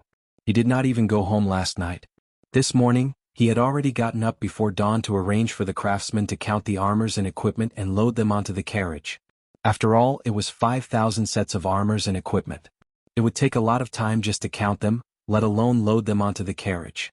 When Li Zixuan arrived at the workshop, there was already a long line of carriages in front of the workshop. They were all carriages that specialized in transporting goods. Good. Thank you for your hard work, Hongxing. Li Zixuan patted Zhang Hongxing's shoulder and said. In fact, he did not tell Zhang Hongxing to do these things in advance. It was Zhang Hongxing who took the initiative to do them in advance. If it were not for his subordinates who were so easy to deal with, he might not have been able to reach the barracks on time today. This is nothing. It's not hard at all. Zhang Hongxing waved his hand and shook his head with a smile. Sir, your things. At this moment, a crisp female voice rang out. Li Zixuan turned around and saw Li Yu holding a black package and walking towards him quickly. Li Zixuan went forward and received it with both hands. He opened the package and saw 2 stacks of manuscripts lying quietly inside. One stack was unbound and was obviously Li Jing's original manuscripts. The other stack was bound and even had an exquisite craft paper cover. It was obviously Li Yu's masterpiece. This girl is quite meticulous, Li Zixuan praised in his heart. He then looked at Li Yu and smiled. Good. Little Yu, thank you for your hard work. You must have slept very late last night, right? Although Li Yu's face could not hide her tiredness, she still smiled sweetly. It's okay, sir. It's not hard for little Yu to work for you. Compared to the help Li Zixuan gave her, what she did was insignificant. Li Yu had always been grateful to Li Zixuan. You little girl? Li Zixuan shook his head helplessly and said, go back and rest after you've given the orders to the editorial department today. It's easy for girls to get wrinkles if they stay up too late. Li Yu wrinkled her nose and whispered, I won't get wrinkles. Zhang Hongxing walked over and cupped his fist. Marquis, all 5,000 sets of weapons and armor have been loaded. There's a total of 100 carriages. Do you want to check? Li Zixuan perked up and waved his hand. No need. I'm not worried about you. After I leave, Hongxing help Faubert with the workshop. He's old now. Try not to let him tire himself out. Zhang Hongxing cupped his fist. I understand. Marquis, don't worry. Li Zixuan nodded and looked at Li Yu. Little Yu, I have to go to the barracks. Take care of yourself. If there's anything, send me a telegram. Li Yu took a deep look at Li Zixuan and cupped his hands as a disciple. Take care, Mr. MM. Li Zixuan made a sound of acknowledgement and then shouted to his bodyguards, move out. Destination Chang'an City. Chapter 1722.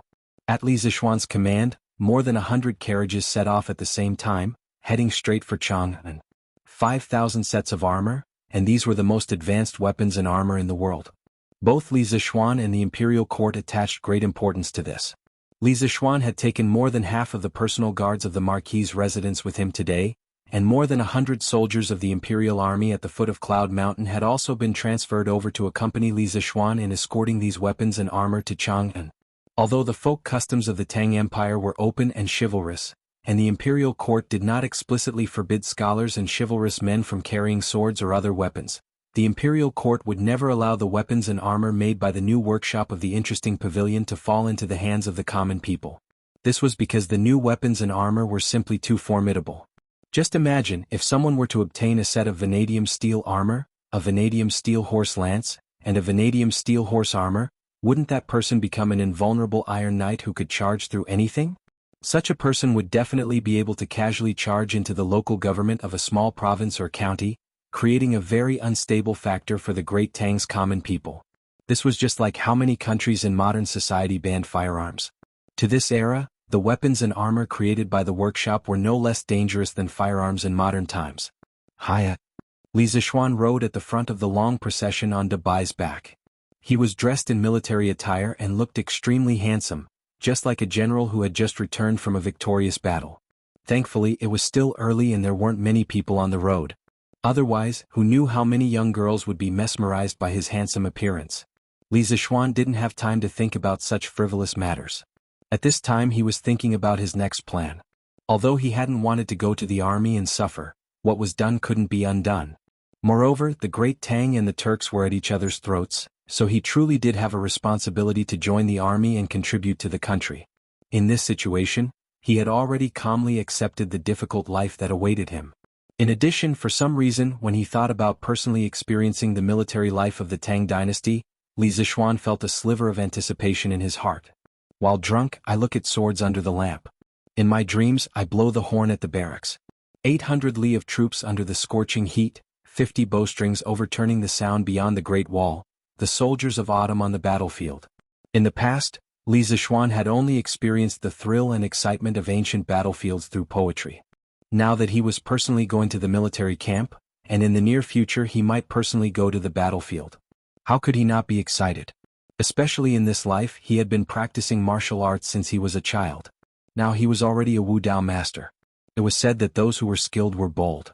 In his previous life, every time he saw the military parade of his motherland on TV, he had an impulse to join the army and serve his country. However, at that time his body was not strong. He was in a sub-healthy state where he was panting after running 2 laps around the field. He definitely could not endure the hardships of being a soldier, so in the end he gave up. But in this life, not only did he have the heart, but he also had the ability. He wanted to use his abilities to make some contributions to the people who were suffering in this era. After all, he was a descendant of Yan Huang. Wait. Yamacho, wait for us. While he was deep in thought, Li Zixuan suddenly heard someone calling him from behind. At first he thought it was an auditory hallucination, but after a while the voice behind him became clearer and clearer. He finally couldn't help but turn around. He saw two funny teenagers riding two bicycles, rushing towards the convoy. It was Cheng Chimo and Yuchi Baolin. Luyan, Feiji, you guys take the convoy and leave first. I'll be right behind you.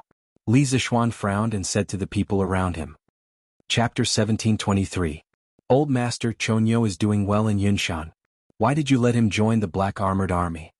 In Chang'an City, Madame Sun couldn't help but ask as she helped Qing Yaojin put on his court robes. After Li Zixuan left the Qin Manor yesterday, Qin Qiong and Qing Yaojin discussed and decided to send their younger generation to the Black Armored Army's camp. However, Qin Qiong's son, Qin Huayu, only studied poetry and didn't know any martial arts. Obviously he couldn't be sent to the army.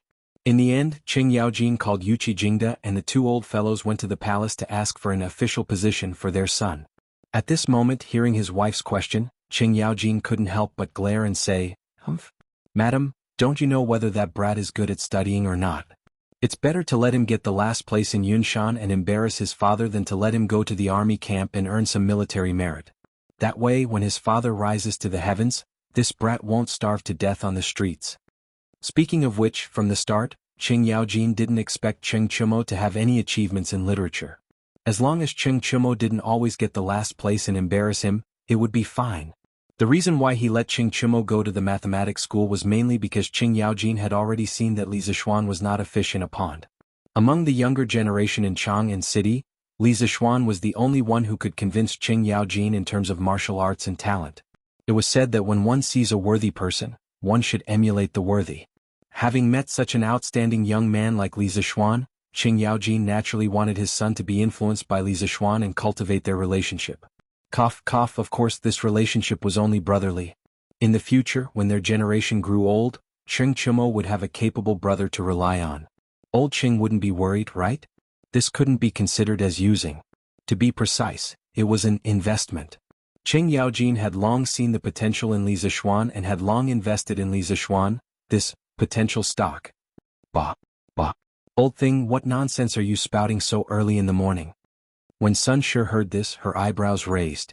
She could not help but pinch the soft flesh on Qing Yaojin's waist as she reprimanded. She couldn't be blamed for being unreasonable. It was just that Qing Yaojin's words were really asking for a beating. "Ioyo. Madam, let go. Old Qing won't say anything." Qing Yaojin could not help but grimace in pain as he hurriedly begged for mercy. "Let's see if you dare to spout nonsense in the future." Madam Sun glared at Qing Yaojin. The latter gasped and rubbed his old waist, not daring to say anything harsh. After a while, Madam Sun asked doubtfully, "Master, since you want Chonyo to join the army, why don't you let him join the Right Guards? This way it'll be convenient for you to take care of him." Qing Yaojin was not only the High Duke of Lu, he was also the general of the Right Guards. In the Right Guards, Qing Yaojin's words could be said to be absolute. What Madam Sun meant was very simple. That was to let Qing Chimo become a soldier under Qing Yaojin. With Qing Yaojin taking care of him, Qing Chimo would not be bullied in the army, right? It was said that mothers loved their sons the most. How could Madam Sun be an exception? Her mentality was in line with the majority of mothers in the world. After listening to Madam Sun's nagging, Qing Yaojin's mouth twitched but he did not reply. Madam Sun waited for a long time but did not hear a reply.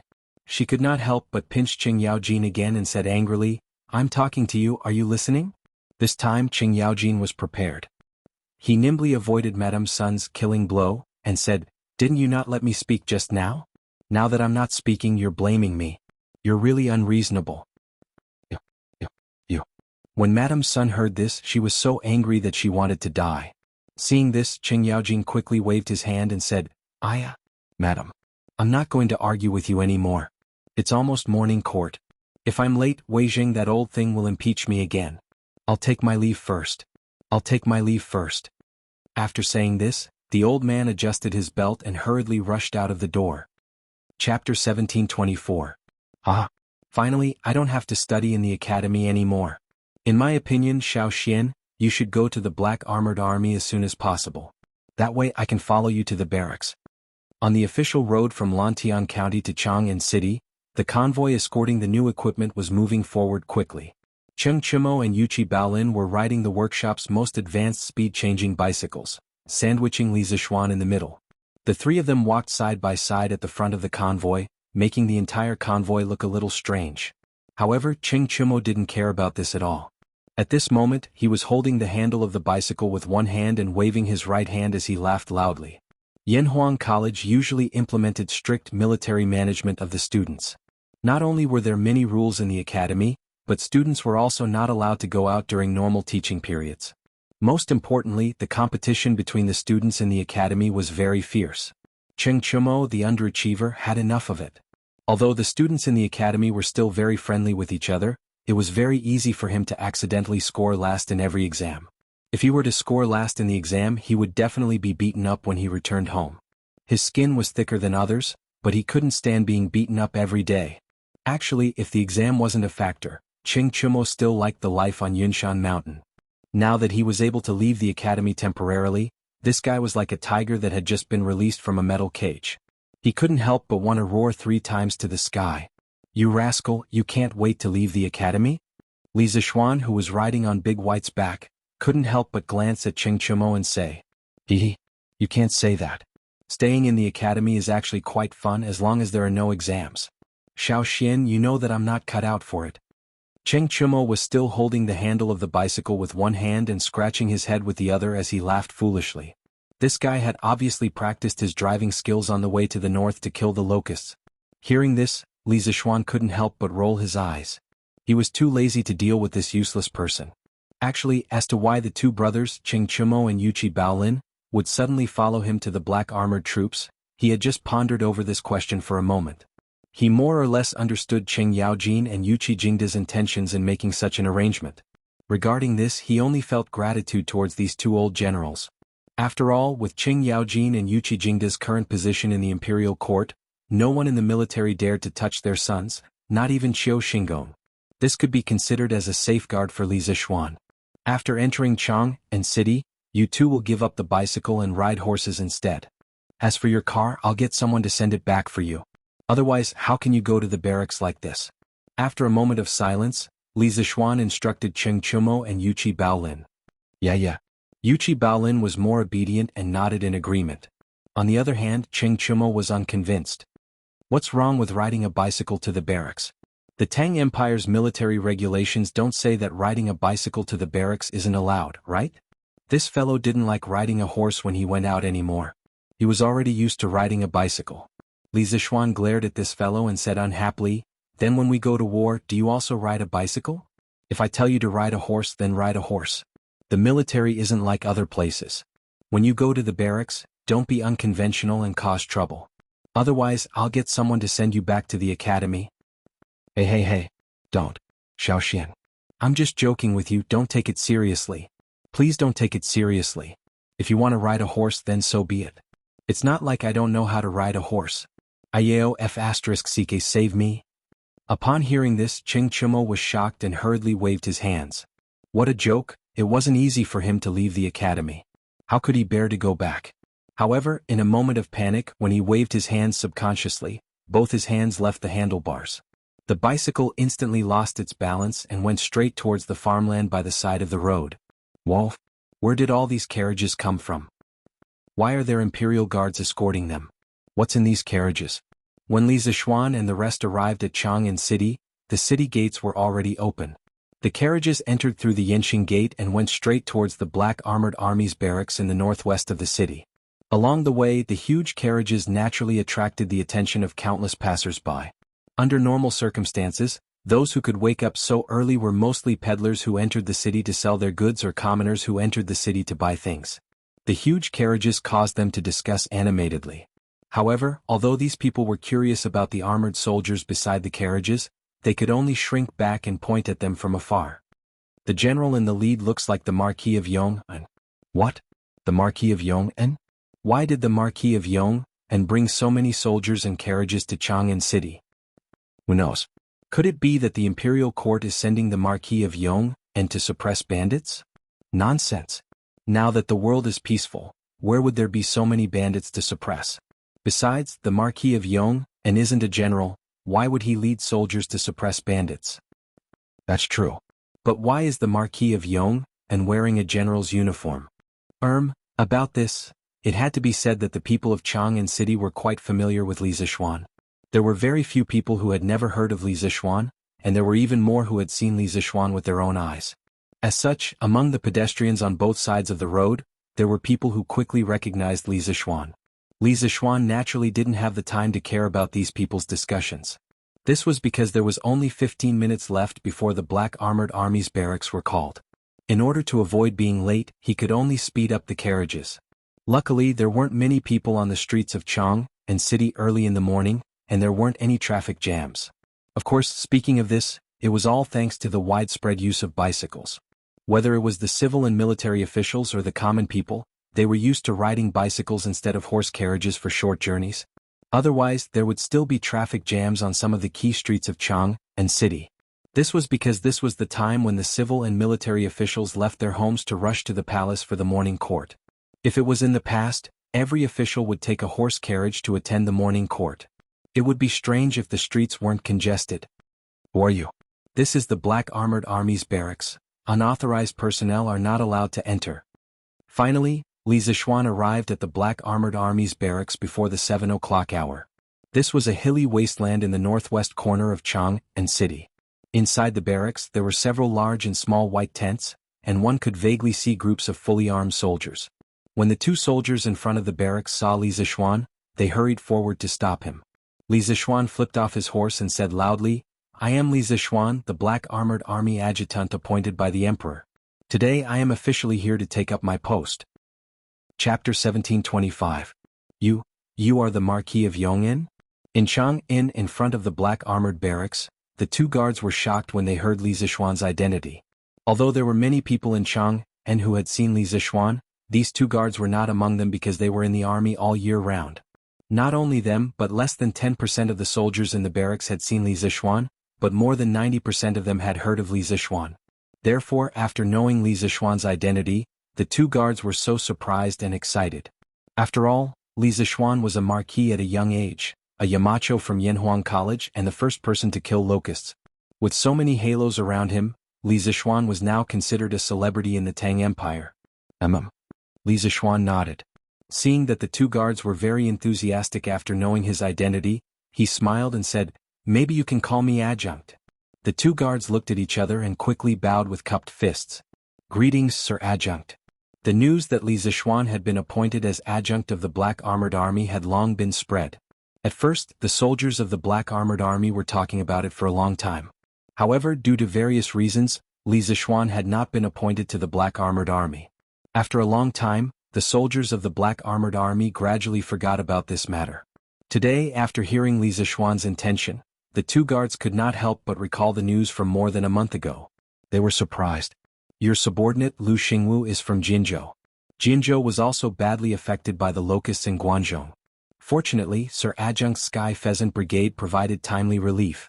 Most of the fertile land in Jinzhou was saved. Sir Adjunct, please accept my bow. At this time, one of the shorter guards bowed solemnly to Li Zixuan, saluting him. Li Zixuan's heart skipped a beat. He didn't expect to meet someone he had helped in this place. He smiled and said, "You don't have to be so polite. The one who saved the people of Jin province was His Majesty, not me. If you want to thank someone, you should thank His Majesty." This was a political issue. Li Zixuan did not want to carry too much popularity among the people. He was familiar with ancient history and knew that in this feudal era, keeping a low profile was the way to go. Yes. It's all thanks to your Majesty's wisdom." Lu Xingwu was very tactful and quickly bowed in the direction of the palace when he heard this. Time was of the essence. Li Zixuan didn't want to waste too much time outside the gate, so he said, "Lu Xingwu, these carriages are filled with the new weapons and armor that I have created for the soldiers. Quickly lead a group of people and come over to transport the weapons and armor. I still have to enter the camp to pay my respects to General Duan." When Lu Xingwu heard Li Zixuan calling his name, he couldn't help but feel energized. He quickly cupped his fists and said loudly, "Your subordinate obeys." Li Zixuan nodded and led Cheng Chumo and Yuchi Baolin directly through the gate and into the depths of the camp. Lu Xingwu and Yuchi Baolin didn't have time to ask about Cheng Chumo and Yuchi Baolin's identities. From their point of view, since Li Zixuan was a member of the Black Armored Army, he definitely knew the rules of the Black Armored Army. He definitely wouldn't bring an unrelated outsider into the Black Armored Army's camp. What the two of them were concerned about now was to get people to transport the weapons and armor. "These are all the weapons and armor that General Duan made for us? So many?" The soldier beside Lu Xingwu looked at the endless carriages in front of the gate and couldn't help but swallow his saliva. Aren't you talking nonsense? Quickly go in and get some brothers to move them. These are all good stuff. When Lu Xingwu heard this, he bumped the soldier's arm and said unhappily, "More than half a month ago, Li Zixuan wore vanadium steel plate armor and wielded a vanadium steel sword to duel with Duan Zixuan on the drill ground. In the end, he completely crushed Duan Zixuan with his superior equipment. That duel caused quite a stir in the army. The generals and soldiers of the 12 capital guards all coveted the new weapons and armor that Li Zixuan used that day. The soldiers of the black armored army also raised their heads in anticipation of the new weapons and armor that Li Zixuan had created." At this moment, Lu Xingwu looked at the carriages in front of him and was so excited that his voice trembled slightly. "Good. Xingwu, you stay here and watch. I'll go get people." The other guard responded, then immediately turned and ran through the gate. General Li Zixuan greets the great general. Greetings to General Qiu. After the announcement, Li Zixuan walked in with Cheng Chumo and Yuqi Baolin. Duan Zixuan and Qiu Xinggong were in the tent, so he cupped his fists and greeted the two. Although his status outside was not lower than the two in front of him, he was in the army right now and had to look at military rank and experience. Where there were people, there would be Jianghu. In the army, one had to follow the rules of the army. Greetings to the great general. Greetings to General Qiu. It was rare for Cheng Chumo and Yuqi Baolin to not be mischievous at this time.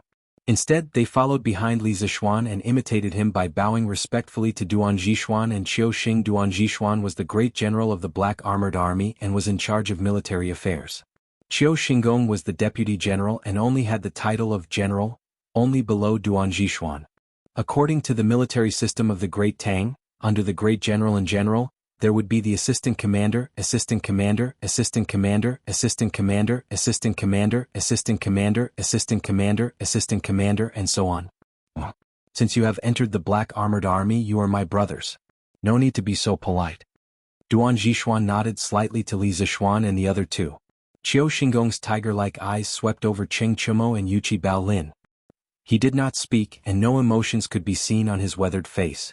Duan Zixuan continued, "Cheng Chumo, Yuqi Baolin, the two of you are both descendants of generals. You should know better than anyone else that you should abide by military rules in the army. Go and change into your uniforms. In a while, when the soldiers are called out, you are not allowed to be late." Cheng Chumo and Yuqi Baolin trembled and immediately cupped their fists. Understood. Although the two of them were always joking around outside, their fathers were both generals in the army. Under their influence, they naturally knew that the military rules were strict. As such, they did not dare to hesitate or smile at Duan Zixuan's orders. "Colonel Li, I know that you have a special identity and a lot of responsibilities. Yesterday, His Majesty gave you permission to set up personal guards in the Black Armored Army to protect yourself. Cheng Chumo and Yuqi Baolin will be under your command as your personal guards." After Cheng Chumo and Yuqi Baolin left, Duan Zixuan looked at Li Zixuan and said in a low voice. Li Zixuan already knew about the personal guards. When he heard this, he cupped his fists and said, "Thank you, great general." Qiu Xinggong couldn't help but snort. The atmosphere in the tent suddenly became tense.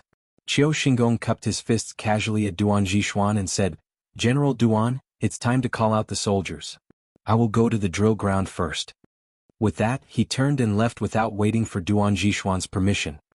Chapter 1726.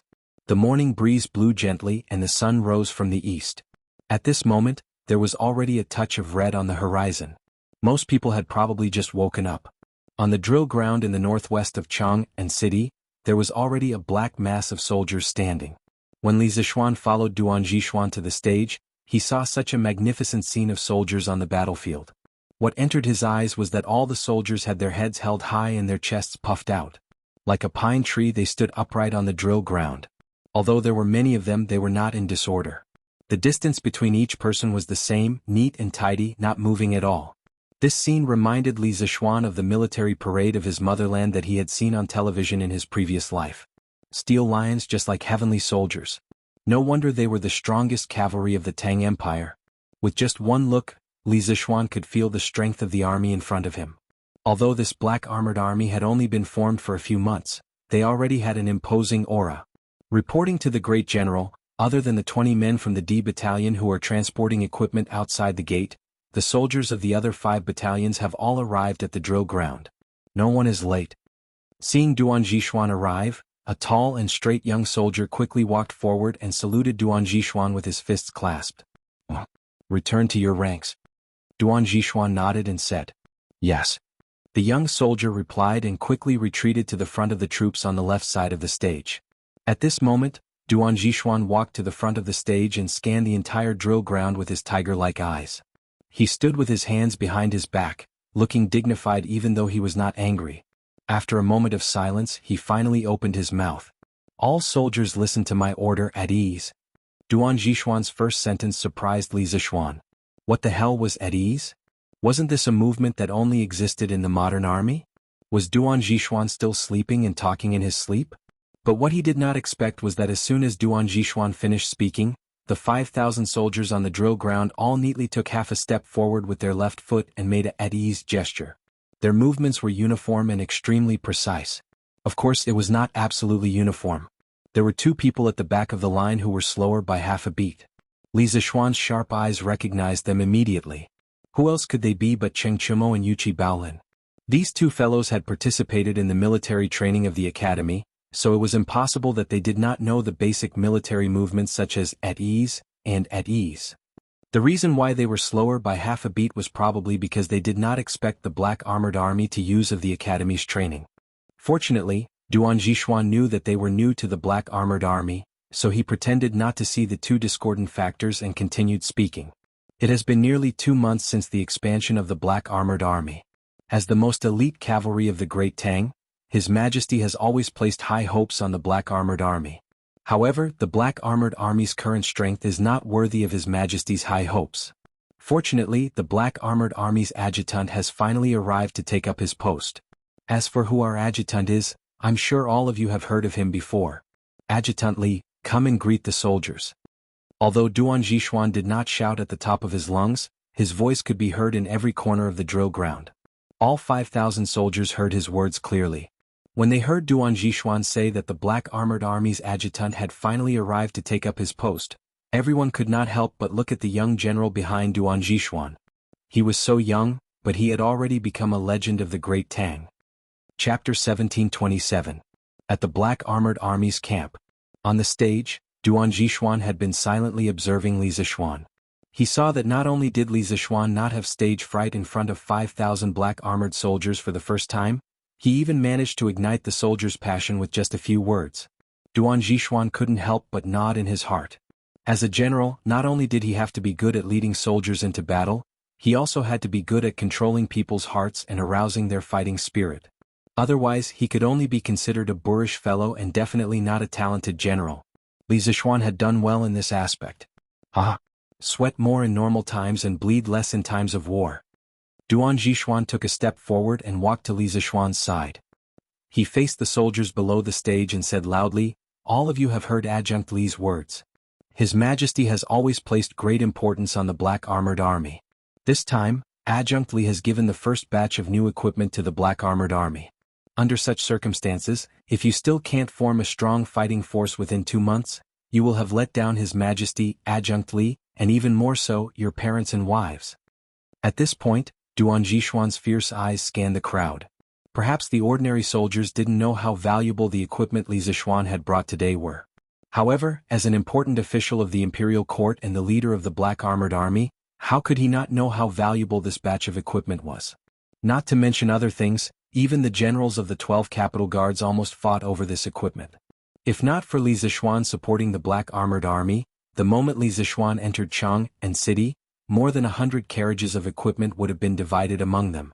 After pausing for a moment, Duan Jixuan's gaze turned serious and he said loudly, "All generals listen up. From today onwards, Adjunct Li will be in charge of the daily drill of the Black Armored Army. His orders are military orders and my orders. No one, no matter what position they hold, is allowed to disobey. Do you all understand?" As soon as he finished speaking, the soldiers on the drill ground were pleasantly surprised. They had not expected Li Zixuan to be entrusted with such an important task by Duan Jixuan as soon as he joined the Black Armored Troops. He had directly taken on the daily training of the Black Armored Troops. Not only were they shocked, Qiu Xingong was even more shocked. However, a trace of anger flashed across Qiu Xingong's face. At this moment he couldn't care less about the fact that there were so many soldiers on the drill ground. He walked 5 steps in front of Duan Jishuan and cupped his fists. General Duan, Adjunct Li has just been appointed and is not familiar with the military affairs of the Black Armored Army. Furthermore, Adjunct Li has never led soldiers before. How can we let him take over the military affairs of the Black Armored Army? Black Armored Army's camp. On the stage, Duan Jishuan had been silently observing Li Zishuan. He saw that not only did Li Zishuan not have stage fright in front of 5,000 black armored troops for the first time, he even managed to ignite the soldiers' passion with just a few words. Duan Jishuan couldn't help but nod in his heart. As a general, not only did he have to be adept at leading soldiers into battle, he also had to be adept at controlling people's hearts and arousing their fighting spirit. Otherwise, he could only be considered a brute and definitely not a talented general. Li Zishuan had done well in this aspect. Sweat more during normal time so that you can bleed less during wartime. Duan Jishuan took a step forward and walked to Li Zishuan's side. He faced the soldiers below the stage and said loudly, "All of you have heard Adjunct Li's words. His Majesty has always placed great importance on the Black Armored Army. This time, Adjunct Li has given the first batch of new equipment to the Black Armored Army. Under such circumstances, if you still can't form a strong fighting force within 2 months, you will have let down His Majesty, Adjunct Li, and your parents and wives." Chapter 1728. While the Black Armored Army was doing a roll call, the morning court was being held in Chang, and city's Taiji Palace. Li Er sat on the dragon throne. After listening to a few officials reporting some trivial matters, his eyes focused and he said in a deep voice, "Dear officials, I received an urgent report yesterday. Sheli has gathered a large number of troops to encircle and annihilate Tuli's troops. Tuli Khan has asked me for help urgently.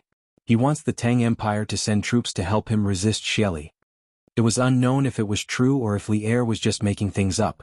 Anyway, as soon as he said that, all the officials in the imperial court were in an uproar. The hall was filled with buzzing sounds and it was a bit like a market. Qing Yaojin and Qin Xiong closed their eyes and pretended to be in deep thought. They did not say a word because they were present when Li Zishuan proposed the plan to Li Er. Today, when Li Er said this, these 2 experienced old generals could guess what Li Er was going to say next. "Your Majesty, I think that the imperial court should send troops to help Tuli. Otherwise, after Sheli unifies the grassland, the next one to attack may be our Tang Empire. The imperial court cannot sit back and watch Sheli expand in the grassland." Fang Shenling stood out and bowed to Li Er. Old Fang had followed Li Er to fight in the north and south in the early years. Old Fang was definitely experienced in judging the war situation. "I second the motion. Now that the Turks and the Tang Empire are like fire and water, at such a critical moment, we cannot let Sheli unify the grassland.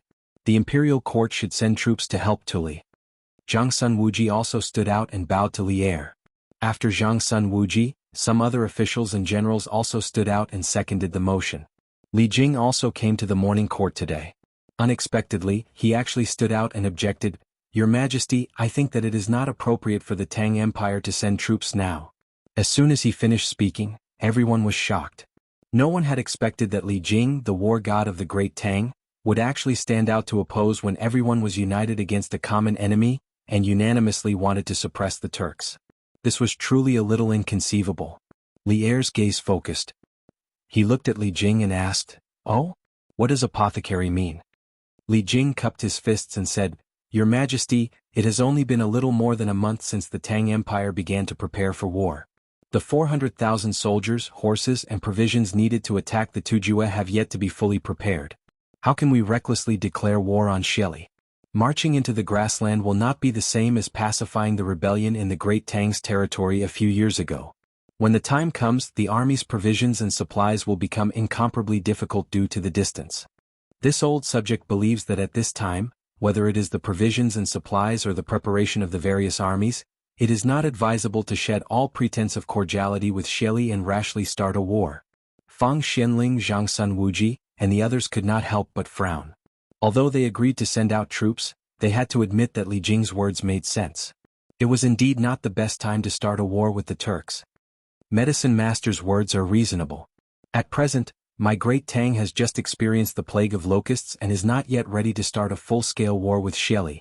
At this moment, Li Er opened his mouth. However, he immediately changed the topic and said, "But the imperial court can't just sit by and watch Sheli unify the grasslands and strengthen his strength. Therefore, I've decided to send an envoy with a batch of provisions into the grasslands to assist Tuli Khan in resisting Xieli. I just don't know who is willing to go. The moment Li Er finished speaking, Taiji Palace immediately fell silent. Chapter 1729. Inside the Taiji Palace. After Xiao Yu's suggestion, a hint of worry flashed across the faces of the officials in the palace. A war was not only a test of a country's military strength.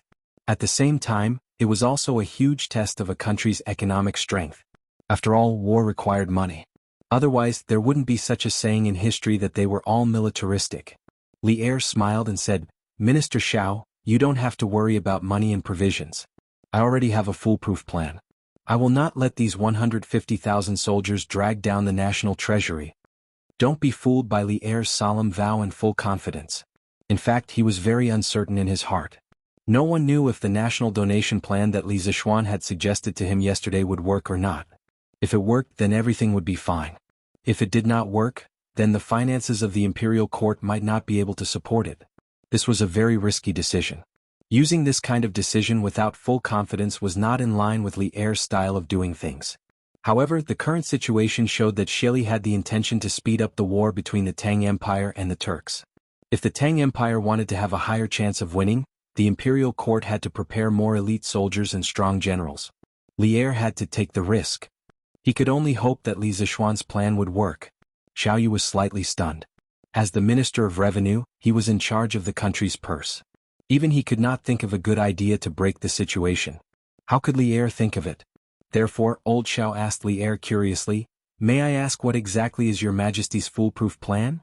Li Er's expression was slightly sluggish but quickly returned to normal. He waved his hand and said, There is no need to say more about this. Within 3 days, Minister Xiao will definitely see money and provisions flowing into the national treasury. But, Xiao Yu was very dissatisfied with Li Er's ambiguous answer. He was about to ask again when Li Er interrupted him, No buts. After the court is dismissed, the Secretariat will immediately draft an edict and announce to the world. The edict orders all states to immediately select 150,000 elite soldiers and rush to Chang, and within a month.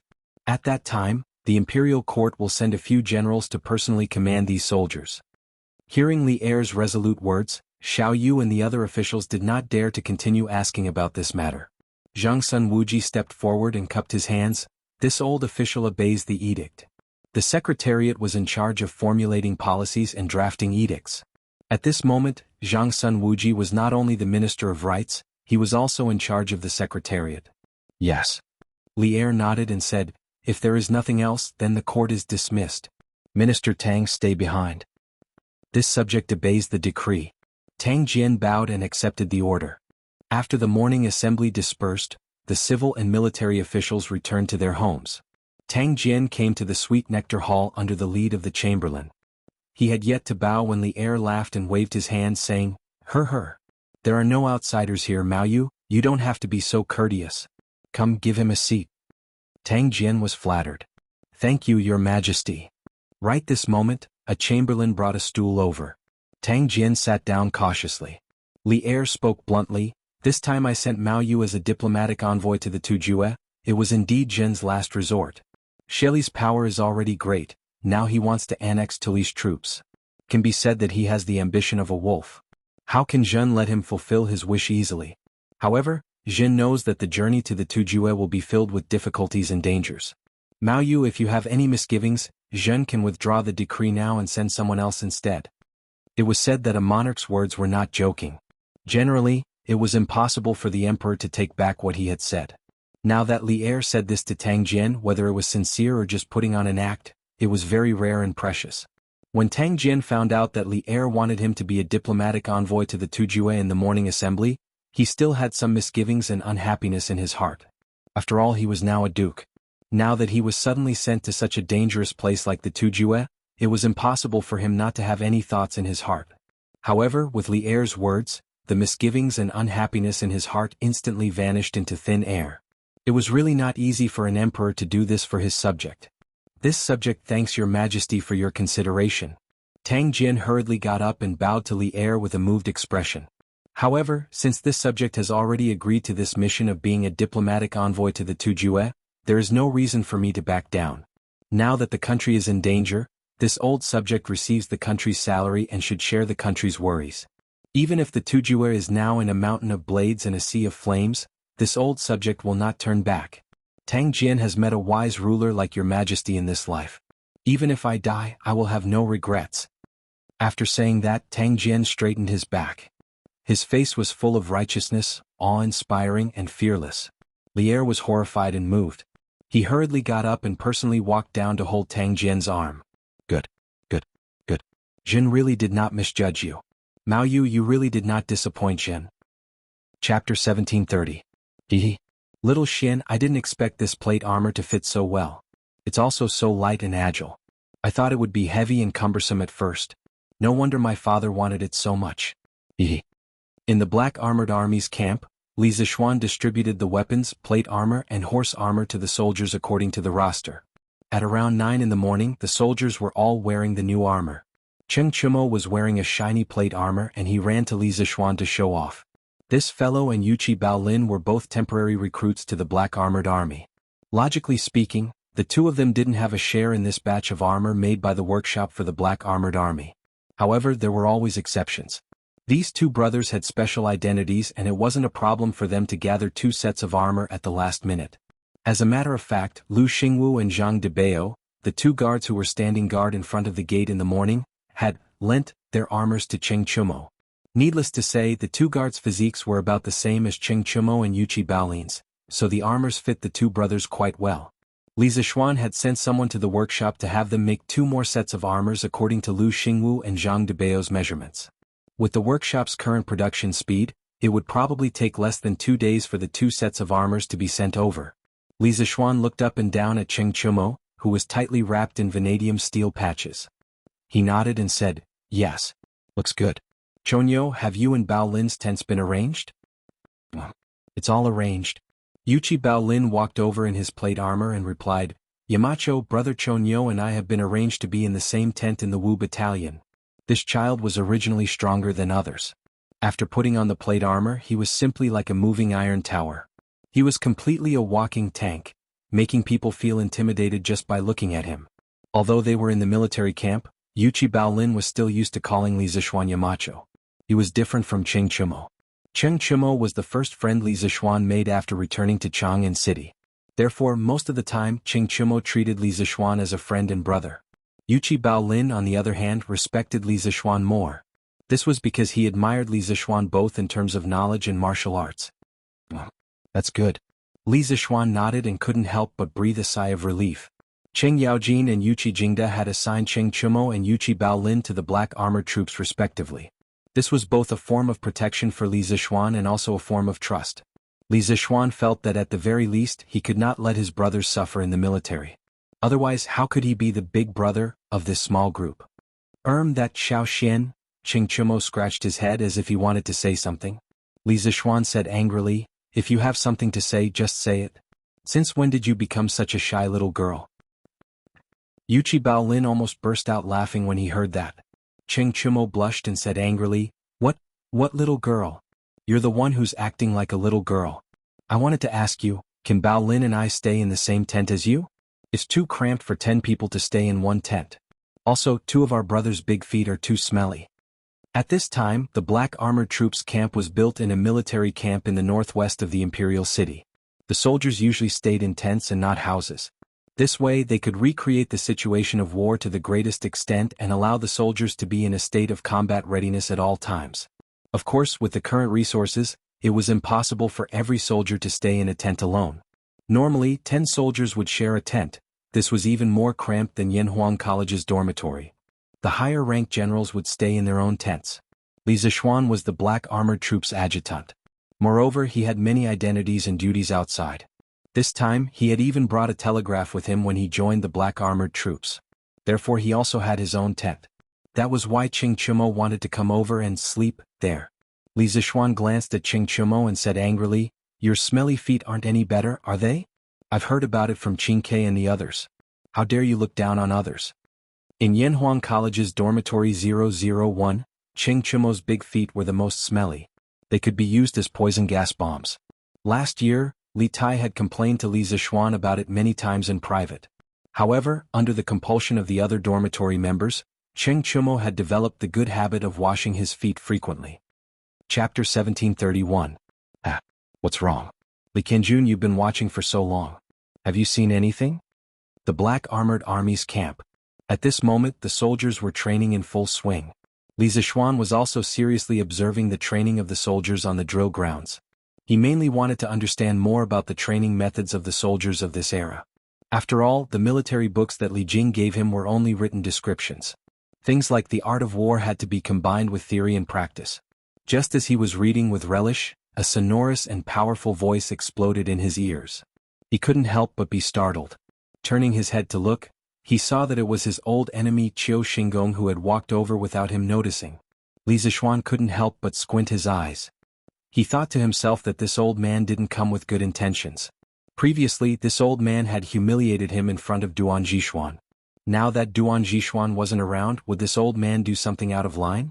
Although this was what he thought, Li Zishuan wasn't afraid of Qiu Xingong at all. He would deal with whatever came his way. In front of so many people, what could this old man do to him? Speaking of which, Li Zishuan wasn't a pushover either. If they were to fight one-on-one, Qiu Xingong might not be able to defeat him. So it's General Qiu. Li Zishuan clasped his fists towards Qiu Xingong with a fake smile, and then said, "This junior has just entered the military camp and has never had any experience in the military. I only looked at it for a short while, how could I possibly see anything?" Qiu Xingong was stunned at first. He probably didn't expect Li Zishuan to be so carefree and admit his inadequacies. After a while he grinned and said, I didn't expect Li Qianjun to be so self-aware. This is a good thing. The Black Armored Army's camp isn't like the Imperial Court.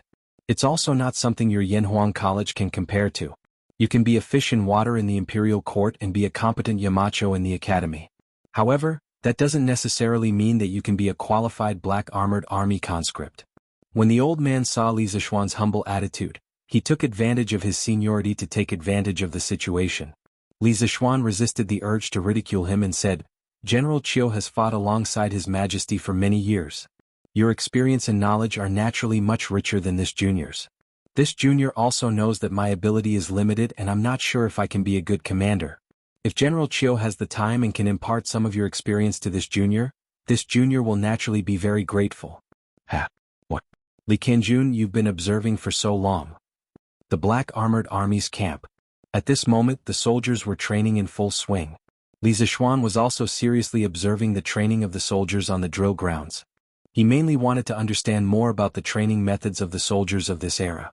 After all, the military books that Li Jing gave him were only written descriptions. Things like the art of war had to be combined with theory and practice. Just as he was reading with relish, a sonorous and powerful voice exploded in his ears. He couldn't help but be startled. Turning his head to look, he saw that it was his old enemy Qiu Xingong who had walked over without him noticing. Li Zishuan couldn't help but squint. He thought to himself that this old man didn't come with good intentions. Previously, this old man had humiliated him in front of Duan Zhishuan. Now that Duan Zhishuan wasn't here, would this old man do something out of line? Although this was what he thought, Li Zishuan wasn't afraid of Qiu Xingong at all. He would deal with whatever came his way. In front of so many people, what could this old man do to him? Speaking of which, Li Zishuan wasn't a pushover. If they really fought one-on-one, Qiu Xingong might not be able to beat him. So it's General Qiu. Li Zishuan put on a fake smile and clasped his fist towards Qiu Xingong. He then said, "This junior has just entered the military camp and has never had any experience in the military. I've only observed for a short while. How could I have seen anything?" Qiu Xingong was stunned at first. He probably didn't expect Li Zishuan to be so carefree and admit his inadequacies directly. After being stunned for a moment, he smiled and said, I didn't expect you to be so self-aware. This is a good thing. The Black Armored Army's camp isn't like the Imperial Court. It's also not something your Yanhuang College can compare to. You can be a fish in water in the Imperial Court, gain the Emperor's favor, and be a competent Yamacho in the Academy. However, that doesn't necessarily mean that you can be a qualified general in the Black Armored Army. When the old man saw Li Zishuan's humble attitude, he took advantage of his seniority to flaunt his seniority. Li Zishuan resisted the urge to ridicule him and said, "General Qiu has fought alongside His Majesty for many years. Your experience and knowledge are naturally much richer than this junior's. This junior also knows that my ability is limited and I'm not sure if I can do a good job in the army. If General Chiu has the time and can teach this junior some experience, this junior will naturally be very grateful. What? You've been watching for so long, Li Zishuan, have you seen anything? The Black Armored Army's camp. At this moment the soldiers were training in full swing. Li Zishuan was also seriously observing the training of the soldiers on the drill grounds. He mainly wanted to understand more about the training methods of the soldiers of this era. After all, the military books that Li Jing gave him were only written descriptions. Things like the art of war had to be combined with theory and practice. Just as he was reading with relish, a sonorous and powerful voice exploded in his ears. He couldn't help but be startled. Turning his head to look, he saw that it was his old enemy Qiu Xingong who had walked over without him noticing. Li Zishuan couldn't help but squint his eyes. He thought to himself that this old man didn't come with good intentions. This old man had previously humiliated him in front of Duan Zhishuan. Now that Duan Zhishuan wasn't here, would this old man do something out of line? Although this was what he thought, Li Zishuan wasn't afraid of Qiu Xingong at all. He would deal with whatever came his way. In front of so many people, what could this old man do to him? Speaking of which, Li Zishuan wasn't a pushover either. If they really fought one-on-one, Qiu Xingong might not be able to beat him. So it's General Qiu. Li Zishuan smiled insincerely and cupped his fists towards Qiu Xingong. He then said, "This junior has just entered the military camp and has never had any experience in the military. I've only watched for a short while, how could I have seen anything?" Qiu Xingong was stunned at first. He probably didn't expect Li Zishuan to be so carefree and admit his inadequacies directly. After being stunned for a moment, he smiled and said, I didn't expect General Li to be so self-aware. This is a good thing. The Black Armored Army's camp isn't like the Imperial Court. It's also not something your Yanhuang College can compare to. You can be a fish in water in the Imperial Court, gain the Emperor's favor, and be a competent Yamacho in the academy. However, that doesn't necessarily mean that you can be a qualified general in the Black Armored Army. Seeing Li Zishuan's humble attitude, this old man took advantage of his seniority to flaunt his seniority. Li Zishuan resisted the urge to ridicule him and said, "General Qiu has fought alongside His Majesty for many years. Your experience and knowledge are naturally much richer than this junior. This junior also knows that my abilities are limited and I'm not sure if I can be a good general in the military. If General Qiu has the time and can impart some experience to me, this junior will be very grateful." What? General Li has been watching for so long, have you seen anything? The Black Armored Army's camp. At this moment the soldiers were training in full swing. Li Zishuan was also seriously observing the training of the soldiers on the drill grounds. He mainly wanted to understand more about the training methods of the soldiers of this era. After all, the military books that Li Jing gave him were only written descriptions. Things like the art of war had to be combined with theory and practice. Just as he was reading with relish, a sonorous and powerful voice exploded in his ears. He couldn't help but be startled. Turning his head to look, he saw that it was his old enemy Qiu Xingong who had walked over without him noticing. Li Zishuan couldn't help but squint his eyes.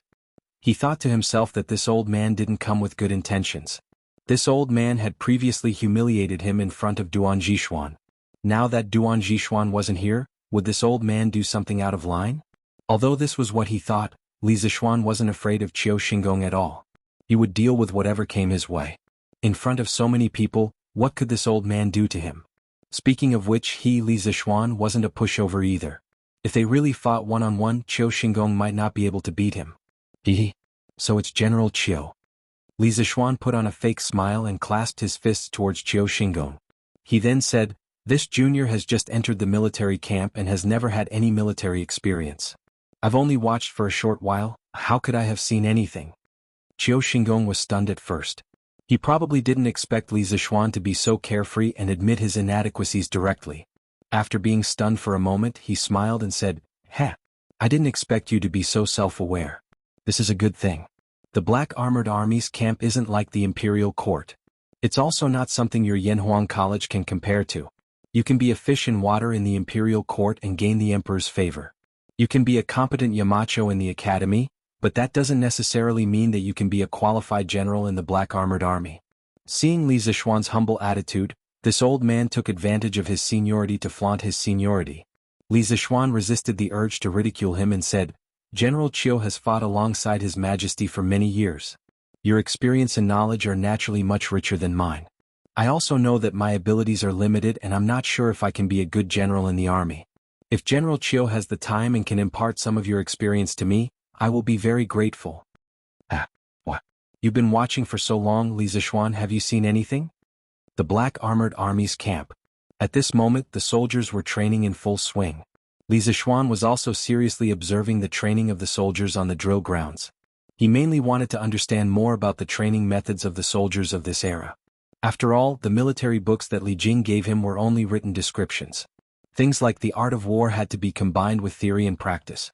Just as he was reading with relish, a sonorous and powerful voice exploded in his ears. He couldn't help but be startled. Turning his head to look, he saw that it was his old enemy Qiu Xingong who had walked over without him noticing. Li Zishuan couldn't help but narrow his eyes. He thought to himself that this old man didn't come with good intentions. Previously, this old man had humiliated him in front of Duan Zhishuan. Now that Duan Zhishuan wasn't here, would this old man do something out of line? Although that was what he thought, Li Zishuan wasn't afraid of Qiu Xingong at all. He would deal with whatever came his way. In front of so many people, what could this old man do to him? Speaking of which, Li Zishuan wasn't a pushover either. If they really fought one-on-one, Qiu Xingong might not be able to defeat him. So it's General Qiu. Li Zishuan put on a fake smile and clasped his fists towards Qiu Xingong. He then said, "This junior has just entered the military camp and has never had any military experience. I've only watched for a short while. How could I have seen anything?" Qiu Xingong was stunned at first. He probably didn't expect Li Zishuan to be so carefree and admit his inadequacies directly. After being stunned for a moment, he grinned and said, "Heh, I didn't expect you to be so self-aware. This is a good thing. The Black Armored Army's camp isn't like the Imperial Court. It's also not something your Yanhuang College can compare to. You can be a fish in water in the Imperial Court, gain the Emperor's favor, and be a competent Yamacho in the Academy. However, that doesn't necessarily mean that you can be a qualified general in the Black Armored Army." Seeing Li Zishuan's humble attitude, this old man took advantage of his seniority to take advantage of the situation. Li Zishuan resisted the urge to ridicule him and said, "General Qiu has fought alongside His Majesty for many years. Your experience and knowledge are naturally much richer than this junior. This junior also knows that my abilities are limited and I'm not sure if I can be a good general. If General Qiu has the time and can impart some of your experience to me, this junior will be very grateful." What? You've been watching for so long, Li Zishuan, have you seen anything? The Black Armored Army's camp. At this moment the soldiers were training in full swing. Li Zishuan was also seriously observing the training of the soldiers on the drill grounds.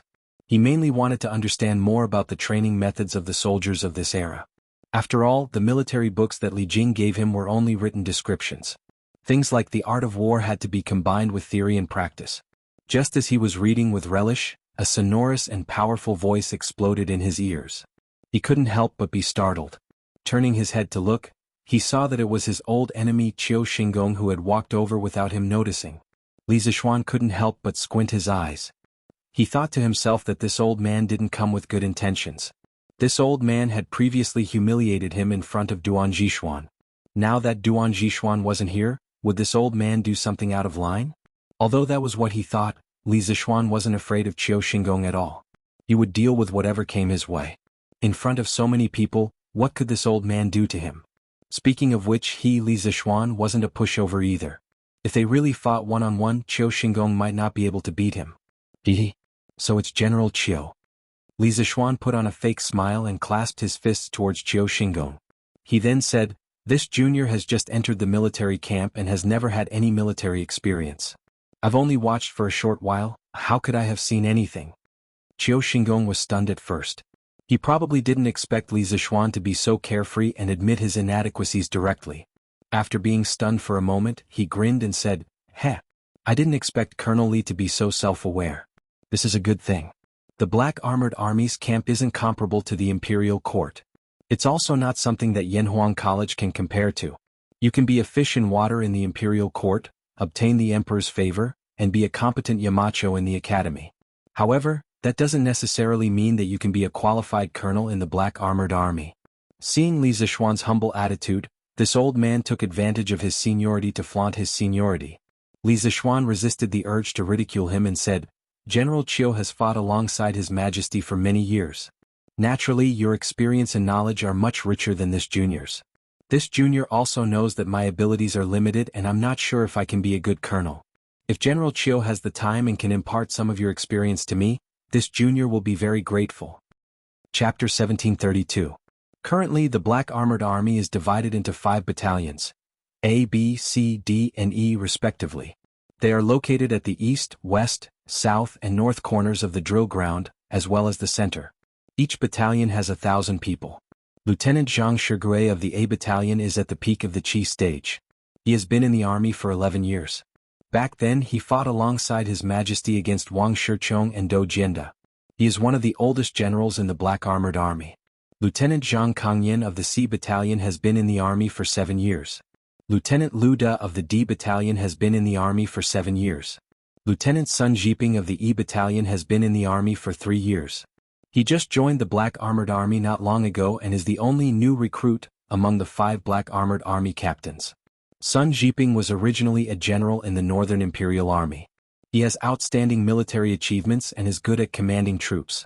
At such a young age he has already reached the peak of the Qi stage. He has great potential.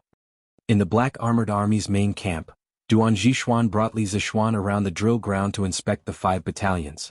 As he inspected them he explained to Li Zishuan, Zhang Shigui? Sun Jiping?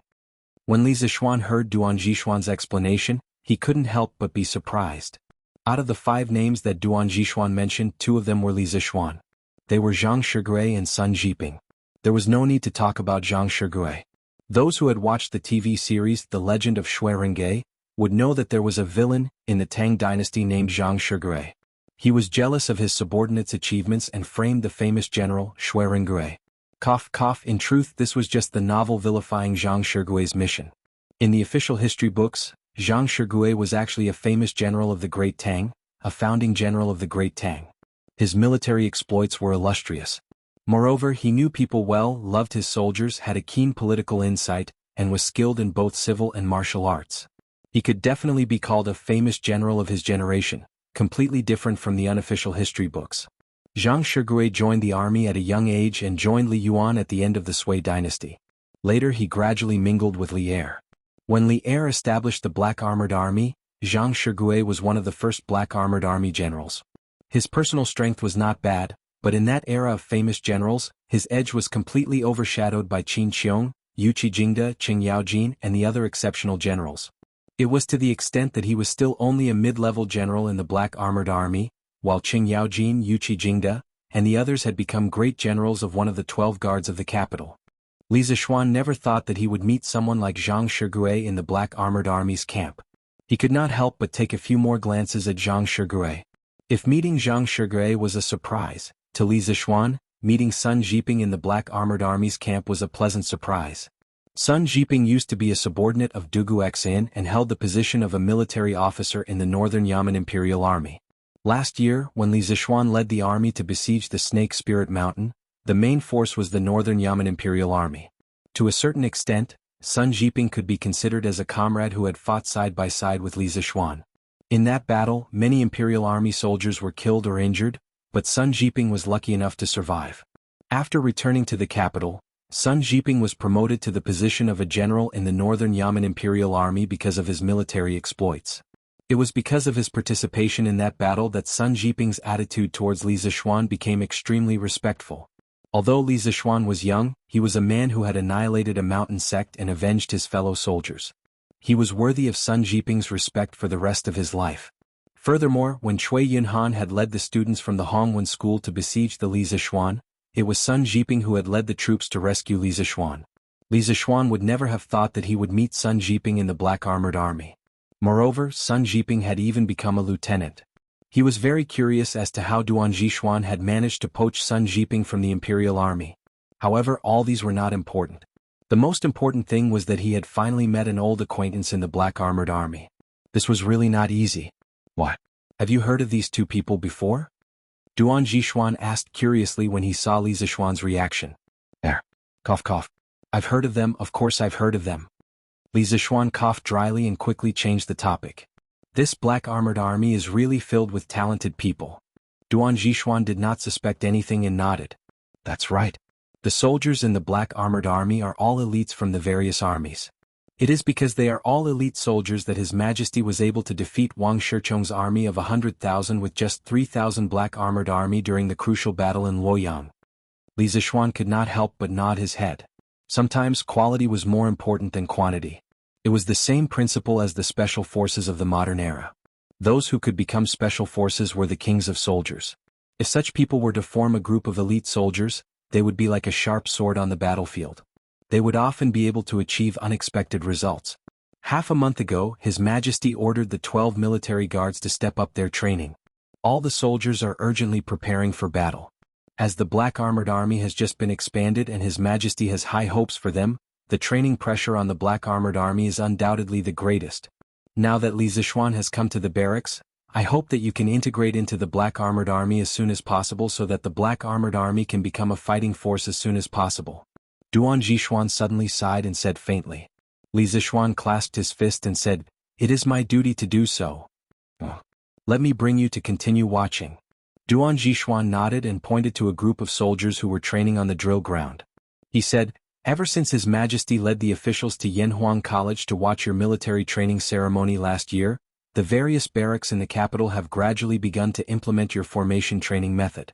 It is not difficult and has some similarities with the previous training methods in the barracks. You saw it when the soldiers gathered on the drill ground this morning.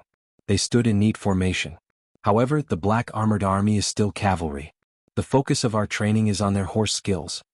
After listening to Duan Zhishuan's explanation, Li Zishuan couldn't help but feel enlightened. With a face full of approval he said, "Great General, you're right. Posture and formation are only the basics of military training. It's only to allow the soldiers to maintain better spirit and a more orderly formation. In a war, it's more about the individual qualities of the soldiers. I believe that the Black Armored Army's training will focus on two aspects. First, it is to train the soldiers' physical fitness. The Black Armored Army is a heavy cavalry. All the soldiers wear armor and armor. In war, it is very taxing on their physical fitness. We must ensure that all the soldiers have sufficient physical fitness. Second, it is to cultivate the rapport between the soldiers and their horses. The horses are the cavalry's second life on the battlefield. Only when the two work together can the advantages of the cavalry be maximized." Not bad, not bad. In such a short period of time, Li Zishuan was able to understand these 2 points. This is already very commendable. Next, I can rest assured that the training of the Black Armored Army will be handed over to you," Duan Zhishuan said with a face full of praise. Chapter 1733. This is my first time in military affairs and there are many things I do not understand. I hope that General will enlighten me when the time comes. After conversing with Duan Zhishuan, Li Zishuan was enlightened. At the very least, he had a rough plan for the training of the Black Armored troops. As for the details, he would need to use Li Jing's Mirror of 6 Armies, and the training methods of modern soldiers to supplement and perfect it. Kiki. Of course. Duan Zhishuan smiled knowingly and replied. "Ichim? Great General, what are the soldiers of the A Battalion doing? Are they preparing for the equestrian archery training?" Coincidentally, at this moment, the formation of the 1st Battalion dispersed. The soldiers brought out war horses from the stables and came to the drill ground. 1 man and 1 horse. Very quickly, more than 1,000 soldiers and more than 1,000 war horses once again formed a neat square formation. Seeing this scene, Li Zishuan couldn't help but ask in confusion. Duan Zhishuan looked towards the direction of the voice and smiled. "Kiki." "Yes and no." Li Zishuan narrowed his eyes and asked, "General, what do you mean?" Seeing Li Zishuan humbly asking for advice, Duan Zhishuan patiently explained, "The Black Armored troops are cavalry. Other than physical training, they also have equestrian training. However, to use the horses they have to train them first. Although horses understand humans, they are still beasts. In order to make the horse more receptive to the intentions of the soldiers, and to make the horse's strength a useful drain, the soldiers should be allowed to develop a tacit understanding and affection with the horse, so that the man and the horse can become one. This is not an easy task and requires meticulous and patient training of the horses. Therefore, under normal circumstances, before the Black Armored troops carry out their equestrian archery training, the soldiers must have some intimate interactions with their war horses. For example, caressing them, scratching them, washing them, providing them with clean water and feeding them fresh fodder. This is to increase the bond between the soldiers and their war horses. Only then can the cavalry unleash their full potential on the battlefield. Li Zixuan was enlightened when he heard this. I see. Just now, I said that I would increase the rapport between the soldiers and the horses in future training. I did not expect that the black armored troops had already used this training method. I am ashamed. At the same time, he couldn't help but admire the wisdom of the ancients. This general is new to military affairs, so there are still many things I don't understand. When the time comes, I hope that the general will not be stingy with his guidance. After talking to Duan Zixuan, Li Zixuan was enlightened. At the very least, he had a rough plan for the training of the black armored troops. As for the details, he would need to use Li Jing's Mirror of 6 Armies and the training methods of modern soldiers to supplement and perfect it. Ah, well said, well said. Duan Zixuan smiled knowingly and agreed. Great General, what are the soldiers of the A Battalion doing? Are you preparing for equestrian archery training? At this moment, the formation of the A Battalion dispersed. The soldiers brought out war horses from the stables and came to the drill ground. 1 man and 1 horse. Very quickly, more than 1,000 soldiers and more than 1,000 war horses once again formed a neat square formation. Seeing this scene, Li Zixuan couldn't help but ask in confusion. Duan Zixuan followed the voice and looked over. Stroking his beard, he said with a smile, Her. Yes and no. Li Zixuan narrowed his eyes and couldn't help but ask, Great General, what do you mean? Seeing that Li Zixuan was humbly asking for advice, Duan Zixuan patiently explained, the black armored troops are cavalry. Other than physical training, they also have equestrian training. However, to use the horses they must first train them. Although horses understand humans, they are still beasts. In order to make the horse more receptive to the intentions of the soldiers, and to make the horse's strength a useful drain, the soldiers should be allowed to develop a tacit understanding and affection with the horse, so that the man and the horse can become one. This is not an easy task. It requires meticulous and patient training of the horses. Therefore, under normal circumstances, before the black armored troops carry out equestrian archery training, the soldiers must interact with their war horses intimately. For example, caressing, scratching, washing, providing clean water, and feeding fresh grass to strengthen the bond between the soldiers and their war horses. Only then can the cavalry unleash their greatest combat prowess on the battlefield. Hearing this, Li Zixuan was enlightened. So that's the case. Just now, I said that in the future training, we should increase the tacit understanding between the soldiers and the horses. I didn't expect that the black armored troops had already used this training method. I'm ashamed. At the same time, he couldn't help but admire the wisdom of the ancients. For the Tang dynasty to be able to have such power in this era, I'm new to the military and there are many things I don't understand. When the time comes, I hope that the great general will enlighten me. After conversing with Duan Zixuan, Li Zixuan was enlightened. At the very least, he had a rough plan for the future training of the black armored troops. As for the details, he needed to combine it with Li Jing's Mirror of 6 Armies and the training methods of modern soldiers to supplement and perfect it. Ah, sure. Duan Zixuan smiled knowingly and replied. Him? Great General, what are the soldiers of the A Battalion doing? Are they preparing for equestrian archery training? Coincidentally, at this moment, the formation of the 1st Battalion dispersed. The soldiers brought out war horses from the stables and came to the drill ground. 1 man and 1 horse. Very quickly, more than 1,000 soldiers and more than 1,000 war horses once again formed a neat square formation. Seeing this scene, Li Zixuan couldn't help but ask in confusion. Duan Zixuan looked towards the direction of the voice and stroked his beard. Ah, yes and no. Li Zixuan's eyes narrowed and he couldn't help but ask, Great General, what do you mean? Seeing that Li Zixuan was humbly asking for advice, Duan Zixuan patiently explained, the black armored troops are cavalry. Other than physical training, they also have equestrian training. However, to use the horses they must first train them. Although horses understand humans, they are still beasts. In order to make the horse more receptive to the intentions of the soldiers, and to make the horse's strength a useful drain, the soldiers should be allowed to develop a tacit understanding and affection with the horse, so that the man and the horse can become one. To do this, it is not easy. It requires meticulous and patient training of the horses. Therefore, under normal circumstances, before the black armored troops carry out equestrian archery training, the soldiers must interact with their war horses intimately.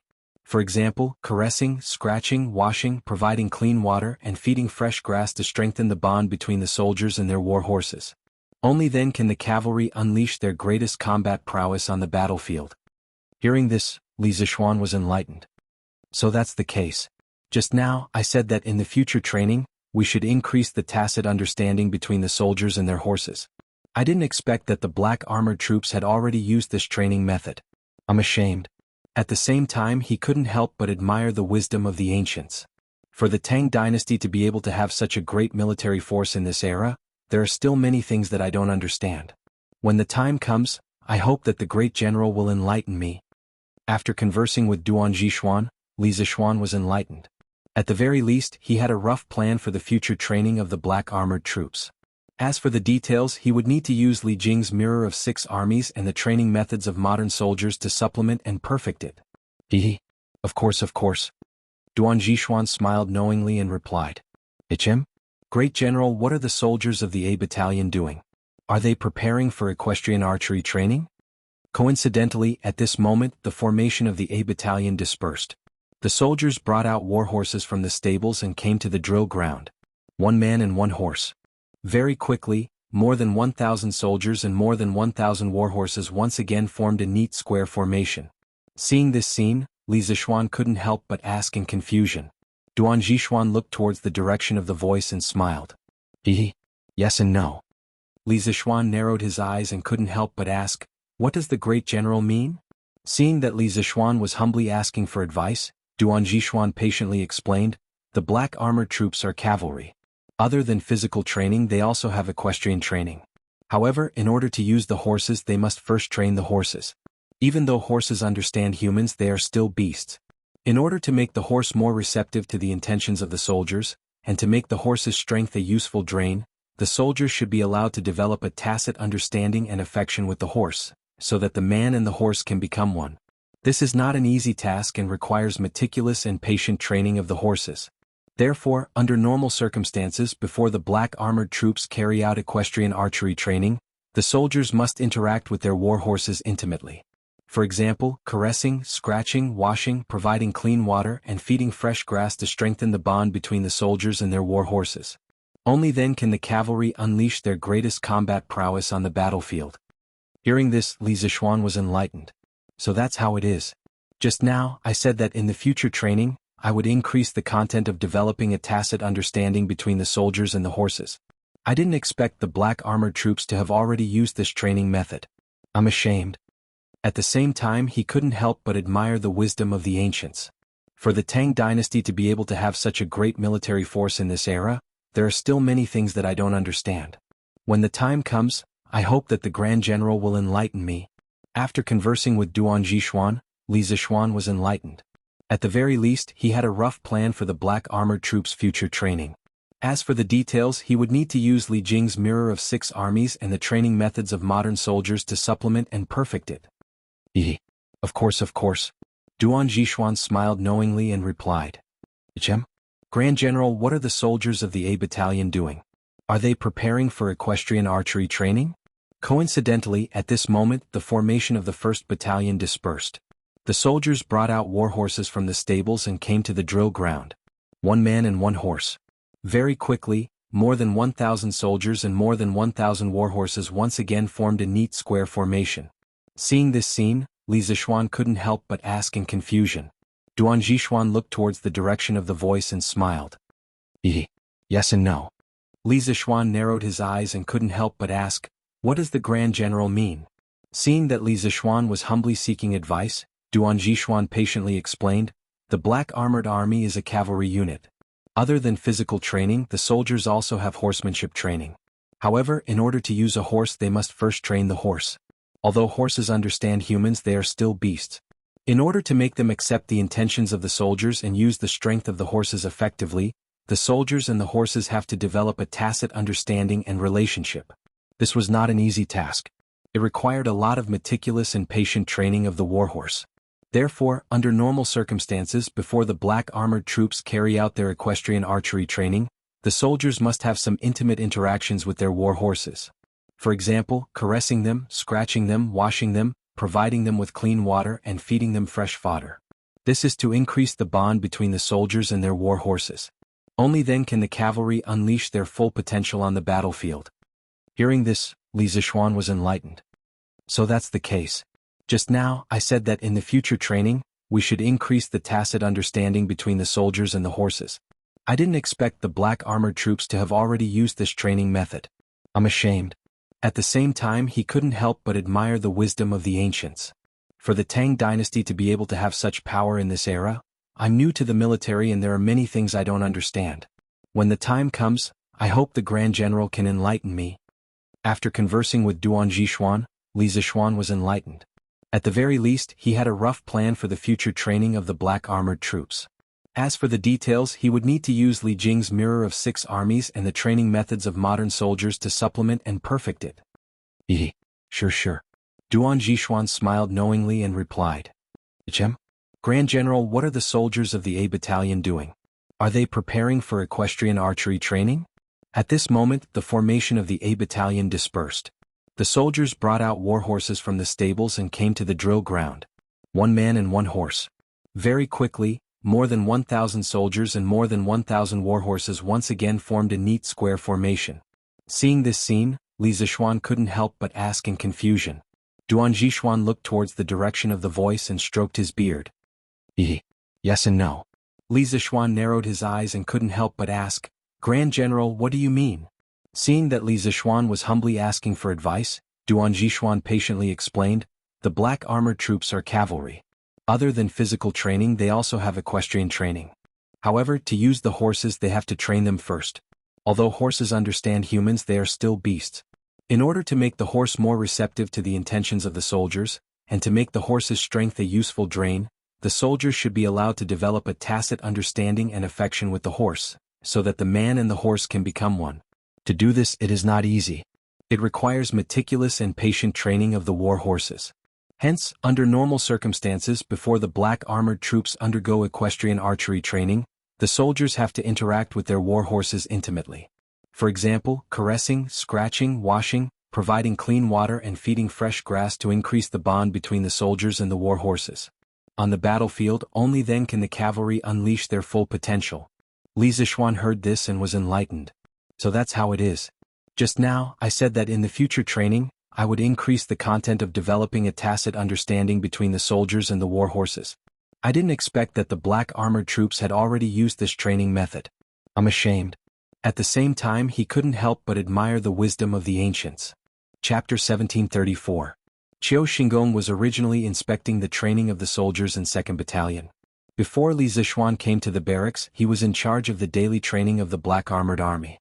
Just now, one of his personal guards suddenly came to report that Li Zishuan was going to display his archery skills on the drill ground. Qiu Xingong was instantly energized. Li Zishuan's master was spiritual master Ling Su and his martial arts were superb. This was something that the entire Chang'an city and even the entire world knew. However, at the same time, everyone also knew that Li Zishuan's weapon of choice was the sword and not the bow. One had to know that there were many types of bows. The horn bow used by the black armored army was completely different from the bow used by the common people. Even though Li Zishuan had used a bow before, it was impossible for him to adapt and familiarize himself with the special horn bow in the army in such a short period of time. Therefore, Li Zishuan's archery skills demonstration this time was undoubtedly a humiliation to Qiu Xingong. How could he miss such a good show? It's not a demonstration. It's just that I have never used a bow before. Now that I have joined the black armored army, I should at least learn the art of equestrian archery. Therefore, I asked someone to bring me a bow to give it a try. Li Zishuan had lived 2 lifetimes. Although he wasn't considered to be a sophisticated person, his emotional intelligence was definitely not bad. How could he not see that Qiu Xingong wanted to see him make a fool out of himself? However, after all, he had never used a bow before and he wasn't sure how he would perform later. Therefore he didn't boast. He didn't like to show off something that he wasn't confident in. You are too humble, Instructor Li. Qiu Xingong walked to Li Zishuan and said with a fake smile, in the entire Chang'an city, who doesn't know that Instructor Li is the son of an immortal and has unparalleled martial arts? Why would you be stumped by a mere bow? Oh, this is a 3-stone bow? TSK, Instructor Li's arm strength is indeed amazing. It was this old man who couldn't help but click his tongue and sigh when he saw the horn bow that one of Duan Zhishuan's personal guards handed to Li Zishuan. In the Tang dynasty, 1 stone was equivalent to 106 caddies in modern times. Hence, a 3-stone bow would require an arm strength of more than 300 caddies to draw. To most people, this requirement was quite high. To most people in modern times who were in suboptimal health all year round, an arm strength of more than 300 caddies was simply unattainable. However, to those who practiced martial arts, it was not difficult, especially for a martial arts master like Li Zixuan. In addition, when the soldiers of the Tang dynasty joined the army, there was usually a hard condition, and that was that they had to be able to draw at least one stone bow. General Qiu has been through hundreds of battles and your archery skills are unparalleled. Why are you making fun of me? Li Zixuan couldn't be bothered to pay any attention to Qiu Xingong, this young man. He pulled out an arrow from the quiver on the back of the soldier beside him. On the other side, there was naturally a soldier who had set up a target 300 zhang away from Li Zixuan. 300 feet, 100 meters, 100 steps away. This distance wasn't far, but it wasn't close either. The maximum range of an ancient bow was about 200 meters, and its effective range was only about 100 meters. Chonyo, look. What is Yamacho doing? On the other side, at the training ground of the Wu Battalion, Yuchi Baolin, who had just finished his military formation training and was taking a short break, saw a group of people surrounding Li Zixuan in the middle of the training ground. He hurriedly pushed Cheng Chimo's arm and pointed in Li Zixuan's direction. What? Cheng Chimo didn't react at first, but when he looked at where Yuchi Baolin was pointing, he was shocked. What the F***? Why is Xiao Xian holding a bow? Is he going to compete with someone in archery? I've never heard of him using a bow before. Archery? Yamacho knows how to use a bow. Hearing this, Yuchi Baolin was also puzzled. It was true that he worshipped Li Zixuan, but an outstanding archer had to go through many years of practice. Could it be that Li Zixuan had been practicing archery for a long time? Let's go. Let's go and take a look. Cheng Chimo waved his hand and said. But what if the lieutenant wants us to gather for training later? Although Yuchi Baolin wanted to go and take a look, he hesitated when he remembered that this was a military camp and he had to follow the military rules. Are you stupid? Let's just go for a while, and didn't you see that Lieutenant Sun is also there? Let's go quickly. Cheng Chimo patted Yuchi Baolin's arm in disappointment. Coincidentally, the lieutenant of the Wu Battalion, Sun Jiping, was also walking towards Li Zixuan. Sun Jiping's eyes suddenly lit up, and without saying anything, he dragged Yuchi Baolin and ran towards Li Zixuan. This is my first time shooting an arrow, please don't laugh at me. On the other side, Li Zixuan took a deep breath and said to Duan Zhishuan and Qiu Xingong who were beside him. Then he took 2 steps back and stood still. He knocked an arrow and focused all his energy on the arrow. At this moment, his eyes were only focused on the center of the target that was 300 feet away. During this short period of time, there were already quite a number of soldiers who had noticed the commotion. Those who had training missions only dared to sneak a peek at Li Zixuan's side. Soldiers like the Wu Battalion who happened to be taking a half-time break, came closer, wanting to see how good Li Zixuan's archery skills were. After all, before Li Zixuan entered the Black Armored Army, he was already a famous figure in the Great Tang Empire. Now that he was about to show off his archery skills, how could the soldiers not be curious? Qiu Xingong, on the other hand, was secretly laughing in his heart. Because from Li Zixuan's action of drawing the bow and knocking the arrow just now, Li Zixuan was definitely a complete novice in archery. It was hard to say if such a novice could even hit the target at such a distance, let alone the center of the target. At this moment, Qiu Xingong really hoped that all the soldiers in the army would come over to take a look. If that happened, Li Zixuan would definitely become the laughingstock of the soldiers. He might even be too ashamed to continue staying in the Black Armored Army. On the other hand, Duan Zhishuan's heart sank. Obviously, he could also see that Li Zixuan's archery was a little unfamiliar. Initially, he only wanted to see how good Li Zixuan's archery skills were. But after Qiu Xingong came, the nature of the situation changed completely. If Li Zixuan didn't perform well, Qiu Xingong could use this as an excuse to suppress Li Zixuan's reputation in the Black Armored Army. But now the arrow was already knocked on the bow and had to be released. Even if Duan Zhishuan wanted to stop it, he couldn't. He could only wait and see. Li Zixuan, who was in the eye of the storm, didn't have the slightest bit of worry like Duan Zhishuan. At this moment, his eyes were only on the target and his heart was only on the arrow. He had already felt the weight of the arrow and the force of the angle bow when he was knocking the arrow. At this moment, he was using his powerful mental strength and knowledge of physics and mathematics to deduce and calculate the trajectory and landing point of the arrow in the air. In the eyes of others, there was only Li Zixuan knocking the arrow and the target in the distance. But in Li Zixuan's world, there were many invisible parabola lines between the arrow and the target. Different force and angle of release corresponded to different trajectories and landing points.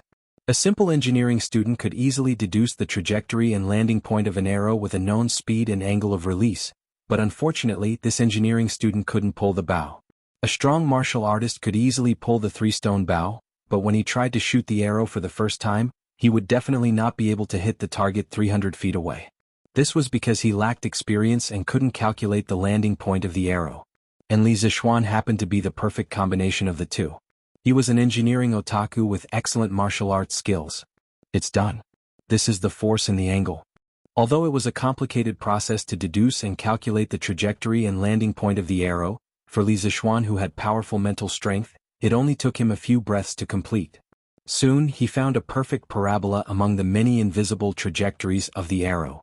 With a whoosh, the arrow that left the bowstring made a whistling sound as it flew rapidly toward the target 300 feet away.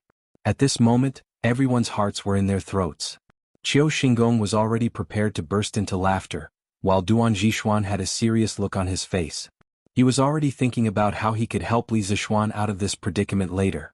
Cheng Chumo and Yuqi Baolin just happened to arrive at this moment. The two of them could only look at the arrow that had left the bowstring and pray in their hearts that it would definitely hit the target. Bang! A distance of 300 feet was nothing more than a blink of an eye for the arrow that had been shot out. Under everyone's gaze, the arrow hit the target hard and made a dull sound. It hit the target. It hit the target. Yuqi Baolin couldn't help but exclaim excitedly. What a pity that it almost hit the bullseye. Cheng Chumo said regretfully as the arrow hit the fourth ring. Most of the archery targets in the Tang dynasty only had 5 rings, which was different from modern times. It was only a few inches away from the bullseye of the 5th ring.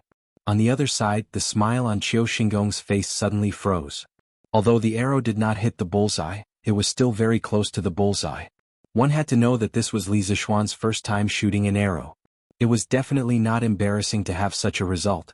One had to know that in the Black Armored Army, it was extremely rare for someone to be able to hit the bullseye from 300 feet away. At first, he thought that Li Zixuan would definitely miss the target on his first try. But now, with such an ending, how could he still smile? Ah, good, good. Qiu Xingong was stunned, but Duan Zixuan was happy. He was stunned for a while before he could not help but clap his hands and laugh.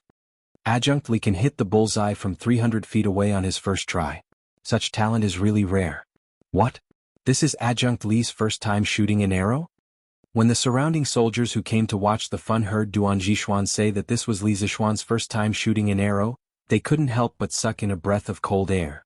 Just now, they only thought that Li Zixuan hitting the 4th ring of the target from such a long distance was already very good, but after hearing Duan Zixuan's words, how good was this? It was simply a monster. Who could shoot an arrow so accurately on their first try? Alas, what a miscalculation. I actually neglected the wind speed. What a pity. The crowd around him exclaimed in surprise, but our main character didn't seem to have heard the praises and exclamations from the audience. At first, he was disappointed because according to his calculations, this arrow should have hit the bullseye perfectly. But now he only hit the 4th ring. Of course he was disappointed. After being disappointed, he tried to find the reason. He squatted down and pondered for a moment. Suddenly he understood and could not help but murmur. At the beginning he had considered the speed, angle and gravity of the arrow, but he had neglected the wind speed. Fortunately, the distance between him and the target was not long, and the speed of the arrow was fast enough. Otherwise, if he missed the target by a millimeter or 1,000 miles, his arrow might have missed the target directly. If that happened, it would be a joke. Chem? What? Li Zixuan's voice was too soft, so Duan Zixuan did not hear it clearly. However, he could feel the regret in Li Zixuan's voice. Li Zixuan stood up and cupped his fists towards Duan Zixuan. When this general was shooting the arrow, I neglected the wind speed so I did not hit the bullseye. This general wants to try again. I hope that the Grand General will allow it. Adjunct Li wants to try again? Duan Zixuan was shocked when he heard this, but at the same time he was also a little troubled. Who knew if Li Zixuan's arrow was a fluke, or if the next arrow would miss the target? Chem? Right. You should shoot a few more times. Archery is very dependent on luck. Qiu Xingong's eyes lit up as he hurriedly agreed. Obviously, this old man thought that Li Zixuan's first arrow was purely luck. If he tried a few more times, he would definitely not be so lucky. As for Li Zixuan's claim that his first arrow did not hit the bullseye because he neglected the wind speed, Qiu Xingong felt that it was completely boasting. The young man did not know the immensity of heaven and earth, and did not know when to stop. He had to pay the price. Alright. Then Adjunct Li will try again. Duan Zhishuan's face darkened. After hearing Qiu Xingong's words, he had to agree even if he did not want to. Thank you, Grand General. Li Zishuan cupped his fists and then smiled at Qiu Xingong. Then, without wasting any time, he squatted down and picked up a handful of grass. Then he released his hand and the grass fell with the wind. Southeast wind, 3.5 meters per second. Soon, Li Zishuan estimated the current wind speed. Then he directly took out an arrow from the quiver on the soldier's back. His powerful spiritual power began to move. Countless invisible lines appeared before his eyes. This time the lines were different from the previous ones. There was an additional correction of wind speed compensation. It should be about time. Soon, Li Zishuan finished his deduction and calculation. He chose the best shooting angle and speed and the arrow was shot out again. With a whoosh there was a sonic boom in the air. Everyone held their breaths and stared at the arrow that left the bowstring. At this time Li Zishuan looked away. This was because when the arrow was in midair he was already sure that this arrow would hit the bullseye. He did not stop and quickly took out another arrow. Using the same speed and angle as before he shot the arrow again. In this way 3 arrows were shot consecutively. Bang bang bang. Li Zishuan's hand movements were as fast as lightning. The arrow's speed in the air was also as fast as lightning. Soon the 3 arrows hit the target and made 3 sounds of impact. It hit. 3 consecutive arrows, all hit the bullseye. Duan Zhishuan's eyes were fixed on the target. When the 3rd arrow hit the bullseye, he suddenly looked as if he had seen a ghost and could not help but exclaim. At the center of the bullseye, 3 arrows hit the bullseye one after the other. Moreover, the arrow at the back just happened to hit the arrow in front. In other words, all 3 arrows hit the same spot. This level of archery was simply amazing. The scene fell into a dead silence. However, after the silence there was madness. Everyone was shocked. These 3 consecutive arrows all hit the bullseye? And all 3 arrows hit the same spot. How is this possible? Instructor Li's archery is amazing. All hail Instructor Li. The surrounding soldiers could not help but exclaim. At this time Qiu Xingong's face was as black as the bottom of a pot. His eyes were filled with disbelief. He could not understand how Li Zishuan could hit the bullseye with all 3 arrows on his first try. He originally wanted to use this opportunity to attack Li Zishuan's reputation in the Black Armored Army. However, who knew that in the end he went for wool and came home shorn. Chapter 1735. Good. On the training ground, Qiu Xingong's face was as black as the bottom of a pot. Duan Zhishuan, on the other hand, was in a good mood. He clapped his hands and laughed.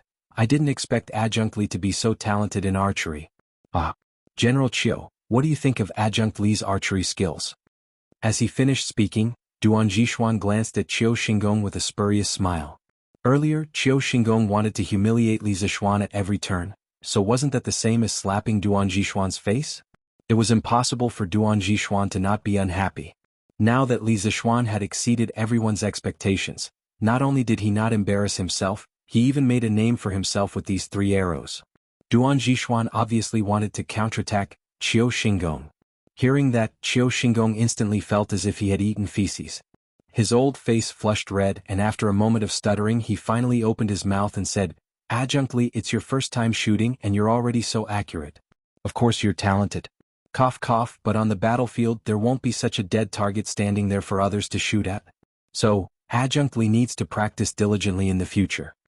After saying this, Qiu Xingong felt that he couldn't stay here any longer and wanted to find an excuse to leave. However, he saw that there were already quite a number of Black Armored Army soldiers surrounding him.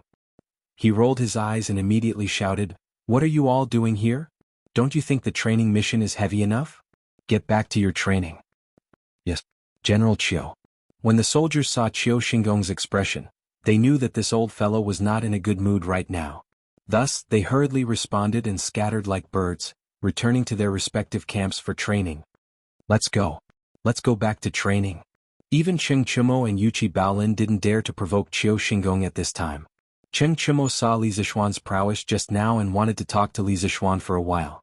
Hearing this, he could only yell and leave with Yuchi Baolin. As the lieutenant of the V camp, Sun Jiping naturally had no reason to stay. He cupped his fist towards Li Zishuan and left without caring if Li Zishuan could see him. General Duan, the A camp hasn't been patrolled yet. I won't keep you company. Qiu Xingong's expression became slightly better when he saw that the soldiers had dispersed. He cupped his fists towards Duan Zhishuan and said indifferently. Duan Zhishuan nodded and said, Zhishuan Duan General? Yes. Only then did Qiu Xingong turn and leave. Only Li Zishuan, Duan Zhishuan, and 2 of Duan Zhishuan's personal guards were left in the temporary shooting range that had been quite lively just a moment ago. Li Zishuan returned the bow to one of the personal guards, then went up to Duan Zhishuan and said, This general was just interested in testing the bows in the army. I didn't expect to cause such a big commotion and attract General Qiu and the other generals here. This is truly a crime. Duan Zhishuan laughed and said, Haha, no worries. There are some people who want to see you make a fool of yourself. Even if you didn't call them over, they would have come by themselves. You can't be blamed for this. Although Duan Zhishuan didn't mention any names, everyone knew who the person who wanted to see Li Zishuan make a fool of himself was. Li Zishuan's expression was normal and he didn't say anything. Duan Zhishuan could say that about Qiu Xingong, but he couldn't. No matter what, Qiu Xingong's position in the Black Armored Army was higher than his. Whether it was in the ancient times or modern times, it wasn't good to criticize one's superior in front of others. Seeing that Li Zishuan didn't say anything, Duan Zhishuan looked at him with admiration and took the initiative to say, Instructor Li, you should be more familiar with the Black Armored Army now, right? I still have things to do. Instructor Li, you can walk around by yourself. He only wanted to bring Li Zishuan to familiarize himself with the Black Armored Army. He didn't expect to cause so much trouble. Li Zishuan clasped his fist and said, Thank you, Grand General. Duan Zhishuan waved his hand and left. Li Zishuan thought for a while and then walked towards the training square of the Wu Battalion. When he was doing the roll call in the morning, he didn't notice that the lieutenant of the Black Armored Army's Wu Battalion was Sun Jiping. After all, there were so many people and he couldn't see how everyone looked like. However, when Sun Jiping clasped his fist and bowed to him, he had already noticed it. Since he met someone he knew here, he naturally wanted to meet him. No matter what, they would be colleagues in the future. Every unit is bringing people to the stables to get their horses and bows. Next, we will begin the equestrian archery training. Same rules, before noon, those who fail 3 tests are not allowed to eat lunch. Do you hear me? Li Zishuan had just arrived near the square of the Wu Battalion when he heard Sun Jiping lecturing the soldiers. His voice was loud and clear and his tone was serious. He had the dignity of a general. He couldn't help but praise Sun Jiping in his heart. It seemed that this Sun Jiping had some talent as a general. Yes, sir. The soldiers were already used to this. It was obvious that they had been through this before. Hearing Sun Jiping's words, they responded loudly. Cheng Chumo and Yuchi Baolin were completely dumbfounded. They had just joined the Black Armored Army today and didn't know what the equestrian archery assessment was. They had to undergo such a harsh punishment. If they failed the assessment, wouldn't they not be able to eat lunch? Then how would they train in the afternoon? Lieutenant Sun Baolin and I have to take the assessment too? The soldiers dispersed in all directions. Cheng Chumo walked up to Sun Jiping unwillingly and asked anxiously. Sun Jiping frowned and said with a serious face, regardless of the background of the soldiers in the Black Armored Army, once they enter the camp, they will be treated the same. Although the 2 of you have just joined the Black Armored Army today, there will be no exceptions for the assessment. If you fail the assessment, you will still be punished. In the Wu Battalion, if you want to eat, you have to train hard. Isn't that a little too unfair? Cheng Chumo was suddenly dumbfounded. Sun Jiping's words had blocked all his escape routes. He could already foresee that he could only watch others eat at noon while he had to starve. Fair. There is no such thing as fairness in this world. There is only strength. Sun Jiping snorted.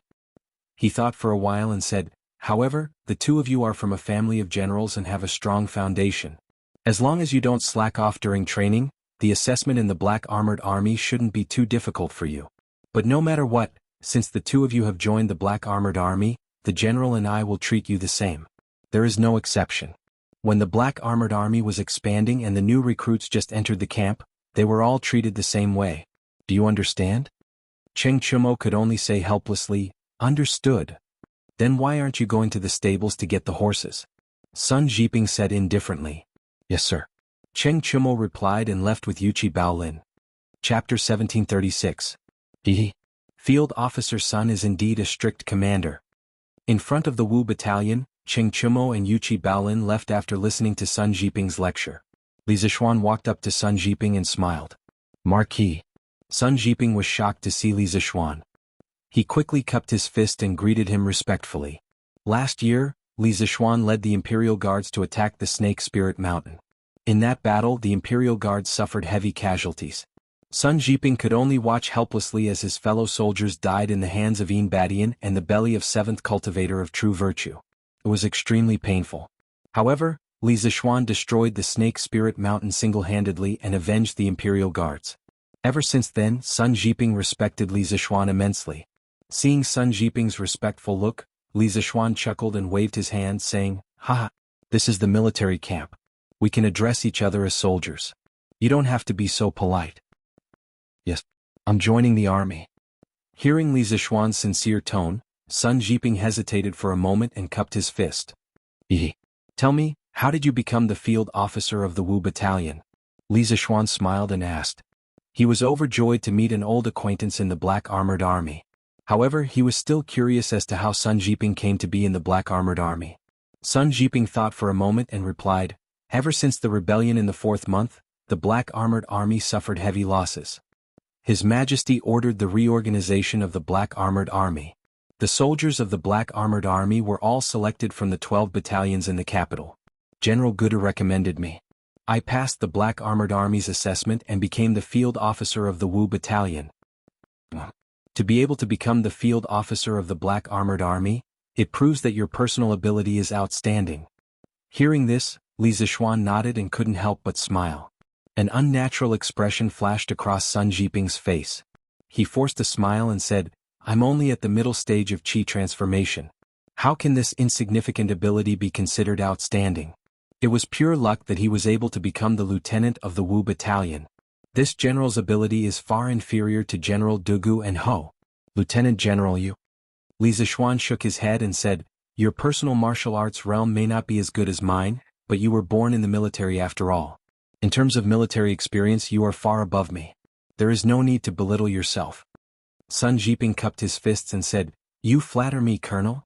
Li Zixuan still wanted to say something, but he saw that the soldiers of the Wu Battalion were already leading their horses and walking towards them. So he said to Sun Jiping, "Haha. Then continue with your training, I won't hold you up any longer. Come to my tent tonight and let's have a good chat." "Yes. Join the army." Sun Jiping cupped his fists and said. Li Zixuan nodded and turned to leave. He didn't go far, but he stood at the edge of the drill ground and watched the soldiers of the Wu Battalion from afar. Because of Sun Jiping, Cheng Chumo and Yuchi Baolin, he paid special attention to the Wu Battalion. He wanted to see how the most elite heavy cavalry of the Tang dynasty trained on a daily basis. These were not shown on TV in his previous life. He could only speculate and imagine from the words in the history books. Now that he could see it with his own eyes, he naturally didn't want to miss it. It was just that he felt that Sun Jiping seemed to have something that he couldn't say. But this wasn't the place to talk, so they could only talk in private at night. Ahem. Campus broadcast for the first time. Campus broadcast for the first time. Li Zixuan started his military career in the Black Armored Army's camp. But at Yanhuang College, everything was as usual. It was not appropriate to say that everything was as usual because today Yanhuang College ushered in a new thing that appeared for the first time in this era. Radio. In the afternoon, the square and beehive-shaped objects on the electric poles on both sides of the road suddenly sounded a person's voice at the same time. Those teachers and students who participated in the Killer Project and stayed back during the summer vacation were all shocked at this moment. They all looked at the square box on the electric poles nearby. What is this thing? How can it speak? This thing seems to be installed in the early morning, right? I saw someone climb up with a ladder to install it. Was that the sound just now made by that thing? Seems like it. Why does this voice sound so familiar? I think I've heard it somewhere before. I also think it sounds familiar. Hey, I remember now. Listen, doesn't this sound like the voice of the Green Sparrow? The teachers and students of the academy surrounded the square box, radio, on the electric poles in groups of 3 to 5. They could not help but point and talk about it. Fortunately, they were used to all kinds of new things in Yanhuang College in the past year. If an ordinary person at the foot of the mountain encountered such a bizarre thing, he would definitely be scared and think that God or Buddha had come down to earth. There was a high chance that he would kowtow and worship. But after all, these teachers and students of the academy had experienced the influence of engineering knowledge for a year. Moreover, the academy had just developed a loudspeaker not long ago. Although this thing in front of them looked different from a loudspeaker, its function was more or less the same, which was to transmit sound. The only difference was that one needed to be placed next to the speaker's mouth, while the other did not need to be placed next to the speaker. Therefore, not only were the teachers and students of the academy not frightened by the radio on the electric poles, but they were also very curious and wanted to find out what it was. And soon, someone identified the owner of the voice in the radio just now. Was Li Tai. Li Tai's identity was special. Many people in the academy knew him, so it was not strange that someone recognized his voice at this time. Is it really the voice of the Green Sparrow? Could it be that this thing was made by Qingke? Too amazing. This thing seems to be able to transmit a person's voice very far away. I wonder where Qingke is now. After figuring out the owner of the voice, the teachers and students of the academy immediately exclaimed.